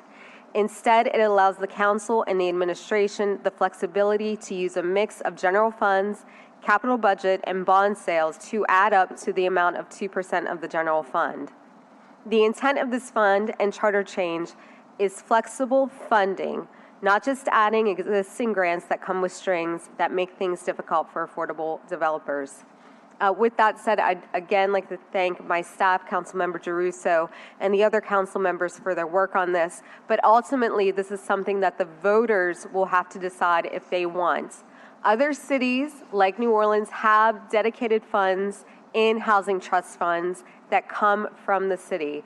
And this is something that can be positive and that can positively affect our community. Are there any comments from Council President Moreno? Thank you, Councilmember Harris. I just wanted to thank you and Councilmember Giarrusso for working so closely on this. Once again, as you just mentioned, Councilmember Harris, this is the really important work that the council is doing. And you, along with the rest of the council members, have had such a commitment toward moving forward affordable housing in the city. And this is a big step in that direction. And I think what's also, from the way that I read it too, is as we look at this particular ordinance, that not necessarily is it for just for gap financing for projects and things like that, but it could also be utilized for rental assistance, which is so key. As we know, the council has moved forward, and really the first council to do so, on having services to assist with legal matters when it comes to evictions, to help those individuals who are dealing with evictions actually have proper legal representation that the council has been funding. This could be a potential avenue to have continuous funding for something like this. So once again, I just wanted to mostly thank the two of you all for working so closely on this and having a path forward to get this done. And hopefully, we have a great outcome in November and get this passed. Thank you. Thank you. Councilmember Green. I also want to thank you, Councilmember Harris and Councilmember Giarrusso, especially Councilmember Harris and the staff, because this was thought about some time ago. I just want to emphasize the area that I kind of enjoy talking about, but sometimes I'm a little bit brought down about discussing, and that's the tremendous gap in our city relative to homeowners versus renters. To build wealth in our communities, to address some of the issues that we have right now, especially in some of our low to moderate income areas, we can build wealth in our city by creating more homeowners. And I've had a discussion with you, and I appreciate the fact that you are open and recognize why I'm going to continually talk that same thing. For people who want to borrow money to send their children to school, people who want to borrow money to start businesses, people who want to have something to pass on in their wills, the biggest asset that you have is the house that you own. And whatever we can do to create more homeowners in the city of New Orleans is an investment that will help for generations to come. I hope that as we go forward, that the community will join me and the other council members in recognizing and putting resources available within this, along with the other things that we will do that create an even more stable base of homeowners who have a resource that can help their families to grow over the years. And so I look forward to working with you, should this pass, to have that to be an important component of the housing fund that we will create. But I'm glad to see the voters will have an opportunity to consider this a very important piece of legislation. Thank you, Councilmember Green, and I look forward to campaigning with you in order to get this passed. Councilmember Giarrusso. Thank you. I want to echo what Councilmembers Moreno and Green said, and that I know this takes a lot of work to do. More importantly to me, I want to thank you and your team for your time. How do I say this? Not everybody's always willing to change their mind on legislation, and I think it shows a great deal of collaboration and a willingness to work together. And I know kind of in this era that is fraught with everybody arguing with each other and who can be the loudest, the fact that we could have a conversation and do something that ultimately serves the community better is what matters the most to me. I really like the amendment that your team came up with and that you are putting forward today, because I truly think that if you just take one funding source by itself, you can't do much with it. It's going to get tapped out at a certain point. So the idea that we're going to stick federal dollars on top of state dollars on top of local funding is important to me, and I'll talk about that a little bit more because, as you point out, this does have to go before the voters, and we've seen the voters successfully approve things, we've seen the voters reject things, and I guess, as I told you behind closed doors, I consider myself like a Depression-era baby now, having lived through COVID and Hurricane Ida, that you have to be prepared for every eventuality. So the other ordinance I'm introducing today is a placeholder in the event that this ordinance does not pass for some reason in November. And what it would do is create an advisory committee chaired by Councilmember Harris and have appointments from each council member. It would identify the funds, so you have federal money, state money, city capital outlay money, general fund money, and it would start with a piece of STR money. And one of the things Councilmember Harris and I have discussed is trying to grow that STR pie much larger. If we're going to be in a position to have short-term rentals in the city, then they ought to be also funding the affordable housing that's lacking as a result of that as well. So I think I've said thank you 3 times, but let me say it for the 4th and 5th, and that I appreciate your willingness to listen and to collaborate, and that I appreciate you and all the other colleagues offering something in case, for whatever reason, the voters don't accept this. Thank you. Thank you, Councilmember Giarrusso. And I just sat with the administration yesterday, and we calculated the amount of money that this council has dedicated to affordable housing and rental assistance, and it's been about $49 million in the past 2 years, which is astronomical and really shows our dedication to creation of affordable housing, maintaining housing that's already there, and rehabbing rental housing.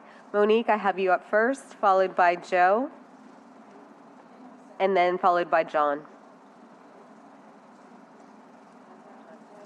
Monique Blossom, Louisiana Fair Housing Action Center, 1340 Poydras. I'm going to briefly join the thank you party, and if I may, and say thank you to Councilmember Harris and your staff for all of your hard work on the Housing Trust Fund up until this point. And I think it's very exciting to now shift into taking this to the voters. And I'm thankful, of course, for the other authors on this ordinance, and to Councilmember Giarrusso for your help of getting this in a good posture that makes the most sense financially or budgetarily. So I appreciate your advice, your amendment, and the new ordinance as well. I'm going to leave it there because I know there's some advocates here that have more to say than I do and a lot of online comment. We appreciate it. Thank you, Monique. Joe? Good afternoon. Joe Herron-Mueller, Director of Community Engagement for Unity of Greater New Orleans, 2475 Canal Street, Suite 300. I just want to thank you all very much, the hard work that went into this, and to lend Unity's enthusiastic support and that of our 50-member agencies to the establishment of this Housing Trust Fund and the ballot initiative that this ordinance will create. Unity have long advocated, and this body has long sought, a permanent, locally generated stream of revenue dedicated to the maintenance and development of deeply affordable housing. For too long, we've relied only on pass-through money, despite housing consistently ranking as one of, if not the most urgent and popular needs in the community.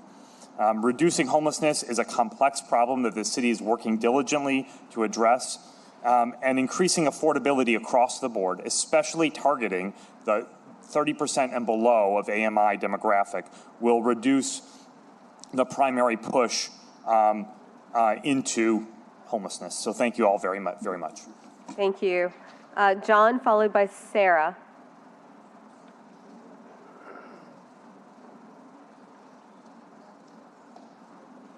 Good afternoon. John Sullivan, Enterprise Community Partners.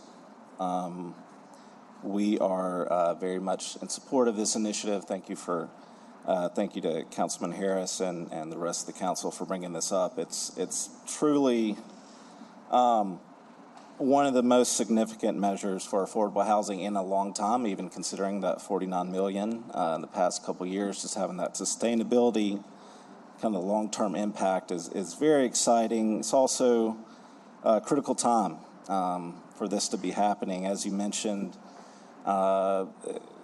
deals are being very difficult to put together. We all know about the needs the city has, and I think we're familiar with a lot of the inflationary pressures from rising construction costs and interest rates, and of course insurance. All these are really squeezing developers and stretching the limited resources we have very thin.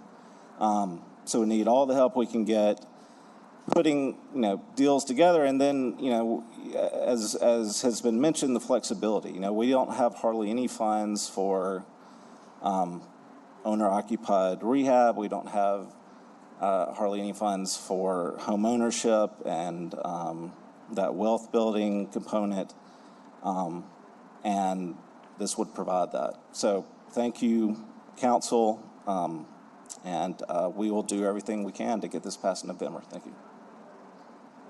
Sarah? Hello, council members. I sort of miss y'all. I haven't seen you in a couple months. So Sarah Mojla, Vera Institute of Justice, also Big Easy Budget Coalition. I am also joining the thank you party. I'm really excited to see how far we've come and excited for where we're going. New Orleanians consistently rate housing as the highest need. We did a survey and saw that 97% of New Orleanians who we surveyed said that housing is one of the highest needs in the city and we don't spend enough money on it. And to Councilmember Green's point, one of the best prospective home buyers is a stabilized renter. As someone who didn't have a bunch of money before I bought my house, I was a renter who was able to, back in the day when it was a little bit more affordable, I was able to save money and buy my house. And so this is a step in that direction that you spoke of. As all of you know, the Big Easy Budget Coalition and Vera have really advocated for our elected officials and government to take preventative approaches to the needs of our community. And we know that housing is one of the most stabilizing forces in a person's life. And so this amendment is a really big step in the right direction to prevent violence, respond to crisis, and reduce crime. And I really want to note that to everyone, especially our state folks, that this is one of the things that we should be prioritizing. And I'm going to get off a soapbox. I'm not going to soapbox today. I'm just really grateful to see this and wanted to take the opportunity to say thank you. Thank you, Councilmember Harris, for your leadership on this, and Councilmember Giarrusso, and to every council member for following through with this. We're going to get it done. So I'm excited. Thank you, Sarah. And I appreciate all the advocates and the help that you are going to bring from now to November when we get this on the ballot and we have to campaign for it. Anita, I know there are like 20-something comments. Can we read 10 minutes of comment and then put the rest on the record? Sure. Thank you. What did you do, Anita?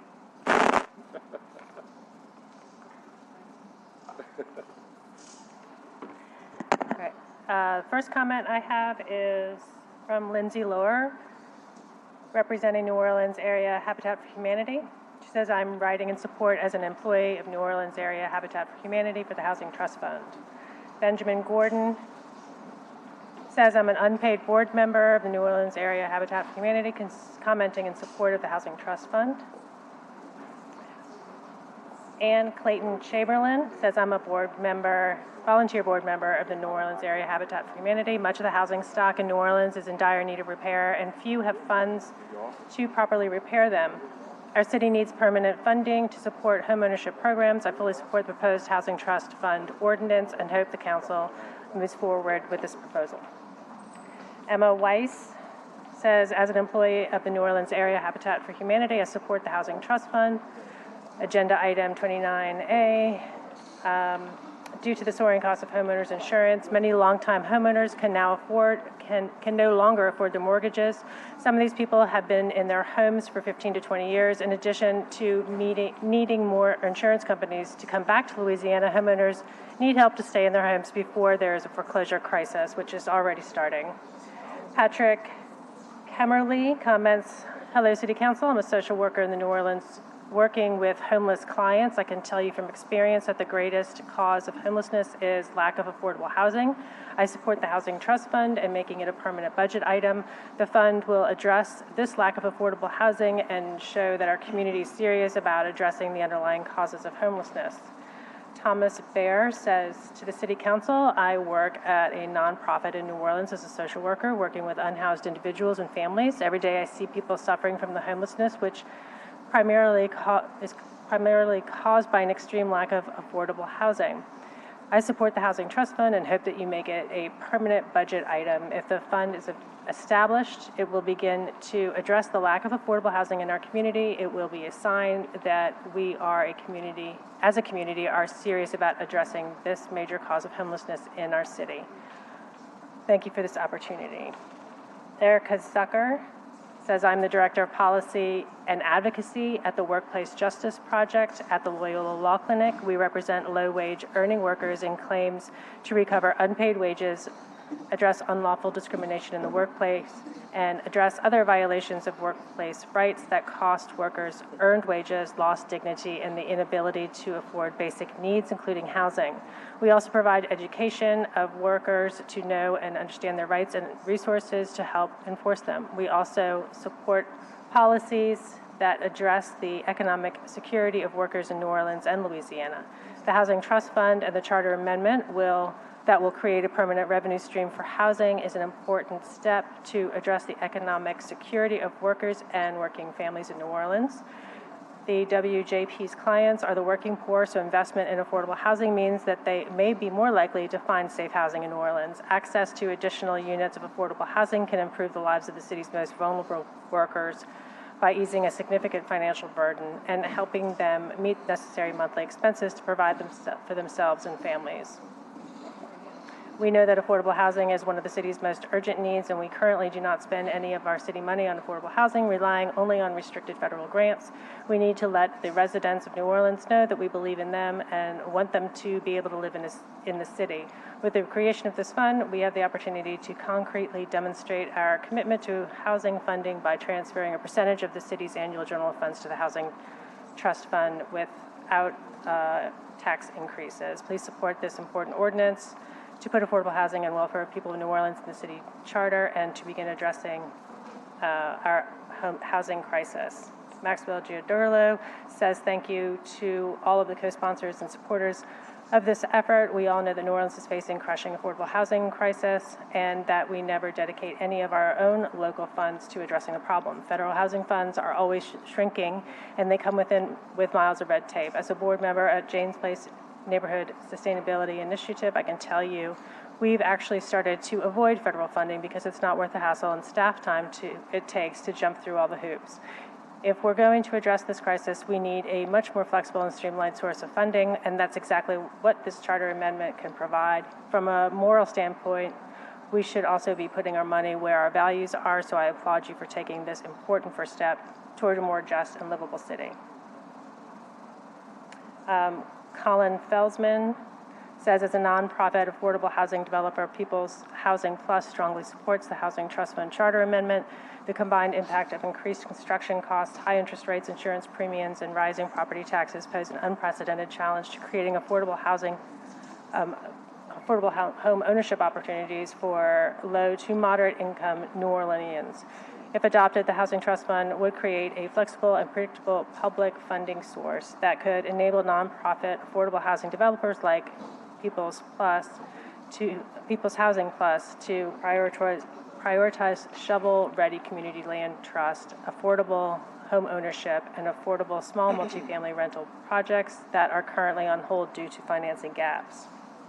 Kashana Hill says New Orleanians consistently list housing as one of the most urgent needs in the city.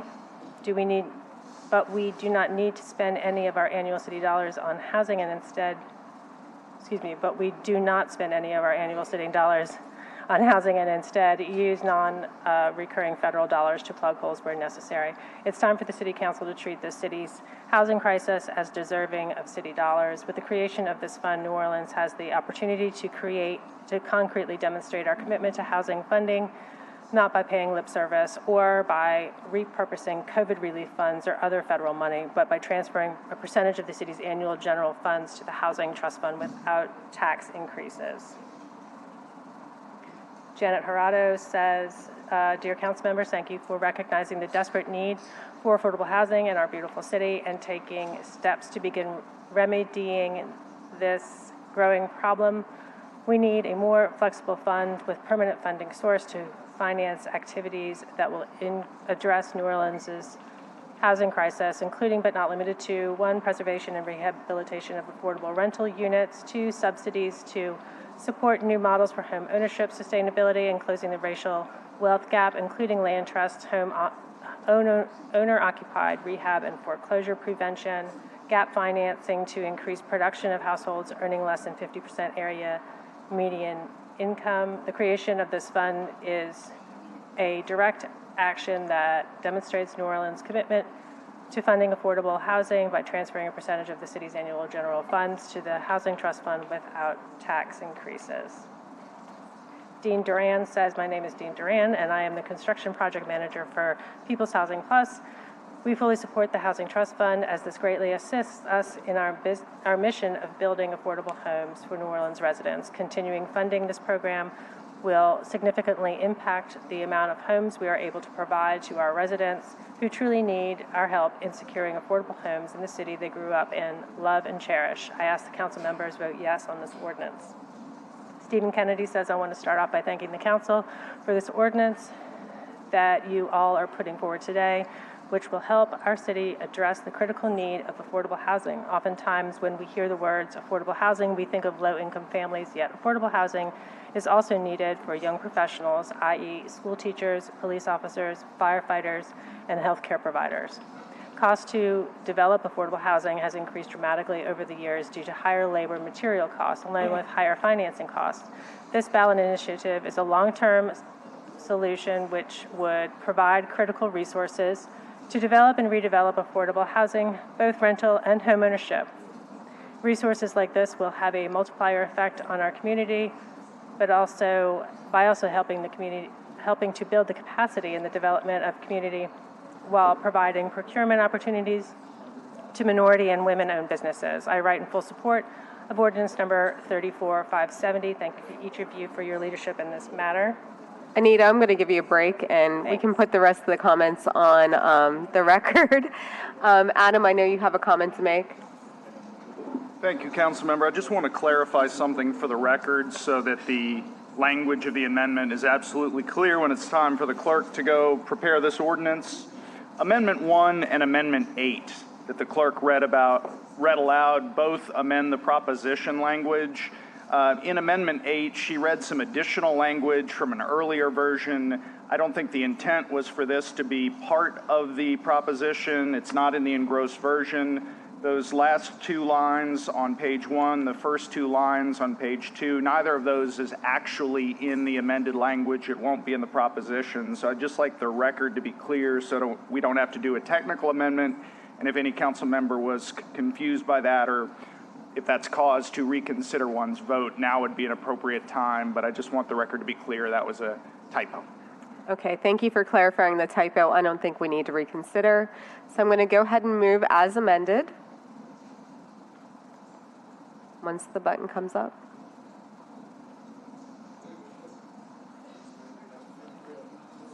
Okay, Morrell moved, DeRusso seconded.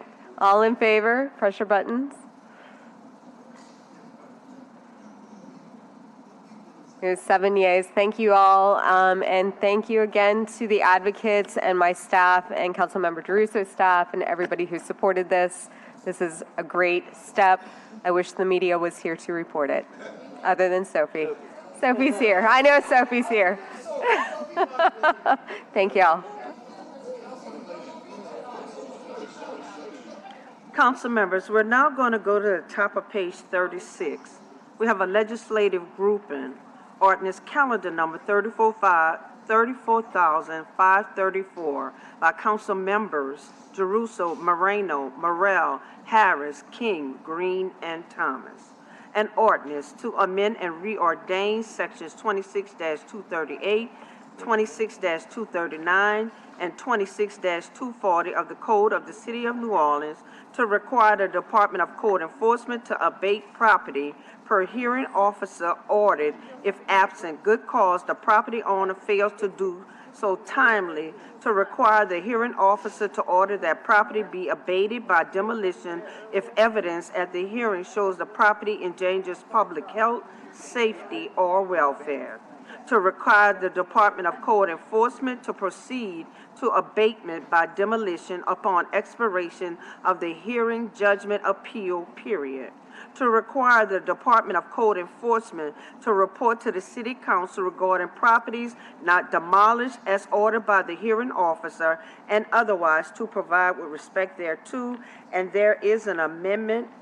You do not need to read all that. It's in the record and quite long. So we appreciate you doing that. I have two comment cards. I've already kind of explained about it, so let's get to the comments first, please. Mr. Burnside and then Shapiro Dumas.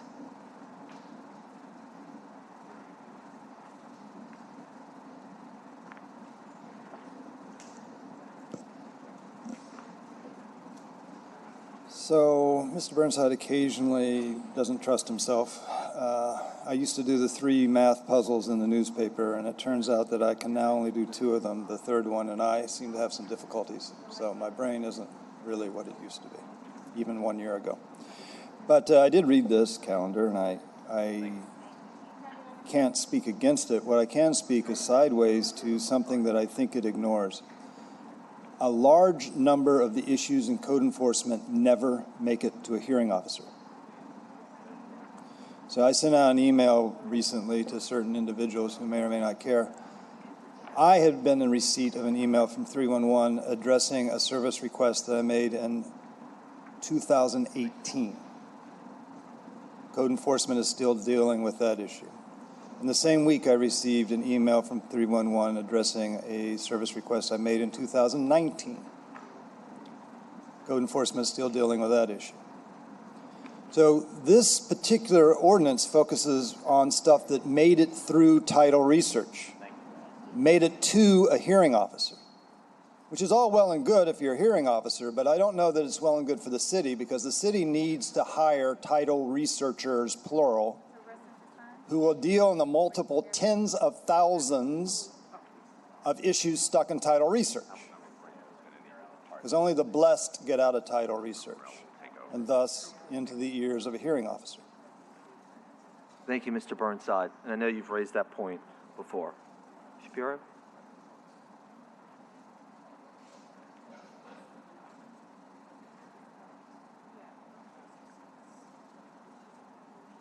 Hi, great afternoon to all of you. Shapiro Dumas, on the behalf of the former Wholesale Real Estate for You Now Community Real Estate Solutions for You.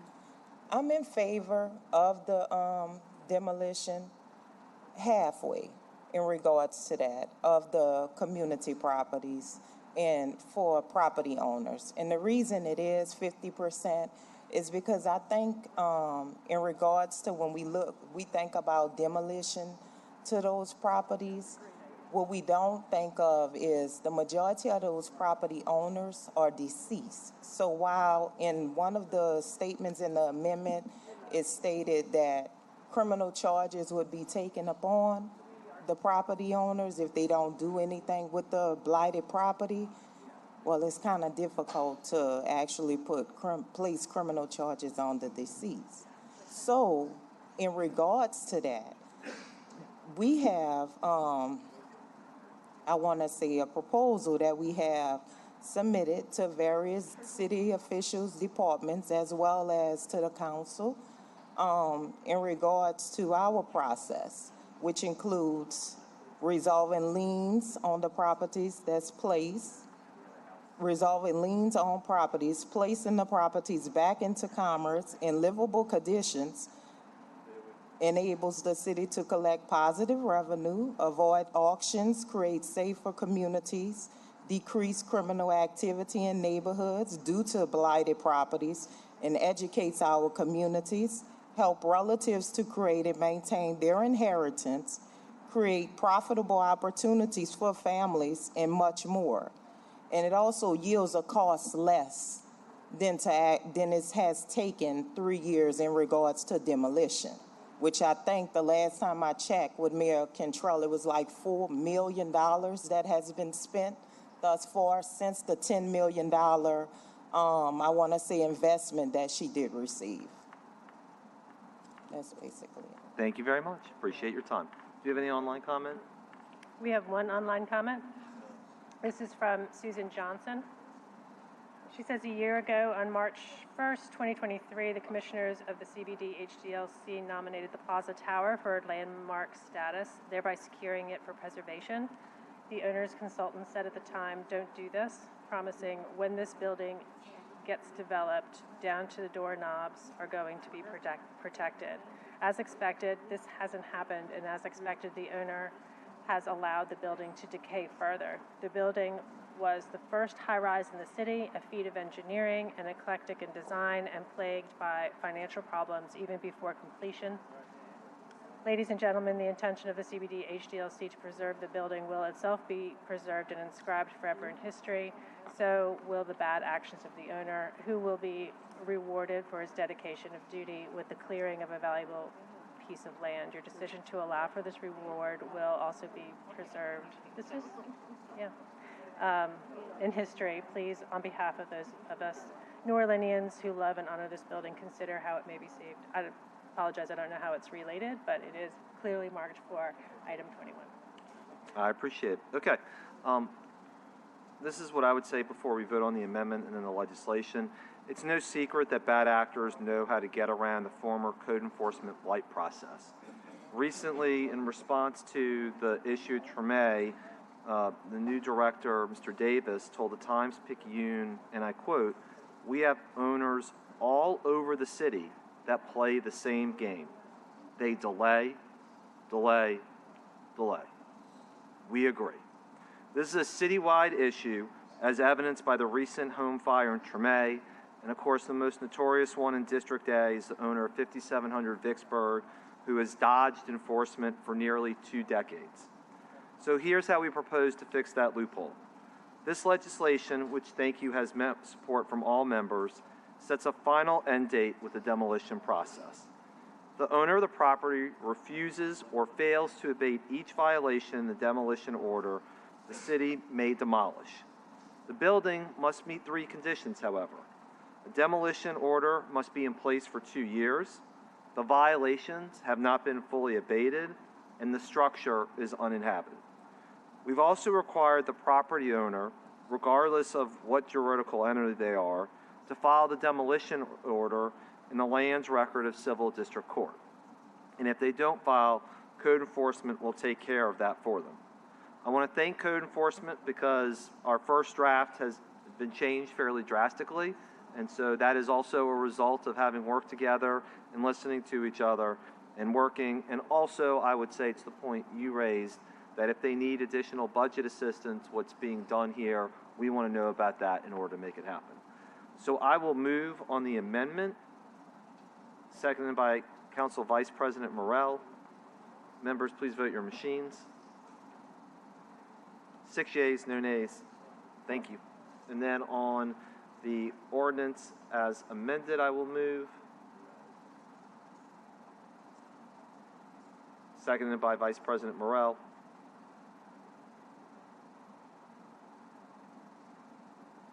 6 yeas, no nays.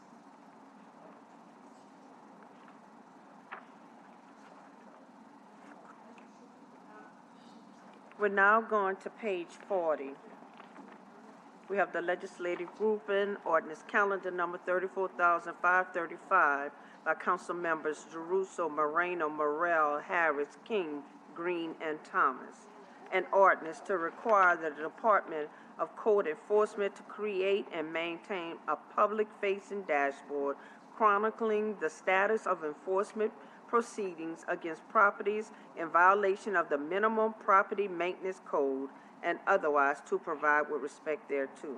And there is an amendment by Councilmember Jeruso. Which you do not need to read because it's all in the record. Thank you. All right, Mr. Burnside?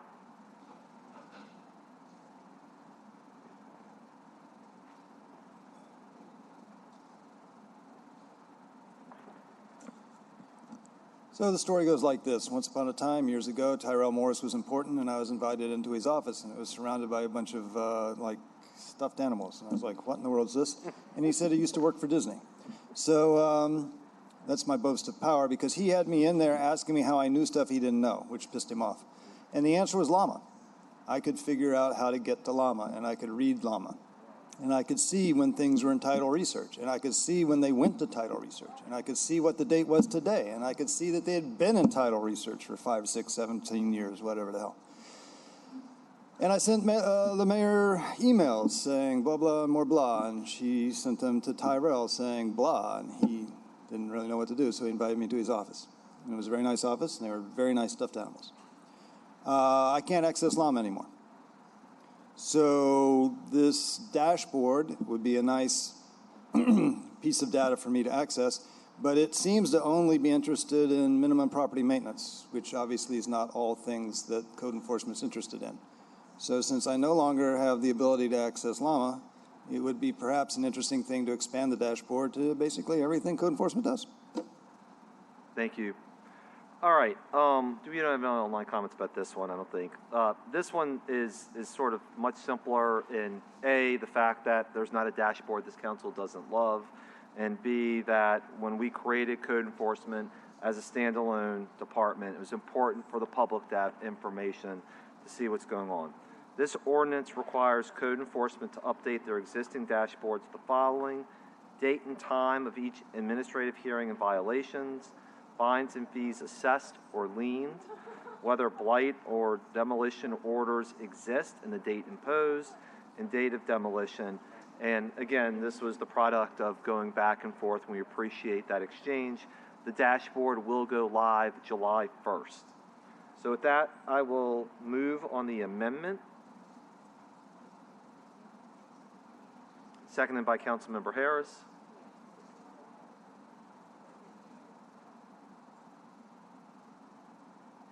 Five yeas, no nays. And now on the ordinance as amended. I've moved. Second by Councilmember Green. Thank you. 5 yeas, no nays. Thank you all very much. And now we're going to go to page 33. We have a legislative grouping.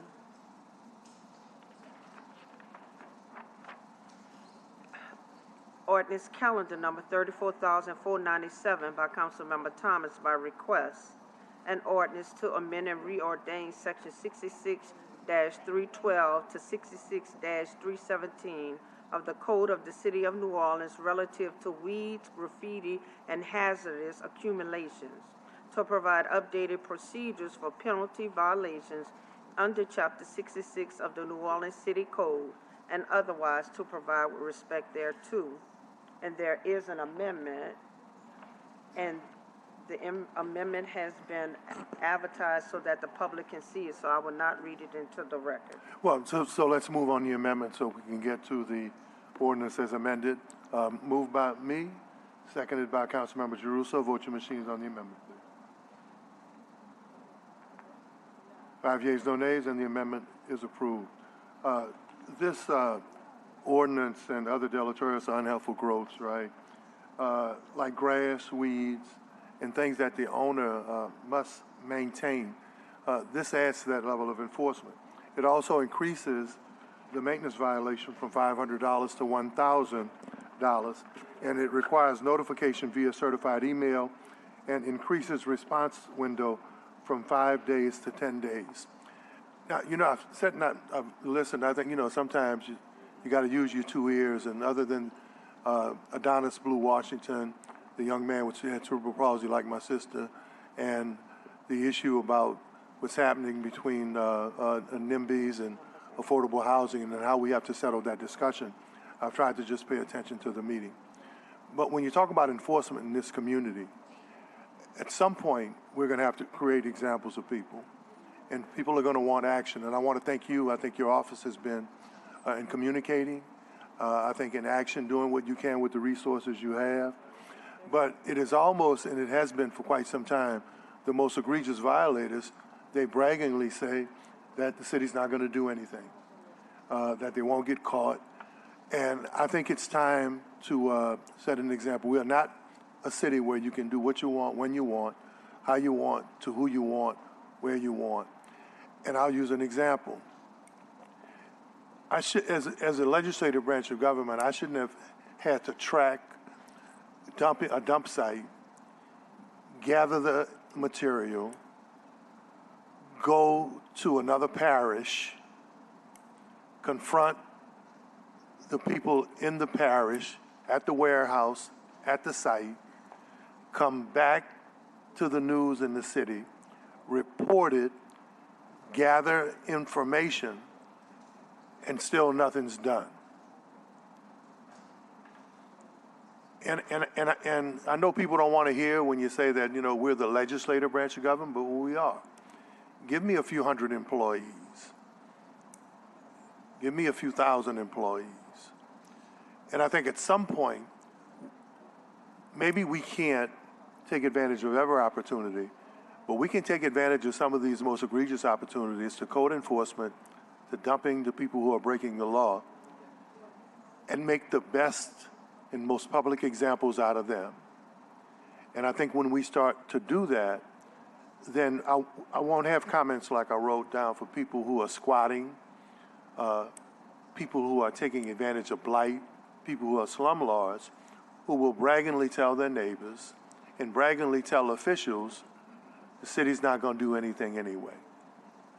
There are too many people that are law-abiding that we don't get enough to talk about. And one of the reasons why I laid off the conversation for all the press was that first of all, I had said enough on it already. But when you talk about evictions, we need to start evicting those bad apples and those bad actors. We need to evict the slumlords, evict the killers and the robbers and the carjackers, evict the people who are dumping in our community, and evict the people who make the quality of life hard. I've said that for the last few days. I said it the first time that issue was dealt with me. That's the kind of attention to the issues and details that we ought to spend our time on. And that's the kind of attention to issues and details where we ought to make examples out of people to say that the city matters, law-abiding citizens matter, neighbors who want a better quality of life matter, and for the people who don't respect that, we're going to make an example out of you. Move adoption. Moved by me. I want to comment after we vote. And we'll get the second, and then we'll get second by Councilmember Harris. Councilmember Green. Oh, I just want us to vote to make sure. No, you can comment before we announce the vote. You gonna vote? You're the last one to vote, and then I know it's passed. All right. Okay. So let me say this. I want to emphasize what you said, and sometimes it's okay to be redundant. But as a city, we can't be afraid to have a headline saying that the city is enforcing its ordinance. When we catch these guys who are doing the donuts and taking up intersections, we should hit them with the hardest penalty possible. The state just passed a law now, and I know you tried to do something to take cars from dumpers and cars from people who illegally do that. Maybe now it's time to revisit that. Now that the state is saying they have this whole nother layer where they're gonna start seizing vehicles. I think we need to have our city attorney and our legislative research staff revisit that to see if we can also do it at our level. I'm sorry. No. You don't have to be sorry because we're on the same page in that regard. But then what I don't want to hear is that the city council is saying mass incarceration, we want everybody in jail. No, the laws should be followed because in the interest of the entire citizenry, it's in the best interest of the council and our municipal courts and our district attorney to prosecute using sometimes the greatest measures available to them. I'm not trying to take anybody's money, but we have such an incredible problem of people dumping tires in our city, for example, clogging up entire intersections, that the next time one is found, I want him to get the maximum charge by the DA. I don't care about his skin color. I don't care about where he lives. I don't care about his income, he or she. At the end of the day, they're destroying our communities, and many times they're doing it in our face because they say the city's not going to do us anything. We need to change that attitude throughout the city by being compassionate and kind at the same time, but recognizing that these pieces of legislation exist, and that's to enhance the quality of life for all people in our city. The amendment has adopted. We've had roll call on the amendment as adopted. Any speakers? Mr. Burnside. Councilman Thomas, if you allow me a point of privilege, Absolutely. I know I'm out of order. First of all, I want to say thank you. Honesty is always a beautiful thing to hear, whether we agree with it or disagree with it. It helps move the conversation in a realistic manner. The next thing I want to say is that however much I may love and defend the homeless, I will point out that if we treat the rich first and the poor second, perhaps I would be more muted in my commentary. If we insist on treating the poor differently than the rich, I will forever say no. But if the owner of Plaza Tower were to end up in jail because his piece of building fell off and hit a bicyclist, then maybe we could become more aligned in our belief systems. I will point out that the mayor was kind enough through Shea Zeller many years ago to actually arrest and send to civil court a dumper of 10,000 tires, which was on a vacant lot owned by the state just across the railroad from the Superdome, which had lots of video evidence. So there is a precedent out there. If the dumper's big enough, maybe the city will act. But if the issues are small, it can be hard. But thank you very much, sir. Thank you. And it was the vote was 5 yeas, no nays, and the ordinance as amended was adopted. Thank you. We're now going to go to the top of page 14. We have a communication from Winston Fior, Director of Land Use and Constituent Affairs Liaison, Councilmember Freddie King III, District C, transmitting the Mayor's Office of Economic Development's recommendation of disapproval and requesting the scheduling of a public hearing for the following restoration tax abatement application. Council members, we need to suspend the... I believe this is deferred, Madam Clerk. Council member, we need to suspend the rules to receive your revised report, and then we will withdraw the first communication, and then we will defer both. My apologies. Jumped the gun. You good, you good. So we need to suspend the rules to receive So let this it be written. revised So let report. it be done. I make a motion to suspend the rules. Second by Councilmember Green. 5 yeas, no nays. Rules are suspended. And then we need to further suspend the rules to add this new report to the agenda. Further suspend the rules, okay? Suspend the rules again. Second by Councilmember Russo. 5 yeas, no nays. This new revised report will be received today, and it will be on the agenda of 3/21. We need to withdraw communication, the first 1A. We need to withdraw this communication. So ordered. We need to defer resolution line over R2471 to March 21st, 2024, and on top of page 15, we need to defer the amendment to 321. We're now on page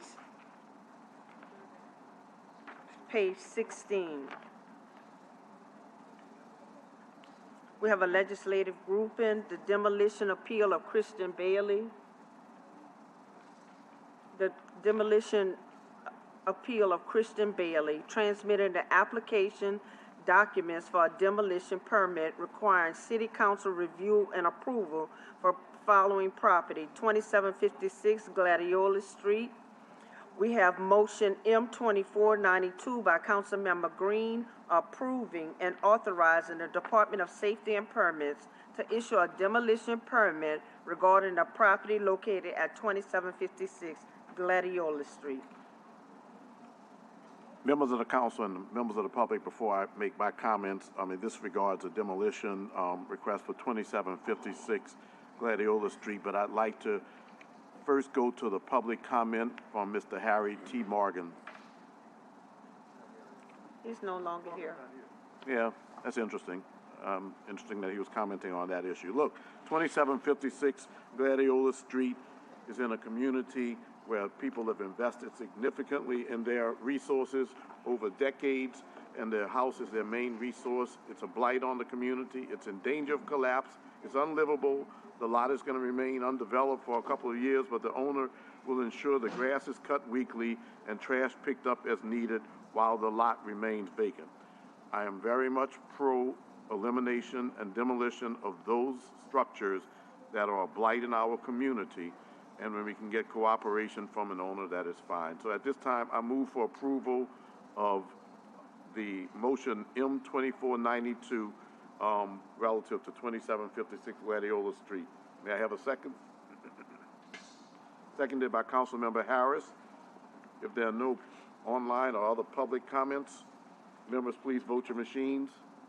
The vote is 5 yeas, no nays. I appreciate your support relative to this demolition of this blight. Thank you. We're now going to go to page 17.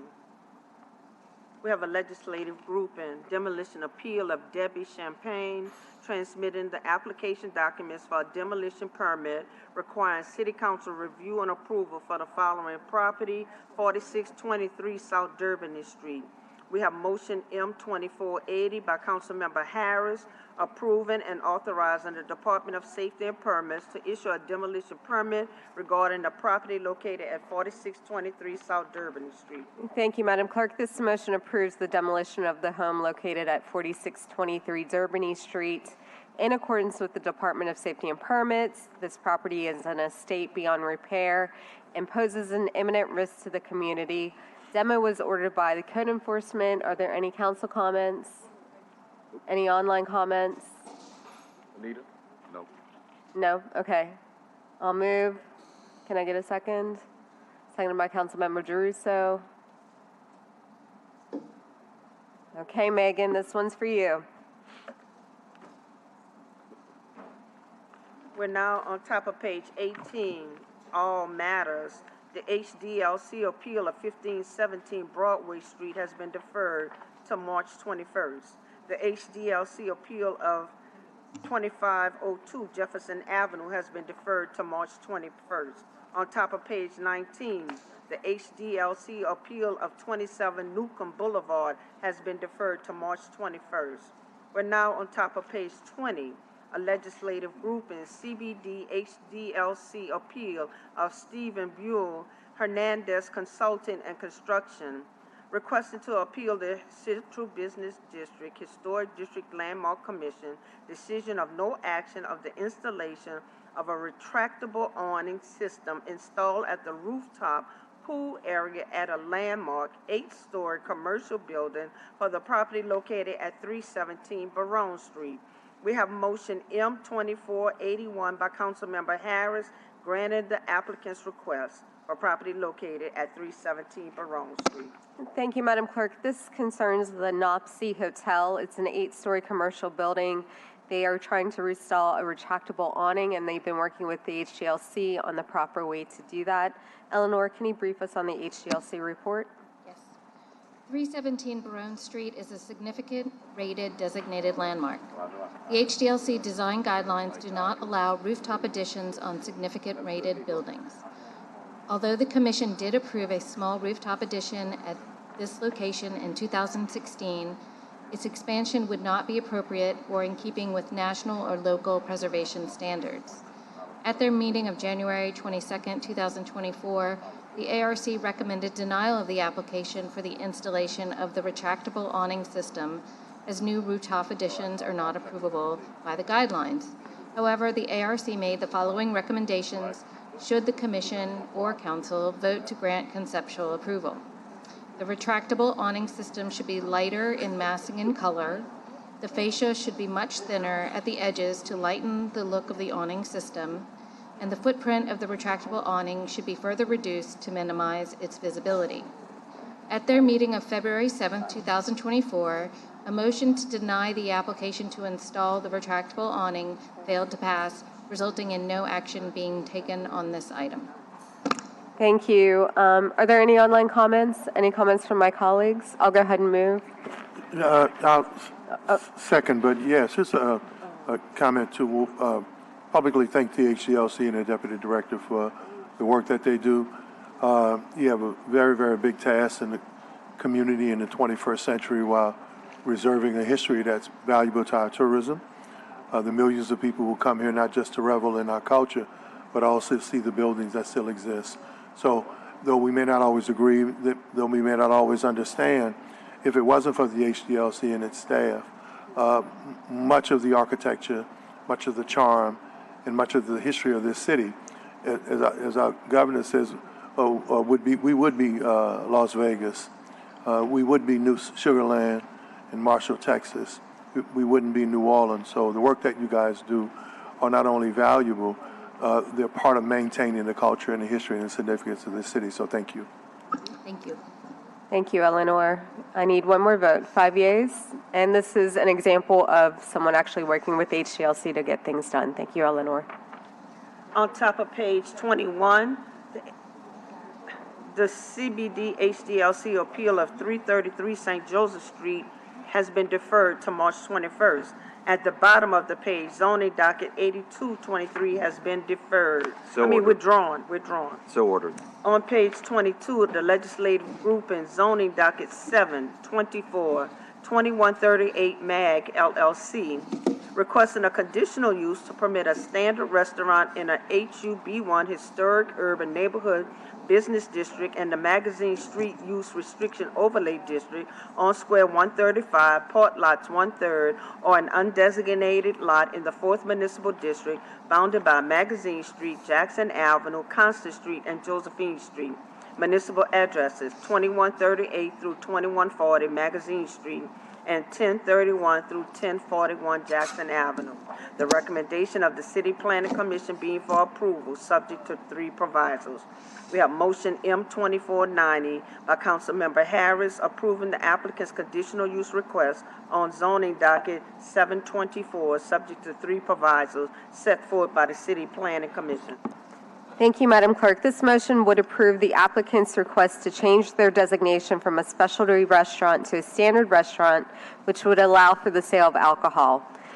This is the motion stage, and we will be returning to this item at the ordinance phase to add provisos that come out of a good neighbor agreement between PJ's and nearby neighborhood organizations. Stephen, will you brief us on the CPC report? Sure, very quickly. This is just a proposal for this PJ's at Magazine and Jackson to expand its offerings and to transition into more of a standard restaurant. While coffee shops are allowed by right in the zoning district, standard restaurants are not, given the location along Magazine Street, and do require conditional use approval.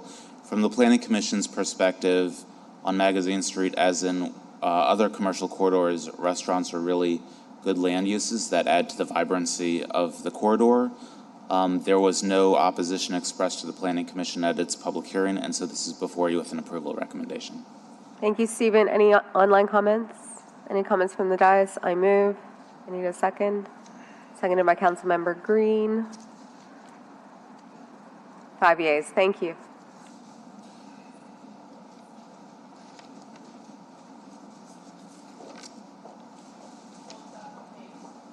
Page 23, a legislative grouping.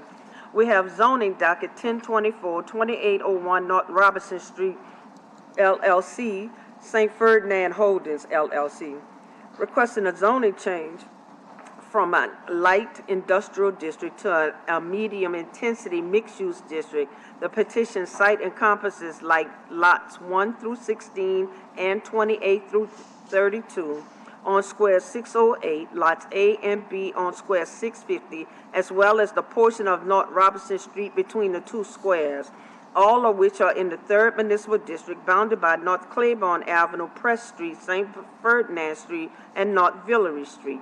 Municipal addresses 2800 through 2840 North Claiborne Avenue, 2800 North Robinson Street, 2801 through 2839 North Robinson Street, 1407 through 1437 St. Ferdinand Street, 1515 through 1523 St. Ferdinand Street, and 2865 North Villeray Street.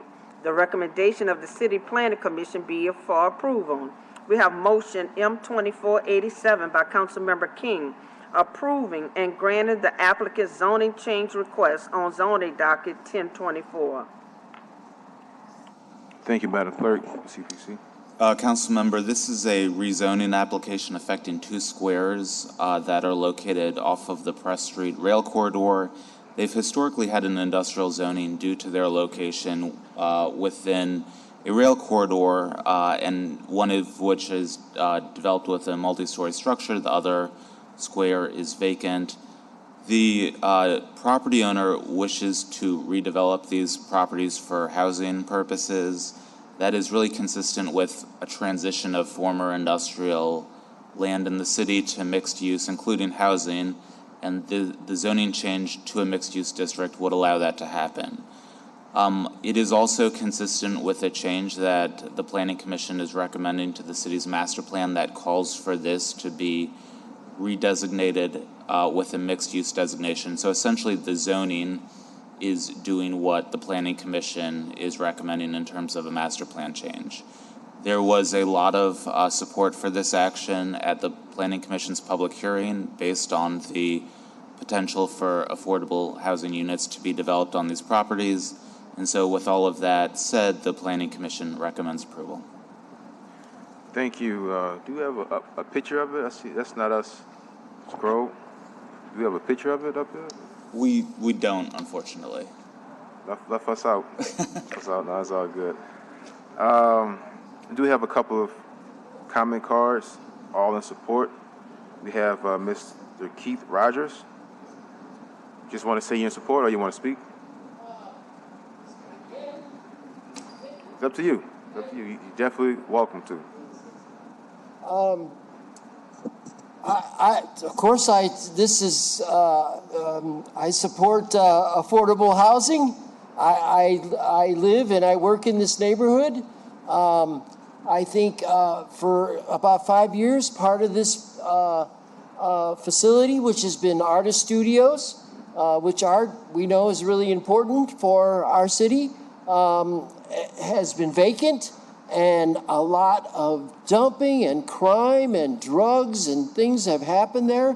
And I personally have worked on the security of this property and worked a lot with NOPD to clean up this area. The owner gave me a small budget to work, hire off-duty officers, and we've made a big difference. And I think my point is when 5 years ago, before the property closed, there wasn't any problems like this. So a project like this, besides housing and commerce, also brings good security for the neighborhood. And I'd say, from my experience, artists are good people. We care about the country, the planet, and everyone around. So that's about all I can say. But thank you. Thank you, Mr. Rogers. Appreciate it. Well said. E. Paul Julian. He's gone? Okay, so we have E. Paul Julian in support, Mike Murray in support, Diana Chartez in support, Tatiana, I can't pronounce the last. Okay, you're in support as well. Thank you. All right. This neighborhood, like the rest of New Orleans, is facing immense pressure from rising rents, taxes, utilities, and insurance, which are driving away longtime residents. Through changing the zoning classification from industrial to mixed use to allow residential use, the redevelopment of the Union Brewery will add approximately 30 affordable housing units to the neighborhood. The units will range from studios to 3-bedroom apartments and provide space for a variety of household sizes. The mixed-use zoning classification will also add opportunities for additional affordable housing in the near future. I'm gonna just stop right there and say this is a good idea, a great project. We all support it, and I'll make a motion to adopt. Second by Councilmember Harris.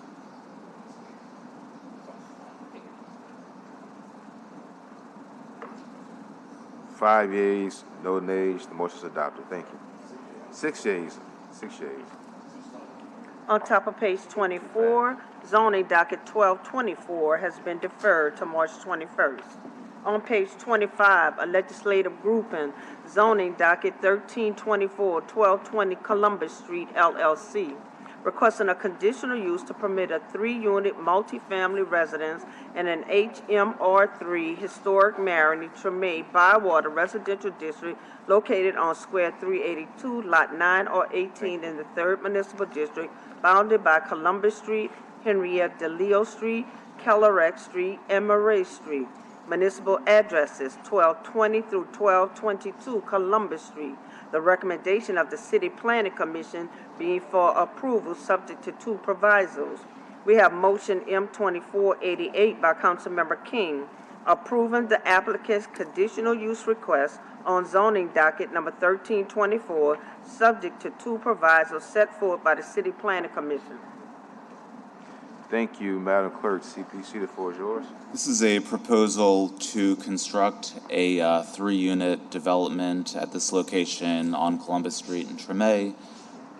There are to be a front building with 2 units and then a rear building with a 3rd unit.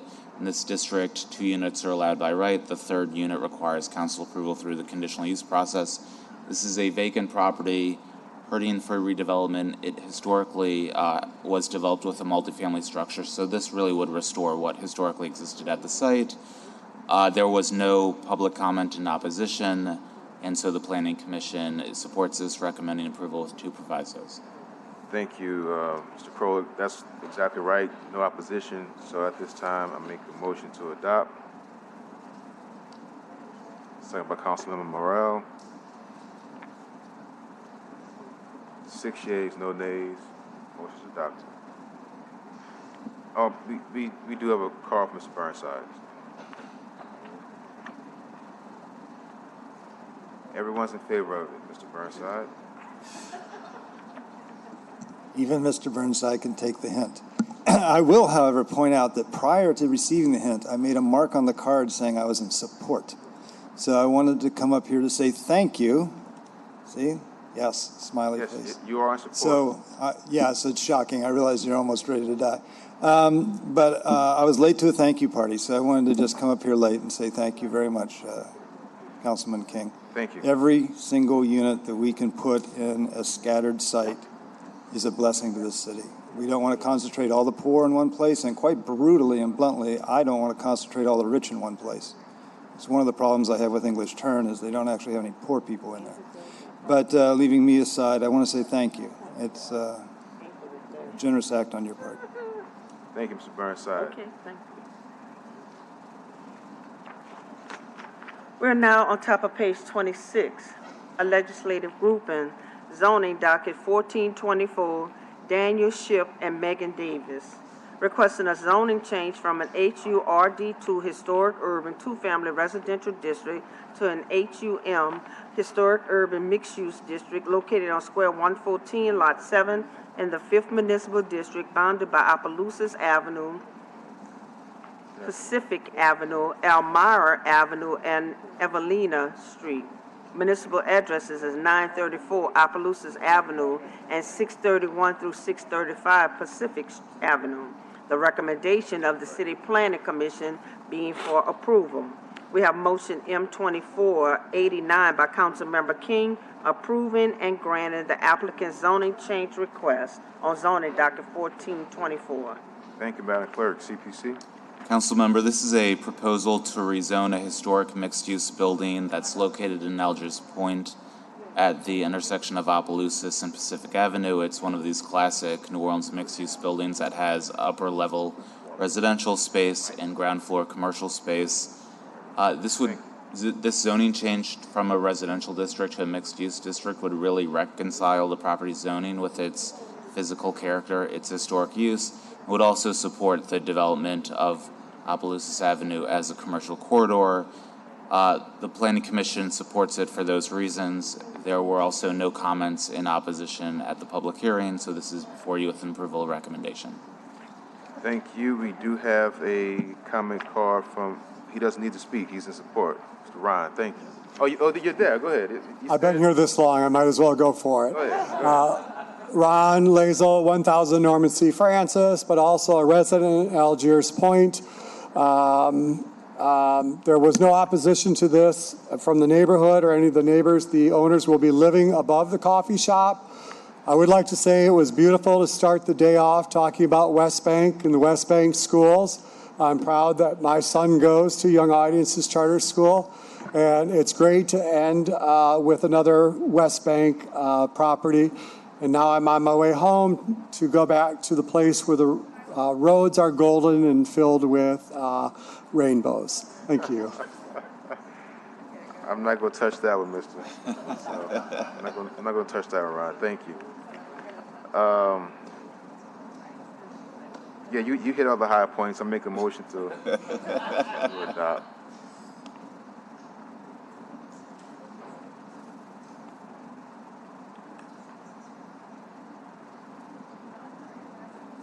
Five yeas. It is 5, right? No nays. Thank you.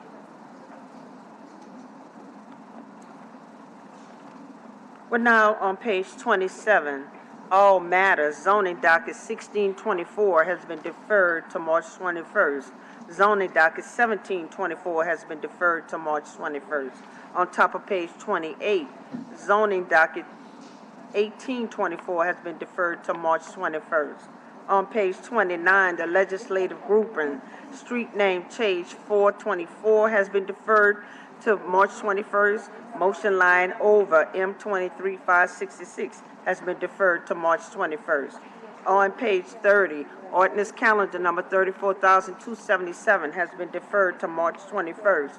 On page 31, all matters, legislative grouping, ordinance calendar number 34,385 has been deferred to March 1st. Motion line over M23426 has been deferred to April 4th. On page 32, motion line over M23427 has been deferred to April 4th. We're now on page 42. We have ordinance calendar number 34,537 by council members Jeruso, Moreno, Green, and Thomas by request. An ordinance to amend ordinance number 29,735 MCS as amended, entitled an ordinance providing an operating budget of revenues for the city of New Orleans for the year 2024 to appropriate an additional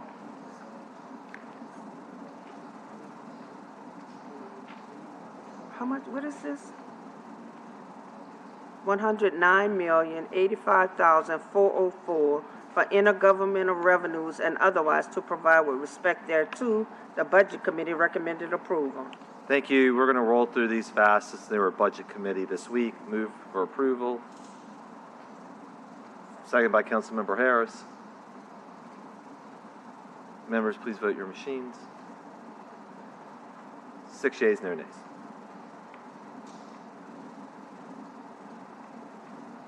At the bottom of the page, the companion, ordinance calendar number 34,538 by council members Jeruso, Moreno, Green, and Thomas by request. An ordinance to amend ordinance number 29,736 MCS as amended, entitled an ordinance providing an operating budget of expenditures for the city of New Orleans for the year 2024 to appropriate an additional $109,885,404 for intergovernmental expenditures and otherwise to provide with respect thereto. Budget Committee recommended approval. Move for approval. Second by Councilmember Thomas. 6 yeas, no nays. On page 43, ordinance calendar number 34,554 by council members Thomas, King, Harris, Green, and Jeruso. An ordinance to ordain and establish section 2-932, 106-69, and 106-179 of the Code of the City of New Orleans to provide the waiver of all or a portion of certain fees imposed for the use of certain public property in connection with events that serve a valid public purpose, to impose criteria for the waiver of fees and otherwise to provide with respect thereto. This is in response to the 8th council member, and I think in the arguments that have been made over the years about waivers, who should qualify for a waiver, and when waivers should be used. It exclusively authorizes the Director of Property Management, the Director of Parks and Parkway, and the CEO of NOAA to waive facility fees for their respective departments, not appealable to the council. but it also imposes criteria for waiver eligibility. It limits organizations to a one-year fee waiver per calendar year. It's supported by the administration and something that we have discussed here. Any comments by council members? We do have a card, Mr. Burnside, the eighth council member. We have 9 council members, but I can't say who the 9th one is yet. I'm going to do that when I retire. You are the first one to publicly name me the 8th council person. You called me Councilperson Burnside by accident one day many, many months ago. Yeah. So first of all, I want to say there's a smile on my face. I realize it's not normally there, and you're probably shocked to see it. Secondly, I want to say thank you and mean every word of it, because you certainly did not have to do this. I don't have power, however much persuasion I may possibly be able to offer from time to time. And I want to particularly thank Councilperson Thomas for his very generous words. And I want to thank Councilperson King for his name on the list of people who are sponsoring this. Councilwoman Harris, I want to say thank you for being my councilperson. You've been very kind to me and tolerated more than some other people have. I want to say thank you, Councilperson Green. You're a person who cares deeply about his city, and I'm honored and grateful to have your name on this as a sponsor. It's generous of you, and I thank you for it. And thank you, Councilperson Giarrusso. It's good to see you on here as well. It's good that our 2 at-larges are gone, and it's good that our district people are here. No, one of them came back. Damn! His head was down behind his laptop. I didn't even see him, and King is gone. King was here a moment ago, and you... What? He's been good. Leave him alone. All right. Yes. But thank you, guys. I appreciate it deeply. I read it, being of suspicious nature, and I have to say that I'm grateful. Thank you very much. Thank you. It's been moved by me, second by Councilmember Harris. Vote your machines, please. So what were you going to say if Morrell had not been here? 5 years?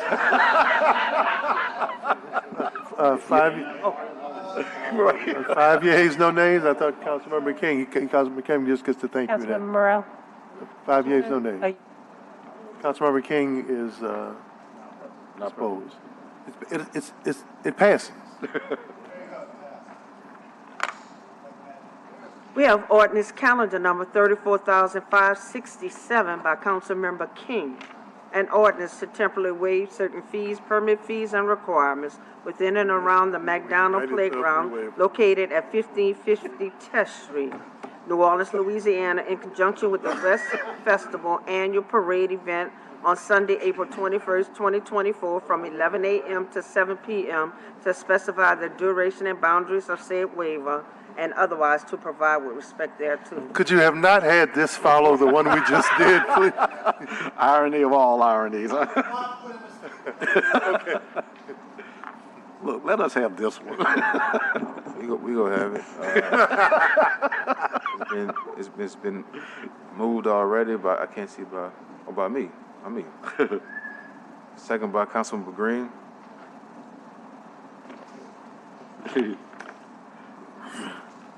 6 yeas, no nays. All right. We're now going to go to page 46. We have ordinance calendar number 34,572 by Councilmember Harris by request.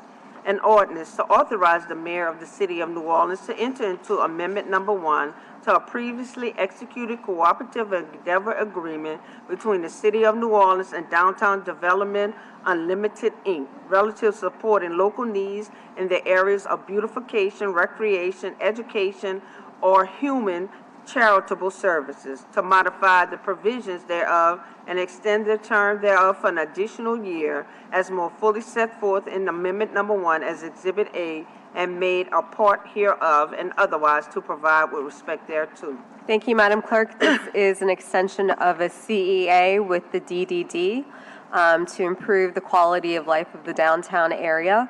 $500,000 was awarded to the DDD for the purpose of undertaking projects to improve the quality of life, including graffiti removal, lighting improvements, homeless outreach, and beautification efforts. Dave Vaughn is here and would like to say some words. Good afternoon, council members. This point of clarification, the CEA was actually entered with DDU, Downtown Development Unlimited. So thank you so much for your time today. As I stood before you when the CEA when the funding was approved for Wisner funding to Downtown Development Unlimited, I attested that DDU is essentially the charitable arm of the Downtown Development District. This is a common transaction. Many business improvement districts all across the country will create a nonprofit organization simply to accept charitable gifts. This work is really important. It really advances the work of the Downtown Development District. We've made tremendous progress utilizing the grant funds, notably in terms of homeless outreach. We've worked with, we've had over 1,000 homeless outreach contacts, working with over 334 unique individuals. We have, addressed graffiti at 6,000 instances, and we have a lot more work to do, notably as we prepare to host Super Bowl next year. And so much of the funding that's in place is to really address public realm improvements, lighting, and so forth. And so we ask that the council continue to support our efforts. I hope that by the programming of the Downtown Development District, as well as the quarterly market reports that it submits to this council, you understand that DDD and DDU are both committed to economic development, 1,000%. Thank you. It's good to see you. Thank you for sitting through this meeting. Cassandra Sharp would be happy. I've moved. There's a second. 6 yeas. Thank you. At the bottom of the page, we have ordinance calendar number 34,573 by Councilmember Harris by request. An ordinance to authorize the mayor of the city of New Orleans to enter into amendment number 2 to a previously executed cooperative endeavor agreement between the city of New Orleans and Total Community Action, Inc., relative to supporting local needs in the areas of education or human charitable services, to modify the provisions thereof and extend the term thereof for an additional year, as more fully set forth in Amendment 1 form as Exhibit A and made a part hereof, and otherwise to provide with respect thereto. Thank you, Madam Clerk. Total Community Action was awarded $500,000 to implement the city's Earn and Learn program that pays participants a livable wage while the participants upscale or retrain in one or more resilient and sustainable industries. I'm going to go ahead and move for approval. Seconded by Councilmember King.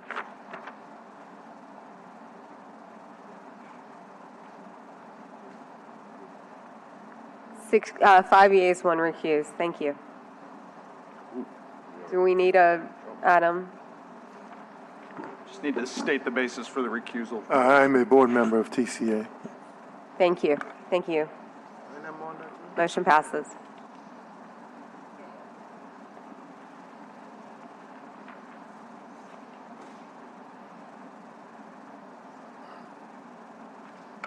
We're now on top of page 47.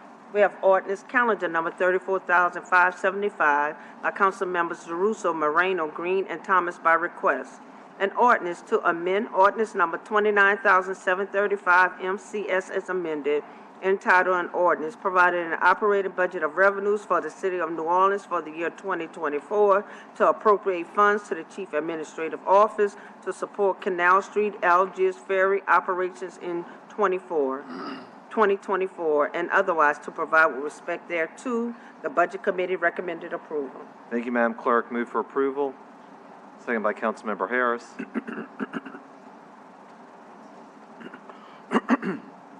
6 yeas, no nays. Excuse me, fellow council members.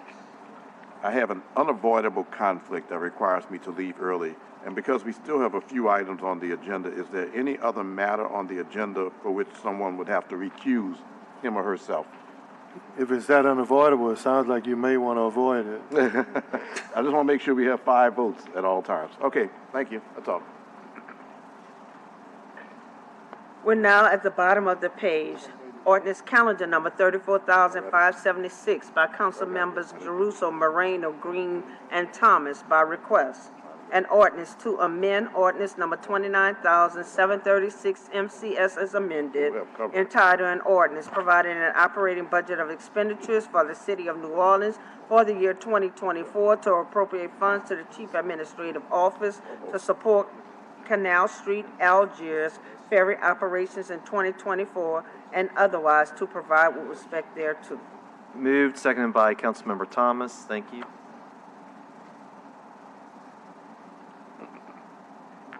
Waiting on one more. 5 yeas, and I need one more because we have 6 here. You're good. All right, got 6. Which one is that? 30. Council members, we need to go back to ordinance calendar number 34,573. We need to reconsider this vote.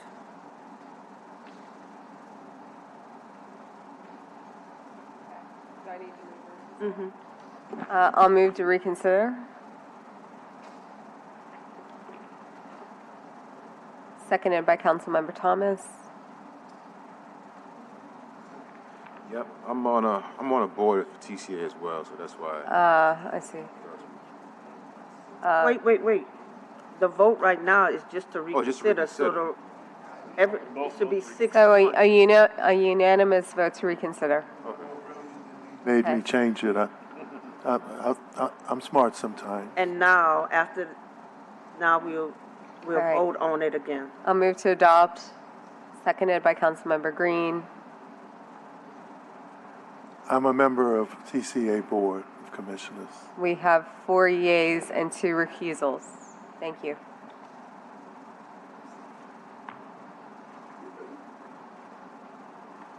Thank you, Dominic. We're now going to, on top of page 48, we have ordinance calendar number 34,577 by council members Jeruso, Moreno, Green, and Thomas by request. An ordinance to amend ordinance number 29,735 MCS as amended, entitled an ordinance providing an operating budget of revenues for the city of New Orleans for the year 2024 to appropriate additional capital outlay funds awarded by the State of Louisiana Facility Planning and Control Board to the Chief Administrative Office for the Sewage and Water Board Power Plant FP&C project number 50 ML3 1802 and otherwise to provide with respect thereto. The Budget Committee recommended approval. Move for approval. Second by Councilmember Green. 6 yeas, no nays. At the bottom of the page, the companion ordinance calendar number 34,578 by council members Jeruso, Moreno, Green, and Thomas by request. An ordinance to amend ordinance number 29,736 MCS as amended, entitled an ordinance providing an operating budget of expenditures for the city of New Orleans for the year 2024 to appropriate additional capital outlay funds awarded by the State of Louisiana Facility Planning and Control Board to the Chief Administrative Office for the Sewage and Water Board Power Plant FP&C project number 50 ML3 1802 and otherwise to provide with respect thereto. Budget Committee recommended approval. Sorry, Madam Clerk. Move for approval, seconded by Councilmember Thomas. 6 yeas, no nays. On top of page 49, we have ordinance calendar number 34,579 by council members Jeruso, Moreno, Green, and Thomas by request. An ordinance to amend ordinance number 29,736 MCS as amended, entitled an ordinance providing an operating budget of expenditures for the city of New Orleans for the year 2024 to transfer funds from the Department of Safety and Permits to the Department of Code Enforcement for the Centralized Adjudication Bureau and otherwise to provide with respect thereto. The Budget Committee recommended approval. This is one of our priorities during budget season. I've moved, seconded by Councilmember Harris. 6 yeas, no nays. At the bottom of the page, ordinance calendar number 34,580 by council members Jeruso, Moreno, Green, and Thomas by request.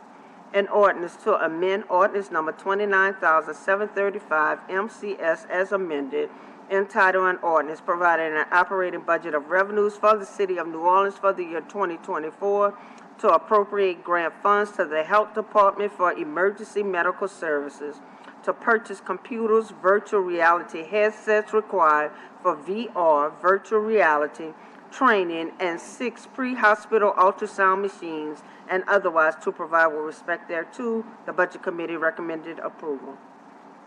Move for approval. Second by Councilmember Thomas.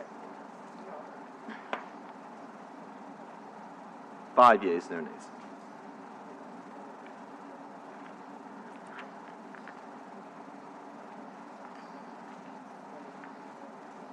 We're now on top of page 50.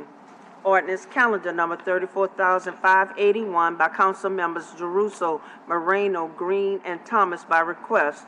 An ordinance to amend ordinance number 29,736 MCS as amended, entitled an ordinance providing an operating budget of expenditures for the City of New Orleans for the year 2024 to appropriate grant funds to the Health Department for emergency medical services to purchase computers, virtual reality headsets required for VR training, and 6 pre-hospital ultrasound machines, and otherwise to provide with respect thereto. The Budget Committee recommended approval. Move for approval.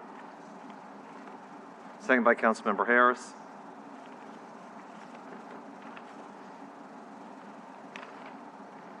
Five yeas, no nays. At the bottom of the page,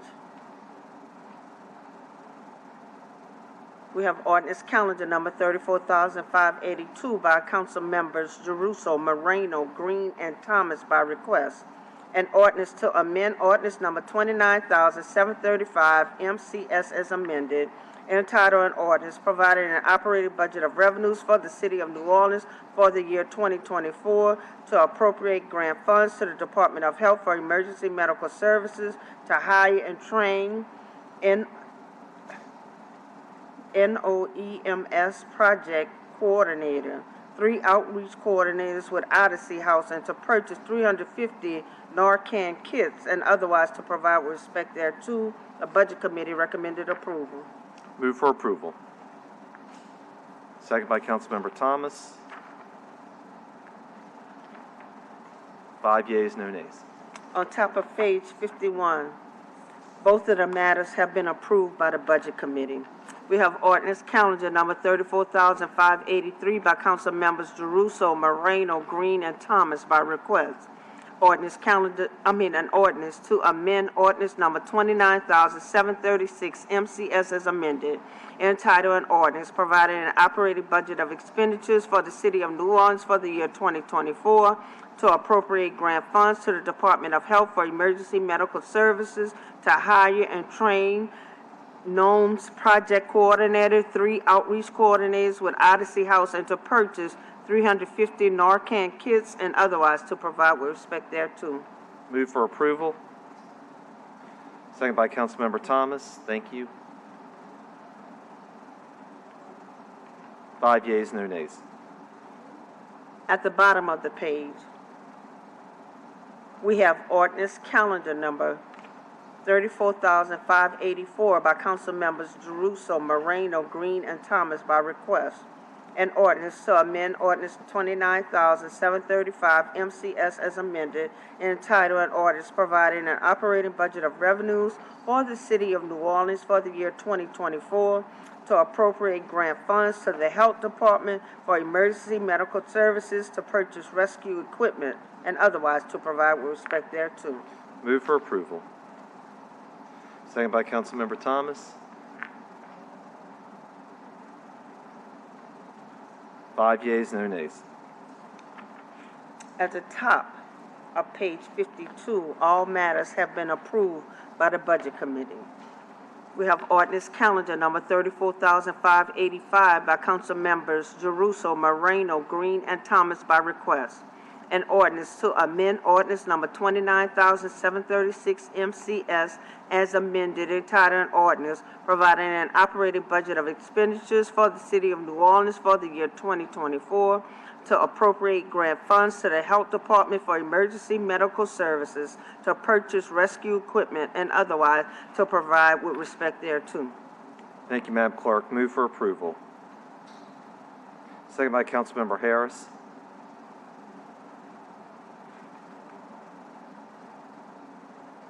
5 yeas, no nays. At the bottom of the page, we have ordinance calendar number 34,586 by council members Jeruso, Moreno, Green, and Thomas by request. An ordinance to amend ordinance number 29,735 MCS as amended, entitled an ordinance providing an operating budget of revenues for the city of New Orleans for the year 2024 to appropriate State Act 397 funds to the office of the mayor for the Office of Youth and Families, Pathways, and Parent Leadership Training Institute programs, and otherwise to provide with respect thereto. Thank you. Move for approval. Second by Councilmember Harris.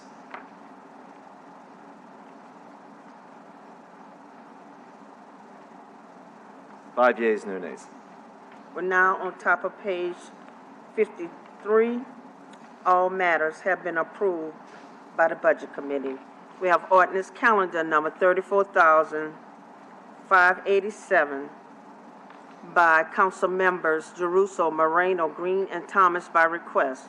An ordinance to amend ordinance number 29,736 MCS as amended, entitled an ordinance providing an operating budget of expenditures for the city of New Orleans for the year 2024 to appropriate State Act 397 funds to the office of the mayor for the Office of Youth and Families, Pathways, and Parent Leadership Training Institute programs, and otherwise to provide with respect thereto. Thank you, Councilmember Thomas, for seconding.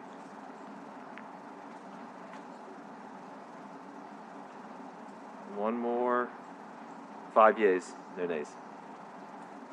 At the bottom of the page, we have ordinance calendar number 34,588 by council members Jeruso, Moreno, Green, and Thomas by request.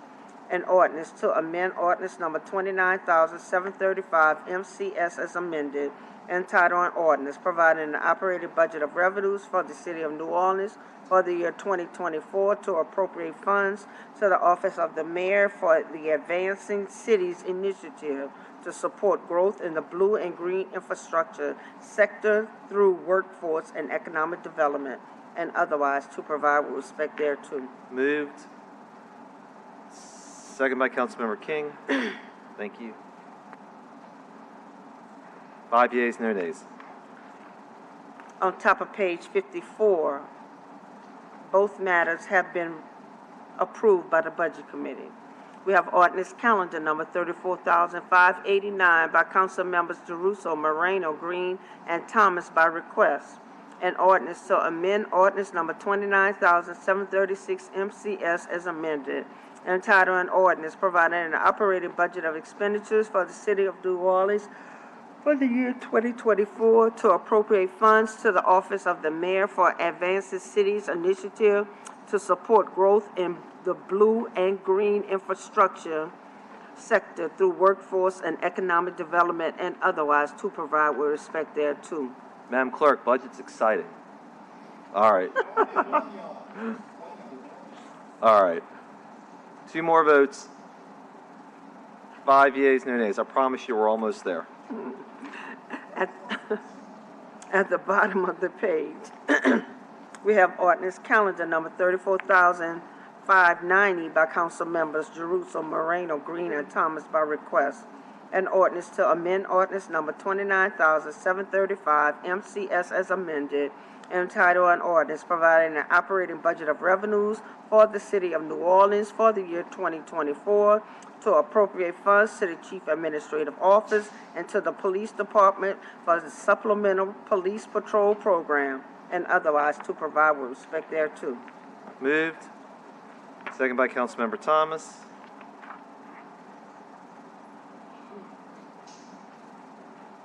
Five yeas, no nays.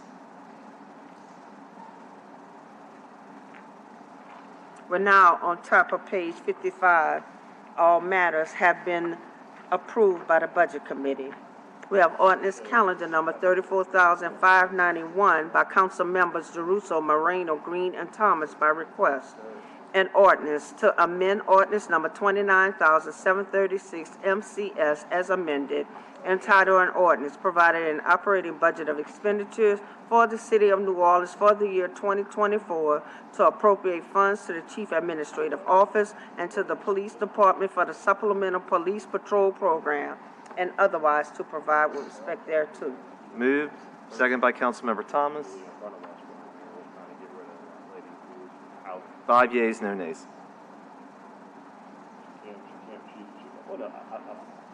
At the bottom of the page, we have ordinance calendar number 34,593 by Council Members Jeruso, Moreno, Green, and Thomas by request.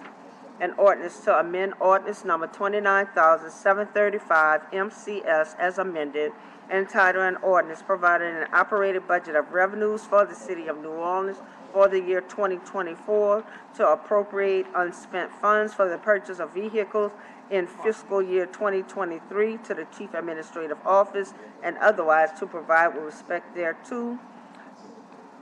Move for approval. Second by Councilmember Thomas. Do you have a card on this one, mister? Go ahead.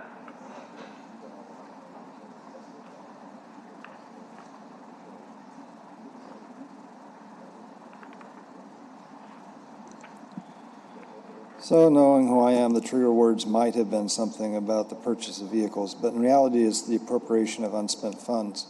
So the problem with the appropriation of unspent funds, you already know.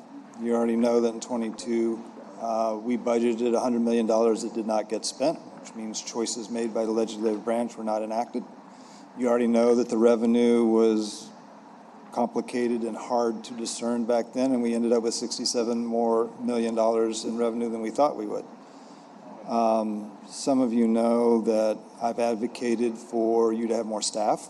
I feel that you are understaffed chronically, and it's hard for you to be a co-equal branch with a group of people that has thousands of employees if you don't have hundreds. Some of you are aware that I have debated with you at length about the office space situation that you have on the second floor, where half of the office space that we assume is yours because it's behind a locked door is not actually yours. It belongs to the meter maids. Which brings up something that you may not know, which is that I feel that the meter maids should not really be part of DPW. We have a DPW staff of 140. We have a population of 400,000. If we go online and compare other cities and have a discussion about whether DPW is too big or too small or whatever, we've hidden the fact that half of DPW isn't really DPW. They're meter maids and tow truck drivers. So we really have a Department of Public Works of 70 people for a city of 400,000. So I would suggest to you, calmly and with a great deal of interest, that you may want to spin the meter maids off, along with the tow truck drivers, into their own department, like you did with code enforcement, or maybe put them with the police so that they can actually check the license plates to see if they're, I don't know, stolen vehicles, or put them somewhere other than DPW, because we are hiding the fact that we only actually cleaned 1,800 catch basins in the previous year. We have either 4 or more trucks, but they're only doing 7 catch basins a day. We're never going to get rid of our flooding if we keep counting meter maids as DPW employees. Thank you.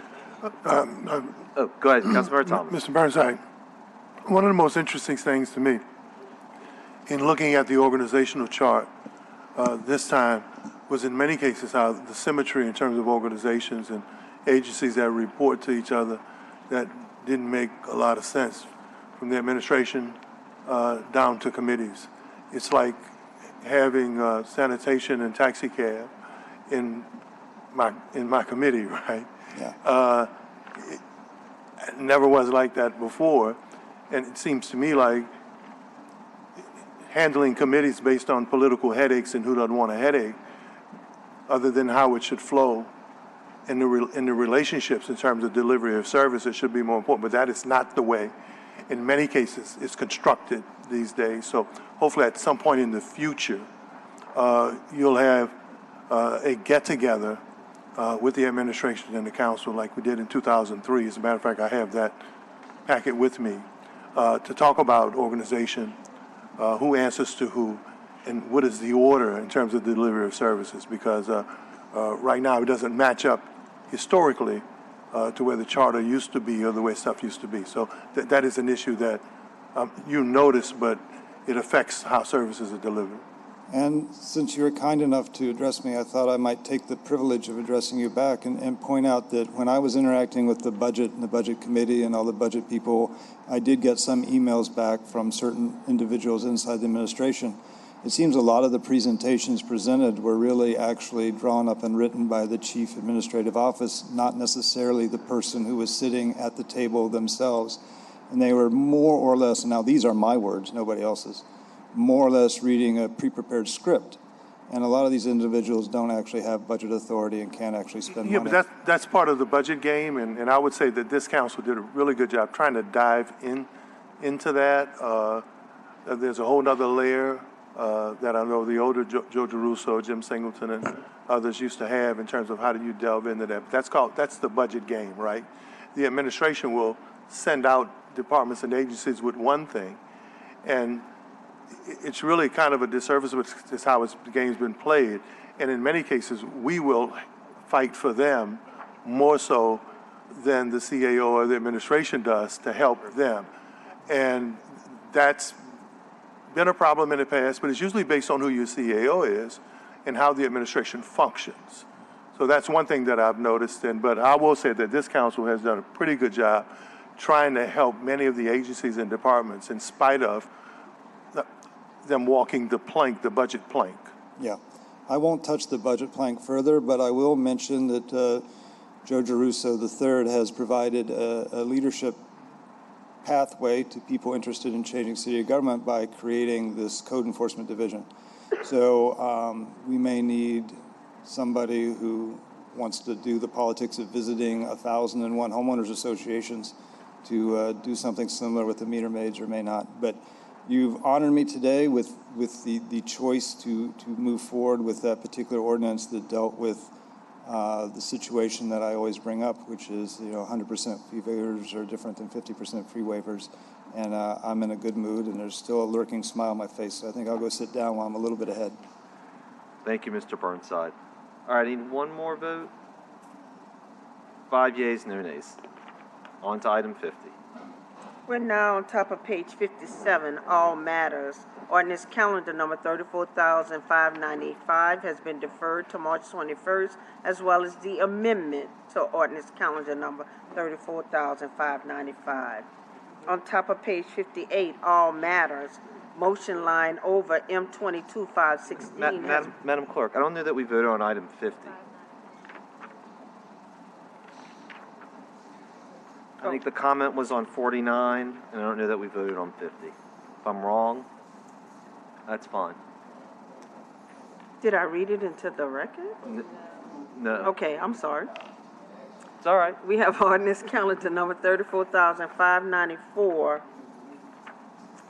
by council members DeRusso, Moreno, Green, and Thomas by request.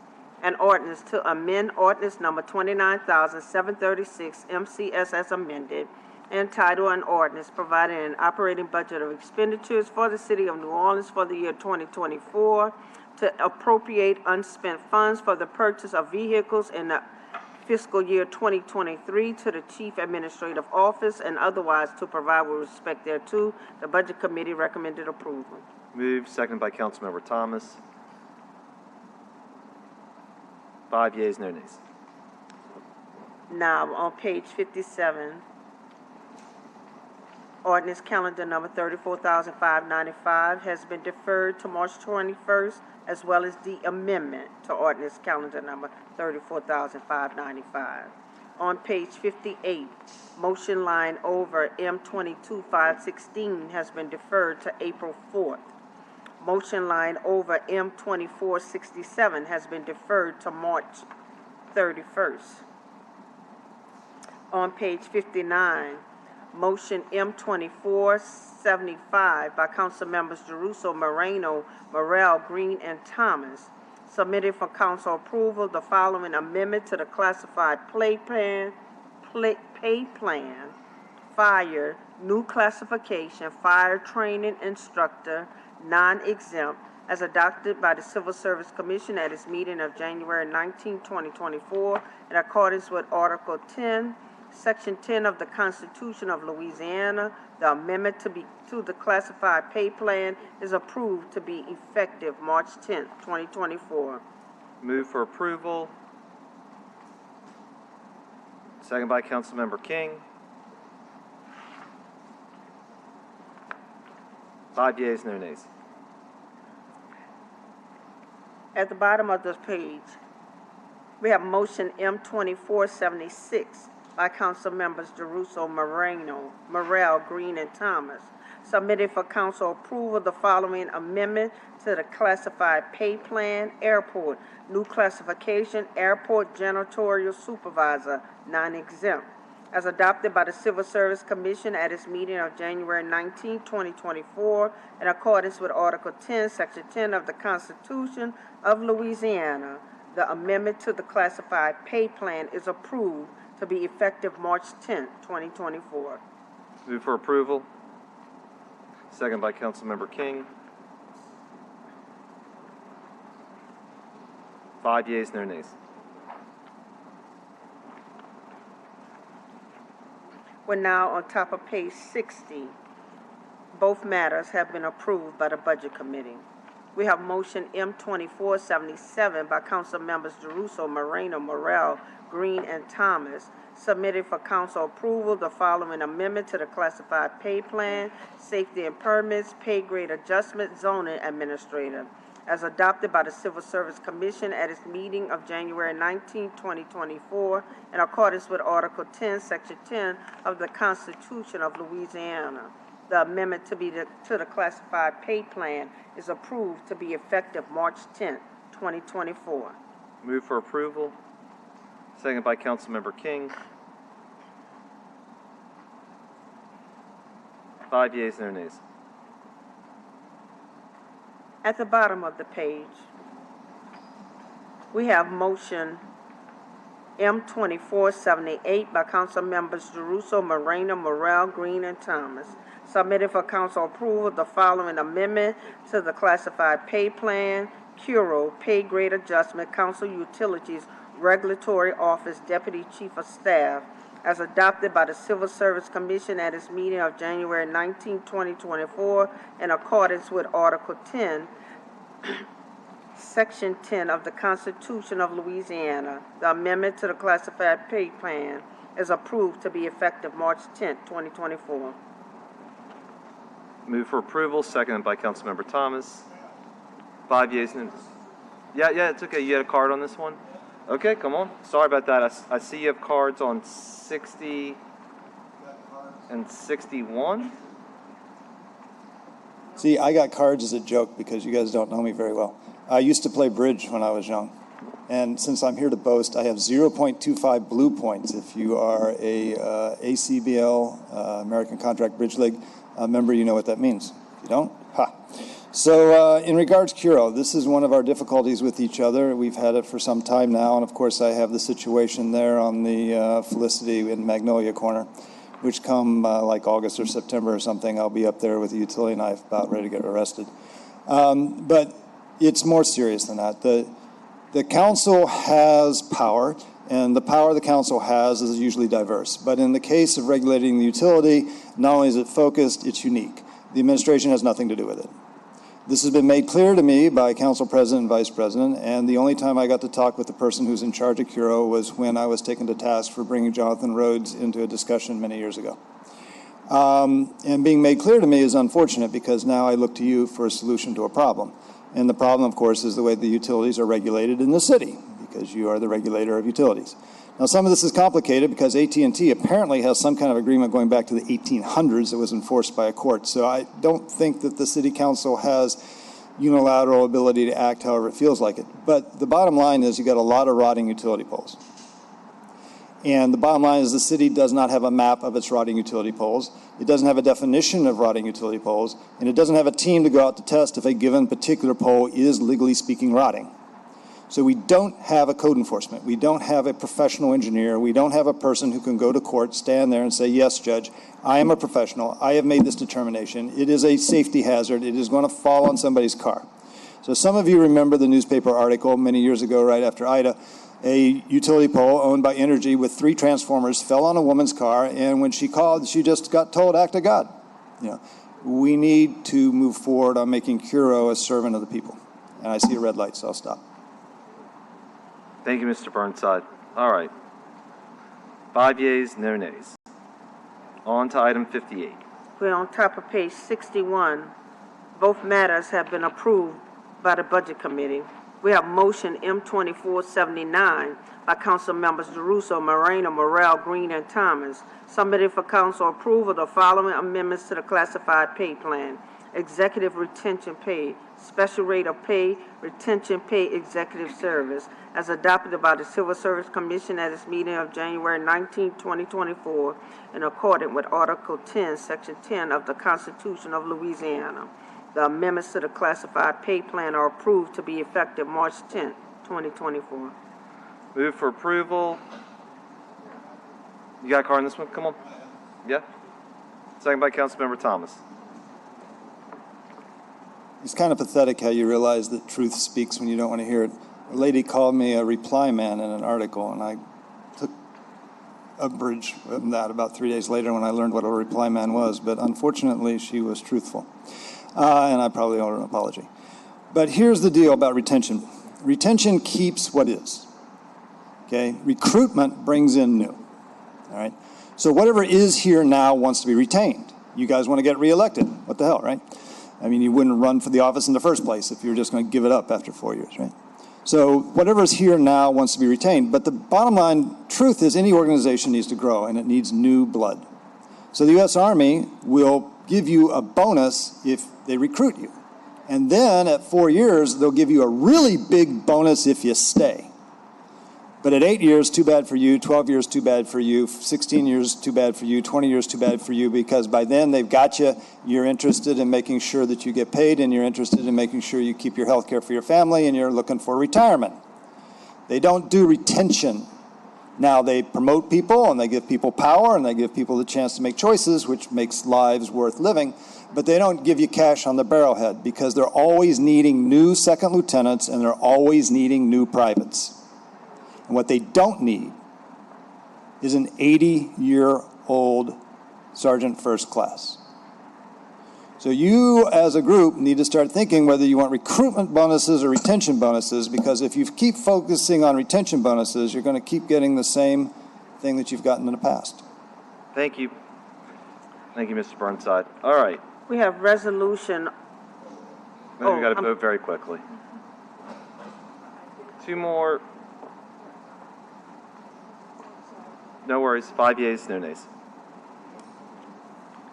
At the bottom of the page, we have Resolution R2482 by Council Members DeRusso, Thomas, Green, Morrell, and Moreno by request.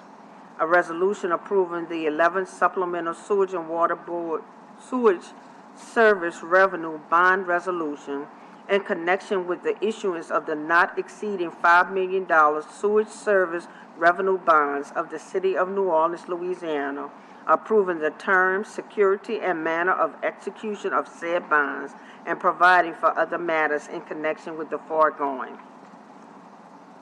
Thank you, Madam Clerk. Just very quickly, the council is going to approve about $135 million in bonds for Sewage and Water Board. Almost all of these, the bigger ones, the $90 million one and the $39 million roughly one, are being applied through either the state or DEQ programs.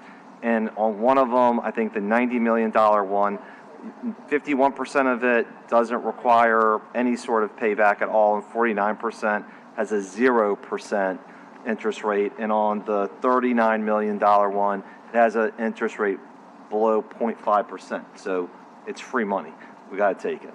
So move for approval on 59, seconded. 5 yeas, no nays. All right, Mr. Burnside, I know you got card number 60. We got you here.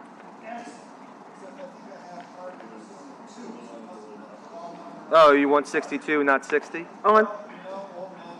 It's all right. 62 will be deferred. 62 will. Yes, sir.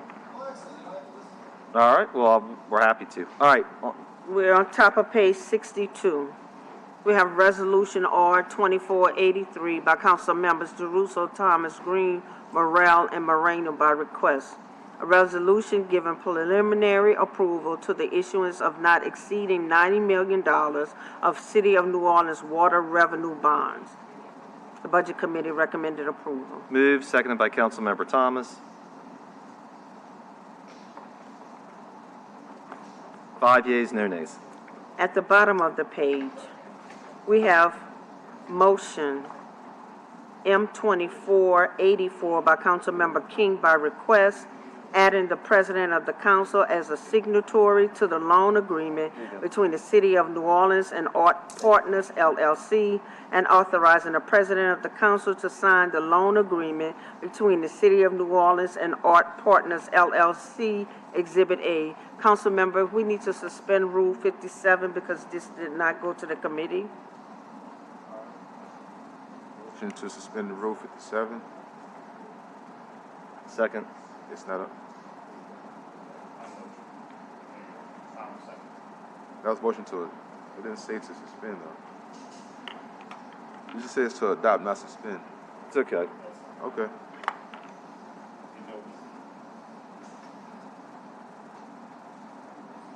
Now, council member, you can discuss it and vote on it. No, you hit the nail on the head, Madam Clerk. We do have a comment card from Mr. Robert Rasselman. Sure. Robert Resman, Renaissance Property Group, 2600 Gravier Street. I'm just a representative of the developer for this project. It's an affordable housing project in the St. Rock area. Happy to answer any questions you have on it. Thank you to Councilmember King for expediting this approval. It's necessary to keep this development on track and viable. And also thank you to Jeff Schwartz in the mayor's office for helping likewise expedite it. Thank you. I don't believe there's any opposition to this, so it's a good thing. At this time, we go ahead and vote. Vote the machines. You're on the ball. 5 yeas, no nays. Thank you. We're now on top of page 63. We have motion M2485 has been deferred to March 21st and referred to the Criminal Justice Committee. At the bottom of the page, we have resolution R2486 by Council members Jeruso, Thomas, Green, Morrell, and Moreno by request. A resolution approving the 10th supplemental sewage service revenue bond resolution in connection with the issuance of the not exceeding $38,948,200 sewage service revenue bonds of the City of New Orleans, Louisiana, approving the terms, security, and manner of execution of said bonds, and providing for other matters in connection with the foregoing.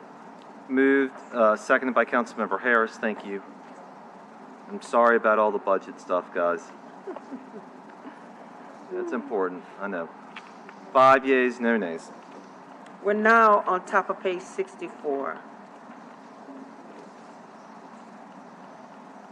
We have motion M2491 by Councilmember Harris, directing City Planning Commission to conduct a public hearing to consider amending and reordaining ordinance number 4264 MCS, amended by ordinance number 26413 MCS as amended, the comprehensive zoning ordinance of the City of New Orleans, CZO, to amend the definition of wine shop in section 26.6 to read as follows: additions to current text of CZO are underlined, deletions are shown as.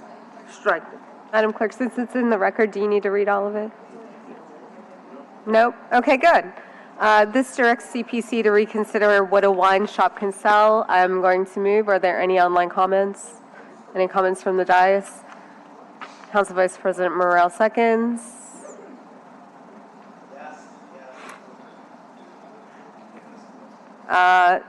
Jerusa is a yes, so 5 yeas. We're now at the bottom of page 65.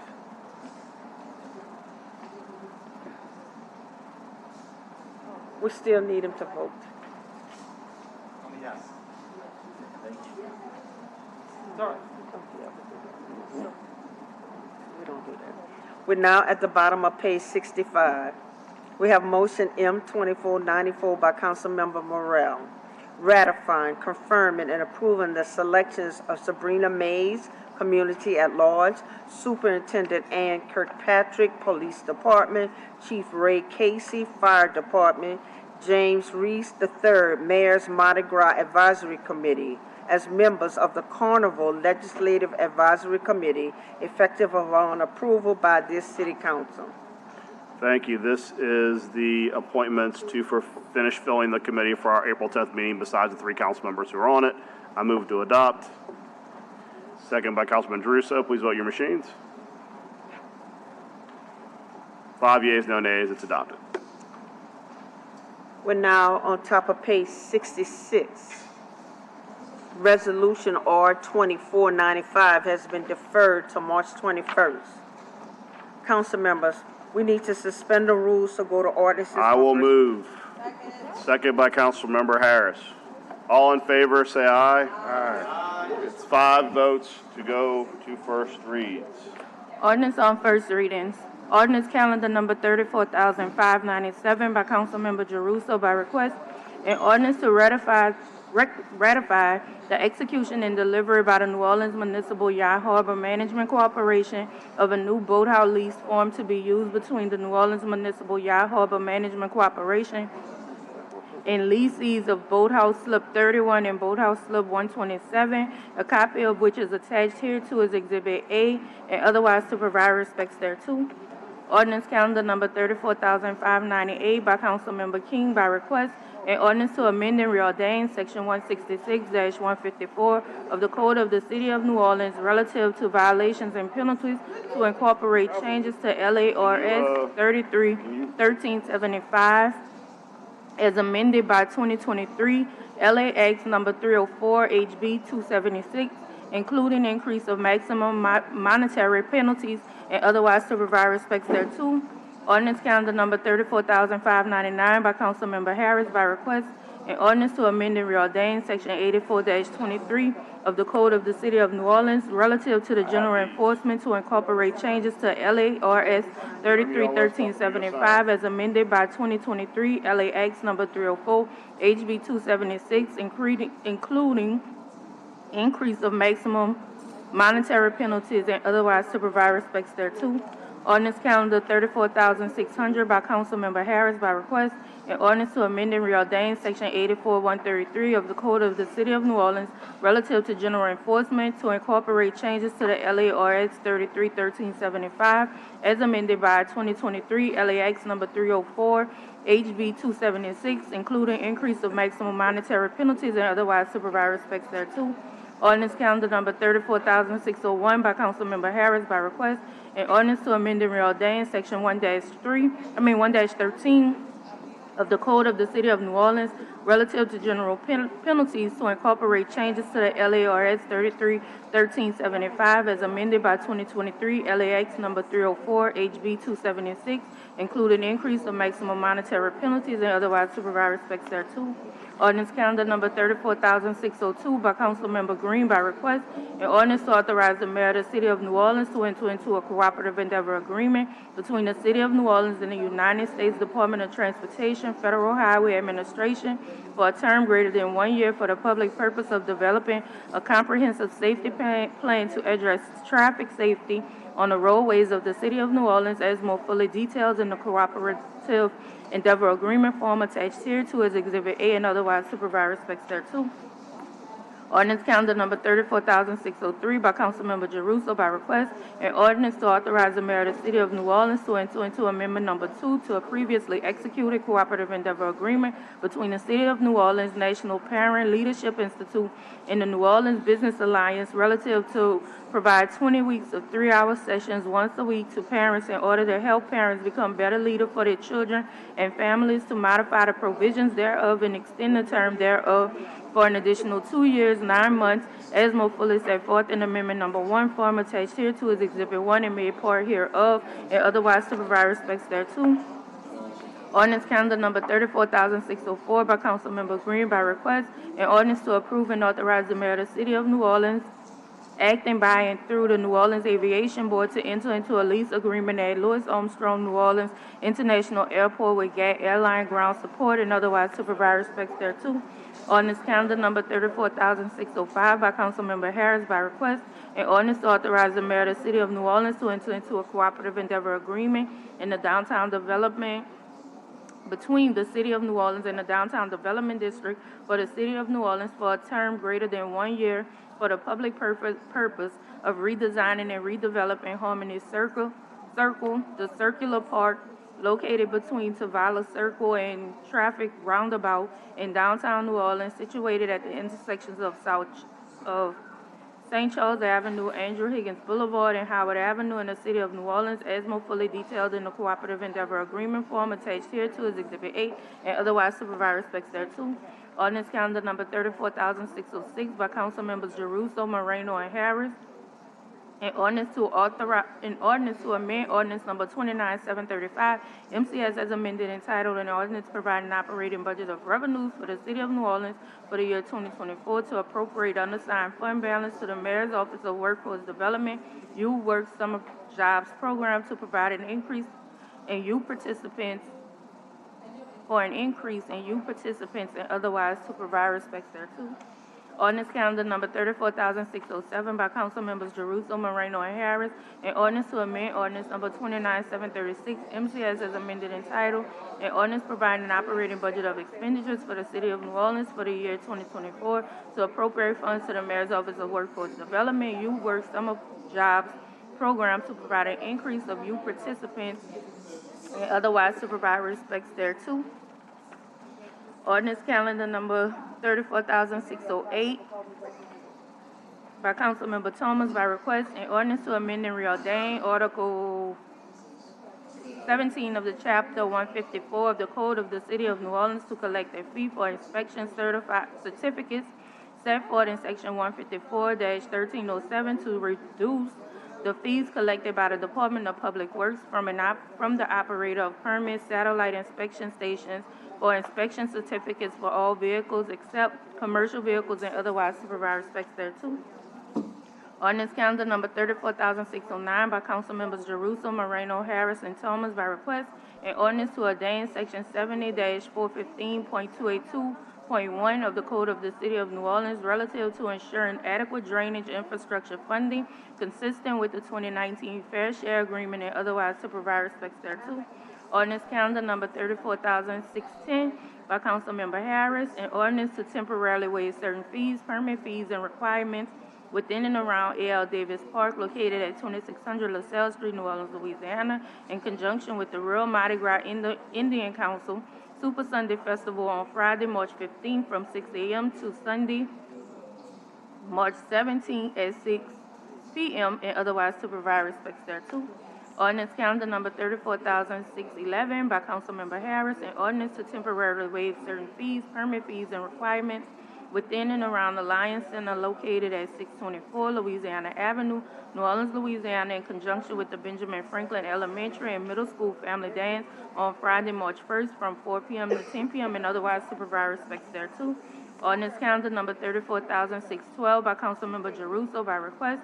An ordinance to amend and reordain ordinance number 29,737 MCS entitled an ordinance providing a capital budget for the year 2024 to effect the following change to the 2024 budget: to deappropriate funds from the Chief Administrative Office, the Department of Property Management, the Department of Public Works, the New Orleans Department, the New Orleans Health Department, the New Orleans Fire Department, the New Orleans Mosquito, Termite, and Rodent Control Board, the New Orleans Public Library, the New Orleans Recreational Development Commission, and Storm and Green Infrastructure to appropriate to the Chief Administrative Office, the Department of Parks and Parkways, the Department of Property Management, the Department of Public Works, the Department of Sanitation, the New Orleans Fire Department, the New Orleans Mosquito, Termite, and Rodent Control Board, the New Orleans Recreation Development Commission, and Stormwater and Green Infrastructure, and otherwise to provide respects thereto.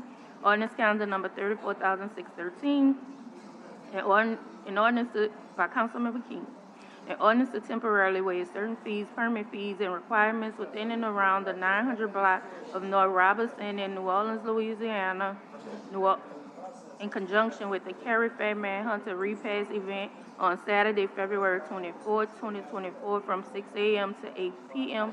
to specify the durations and boundaries of said waiver and otherwise to provide respects thereto. Ordinance calendar number 34,614 by council members Jeruso, Moreno, Harris, Green, Thomas, Morrell, and King. An ordinance to amend and reordain section 70-415-327, 70-415-328, and 70-415-329 of the Code of the City of New Orleans to change the name of the Affordable and Workforce Housing Gap Financing Fund to expand the purpose of the fund, to require annual appropriations to the fund, to require additional reporting, to require the appointment of an advisory committee and establish the duties and rules for such committee, and otherwise to provide respects thereto. Ordinance calendar number 34,615 by Councilmember Jeruso, an ordinance to amend and reordain Articles 4 and 18 of the Comprehensive Zoning Ordinance. Ordinance number 4264, MCS as amended by ordinance number 26413, MCS, and subsequent amendments to establish a newly overlaid district named the University Area Design Overlay, the intent of which is provided design advisory committee review for newly residential zone structures or major renovations or expansions of residentially zoned structures located in the university area for all properties located in the area generally bounded by South Claiborne Avenue in the north, Nashville Avenue in the east, St. Charles Avenue in the south, and South Carrollton Avenue in the south, and otherwise to provide respects thereto. Zoning docket 8923. That concludes ordinance on first reading. That's all the ordinance. Move to adjourn. Seconded by Councilmember Harris. We're adjourned. Thank you.